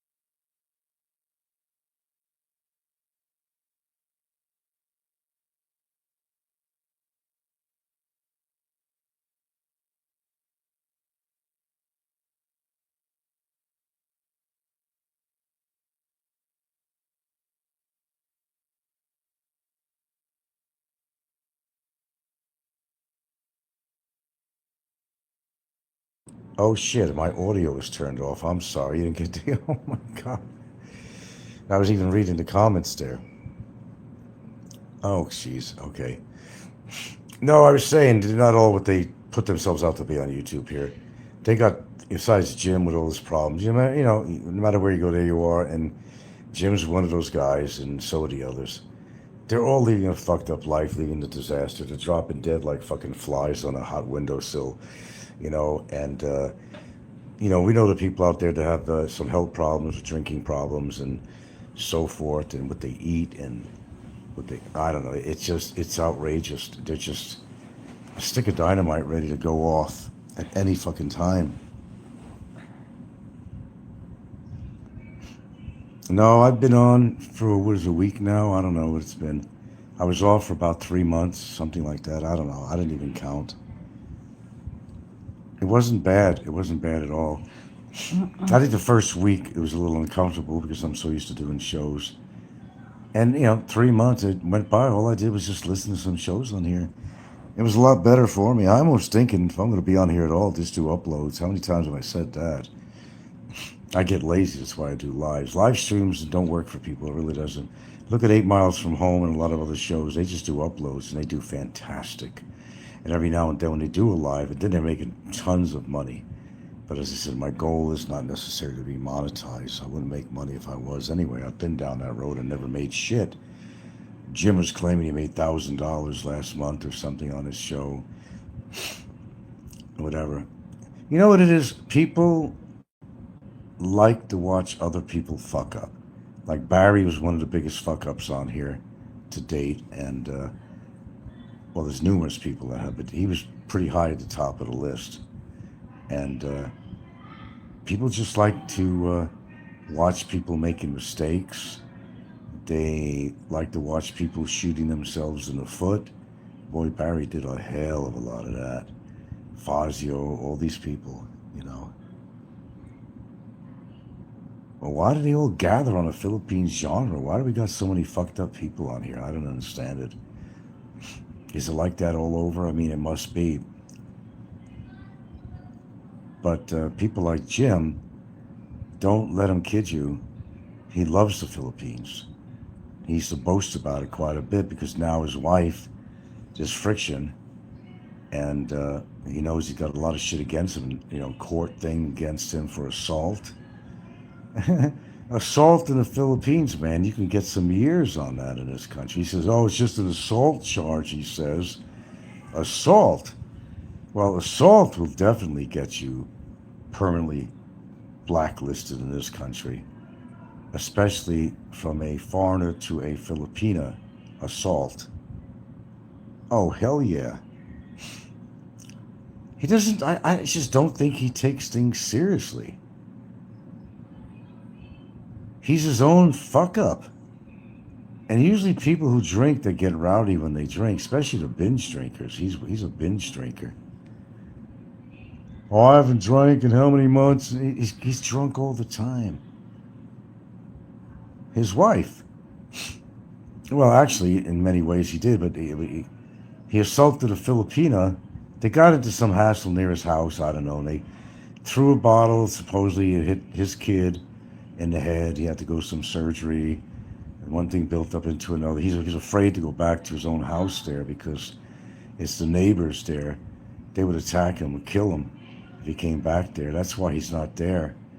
And now that, his wife has exposed him with a piece of shit that he is, drunkard and, aggressive and so forth. And of course he didn't attend the rest of the courts. That's why he's not going back to the Philippines. He loves the Philippines. He used to talk a lot of stuff about it. He liked an area in Mactan somewhere. He really talking about that a lot. And now he's just, all he's done is putting down the Philippines. He's boasting up Cambodia. I'm sure Cambodia has some nice places and all that. I won't knock Cambodia. But he won't stay there very long because he's too much in people's faces. And do you see his behavior on camera when he had that, I don't know what she is, 16-year-old girl he's been hanging around with? Man, must have been drinking that night, but that chick, even if he's paying for her company, I don't think she really wants to be around him that much. Unless, the money he's giving her is that good, because he was cursing away like a son of a gun the other night. Every other word, and he was aggressive, and she's sitting there looking at him with this really weird face, Then she said, okay, stop or something. She told him something like that. Yeah, well, she certainly looks like. He claims that she's 30 years old, but there's no freaking way. Traveling with care. What's this here? Traveling with care. I spoke with the lady that you invested with. She claims that you never invested $2 million. What is it of your business, and who the fuck are you? And how would you know? And it wasn't my business anyway. No, it wasn't. With interest, it's 2.5, so I'll correct you on that. You don't even know who the fucking lady is. So how the fuck would you come on here and make such a lame statement? No, she's not 30, man. Her demeanor, her emotional behavior, the way she talks, like a giddy little kid, she's got to be about 16 years old. Is it getting that desperate for... See, Jim could never keep a woman. He can never keep a woman. The big battle is between Jim and Ricky, not me. I'm just making my observations, that's all. And making light of the fact that we got so many people that come out here and they fuck up in so many ways. They think they could get away with this and get away with that, and it's not always true. They always wind up in some bad position along the way. It's just a matter of time. Come on, sit down and think how many people have died, YouTubers that you know of. And the number of these YouTubers that did pass away, what was the percentage of them being kind of troublemakers? What was the percentage of them being trolls? What was the percentage of them being bullshit artists? Think about it. What is the percentage of them being some vile pieces of shit? Yeah, Doc M's a big troll. Yeah. I think he's a Barry supporter too. Well, yeah. Yeah, he's 54. Looks like he's 54 going on 66 or 67. The roids, man, and the drinking will dry you up, man. It tears you apart. It absolutely tears you apart.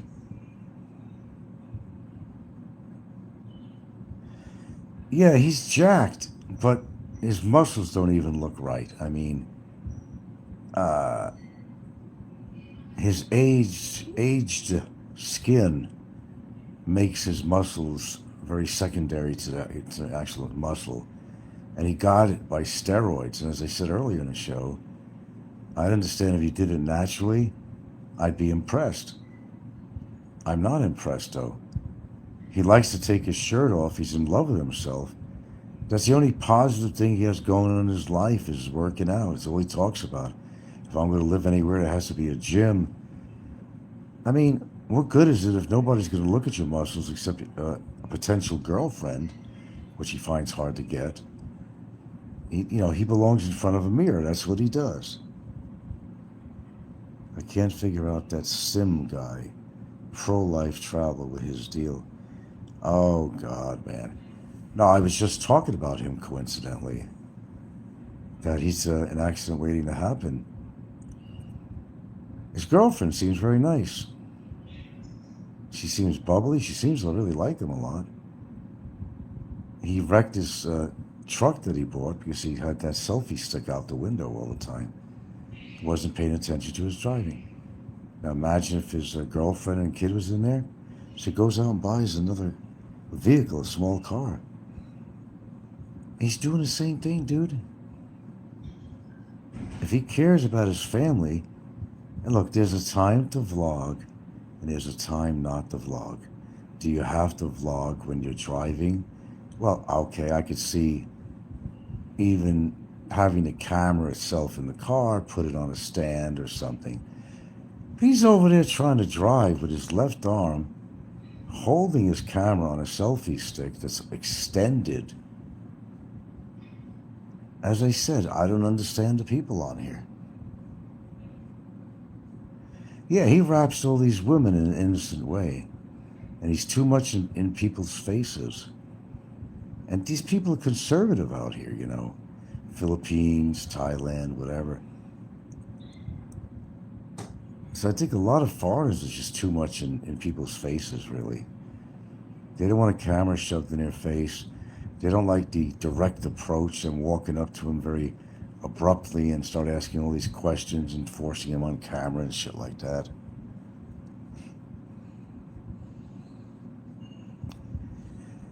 Well, Scotty is kind of interesting. I just really started. I mean, I knew about him, but he's a good vlogger. But this Babe Baroni shit, his emotional level is that of a fucking prepubescent or something, Babe Baroonies. He has no respect for Filipinos at all. You don't call chicks Babe Baroonies unless you're on a teenage level in your fucking mind. He's got the goofiest looking hair that kind of leans toward one side. And he's young enough that I don't think he needs to color his hair, but he does. He does. And I don't know the whole purpose of him. And by the way, what is he living on? He's living on his income from the show? What kind of business was he in before he moved to, when he moved out to Southeast Asia? I don't, what did he do for a living? I'd be curious to know what he did for a living. Scotty. Then he talks in third person or second person. He'll say, oh, Scotty boy. He's talking about himself. I told you, people got some real issues on here, man. Big Birch says Jim has the same muscle as the wrestler Big Papa Pump Scott Steiner. I don't know who that is. I don't really follow wrestlers. I'm more into UFC. Well, if you want to take steroids, you might reach your goal of building up some muscle, but if you can't do it the natural way, I'm not impressed. I'm not impressed at all. Some people work really hard to get muscle together without roids. And those are the people that I admire that put the hard work in without chemistry. Hello, Mikey J. Now everybody came on. I tried to do a few shows earlier. Hardly anybody showed up. I said, fuck, people gave up on me or something. I said, okay, I said, fuck. I said, maybe I should just, drop the phone on YouTube. I got off for 3 months and maybe I should have left it at that, really. I don't get a lot of viewers on here. I don't put myself out there, really. But I do got to get to sleep here. And my girlfriend's trying to sleep, so let me try to get some rest. I said I've been tired all day for some reason. I don't know why. I was just really out of it today. Yeah, listen to me. And I got to get some snooze. I've been kind of working hard around the house the past few days, that's for sure. I'm just keeping busier and busier. Keep the old blood moving and all that stuff. Then, between storms and hurricanes and all this shit going on, and a lot of other shit, it takes a lot out of you. We didn't get hit really hard with the storm or nothing here, but it was tiring just listening to all the shit going on with that storm, and taking a lot of energy out of me just watching these horrible videos of all the flooding and everything. I almost thought they were AI, but no, 75% of them were the real McCoy, man. The flooding, people getting killed, the animals, the pigs. Pretty crazy shit in the Philippines, yeah. They changed that slogan of, it's more fun to the Philippines. I forgot what they changed it to. They changed it to something else for tourism. No, we've just had a couple of them in a row. A couple in a row. Not to mention before that, 6.9 earthquake. Is that action for you? Mr. Bill says, you know why. Do I not know why what? Speak while you can before I sign off here. They're clearly the way. They're clearing the way for smart cities. How are they doing that? People don't know how to react to these storms, but what can you do when you're getting so flooded out? Well, the first thing I would advise is don't live close to a tributary or a river or something. That might be a good thing to do. If you've experienced it before, it might be time to think differently as to where you should live and not live in a valley, not live between two mountain ranges because that creates a funnel of water, you know, live more uphill and don't be right near the ocean. I mean, like right on it either. That's another thing. So yeah, YouTube has gotten really more fucked up than ever, man. Yeah, it is high risk actually. I told you I'm only an 8-minute walk from the ocean. If we had a badass tsunami, man, yeah, I might be in trouble. I might be. And you know, they hit here too. You know, Yolanda hit Bantayan bad, and Odette did a number around here too, a bit. Oh yeah. Oh yeah. Well, the whole damn Philippines, you know, it's on a freaking, you know, fault line. Ring of fire, man. Why do I get only one thumbs up? You people seem to like listening to me, but you don't give me a thumbs up.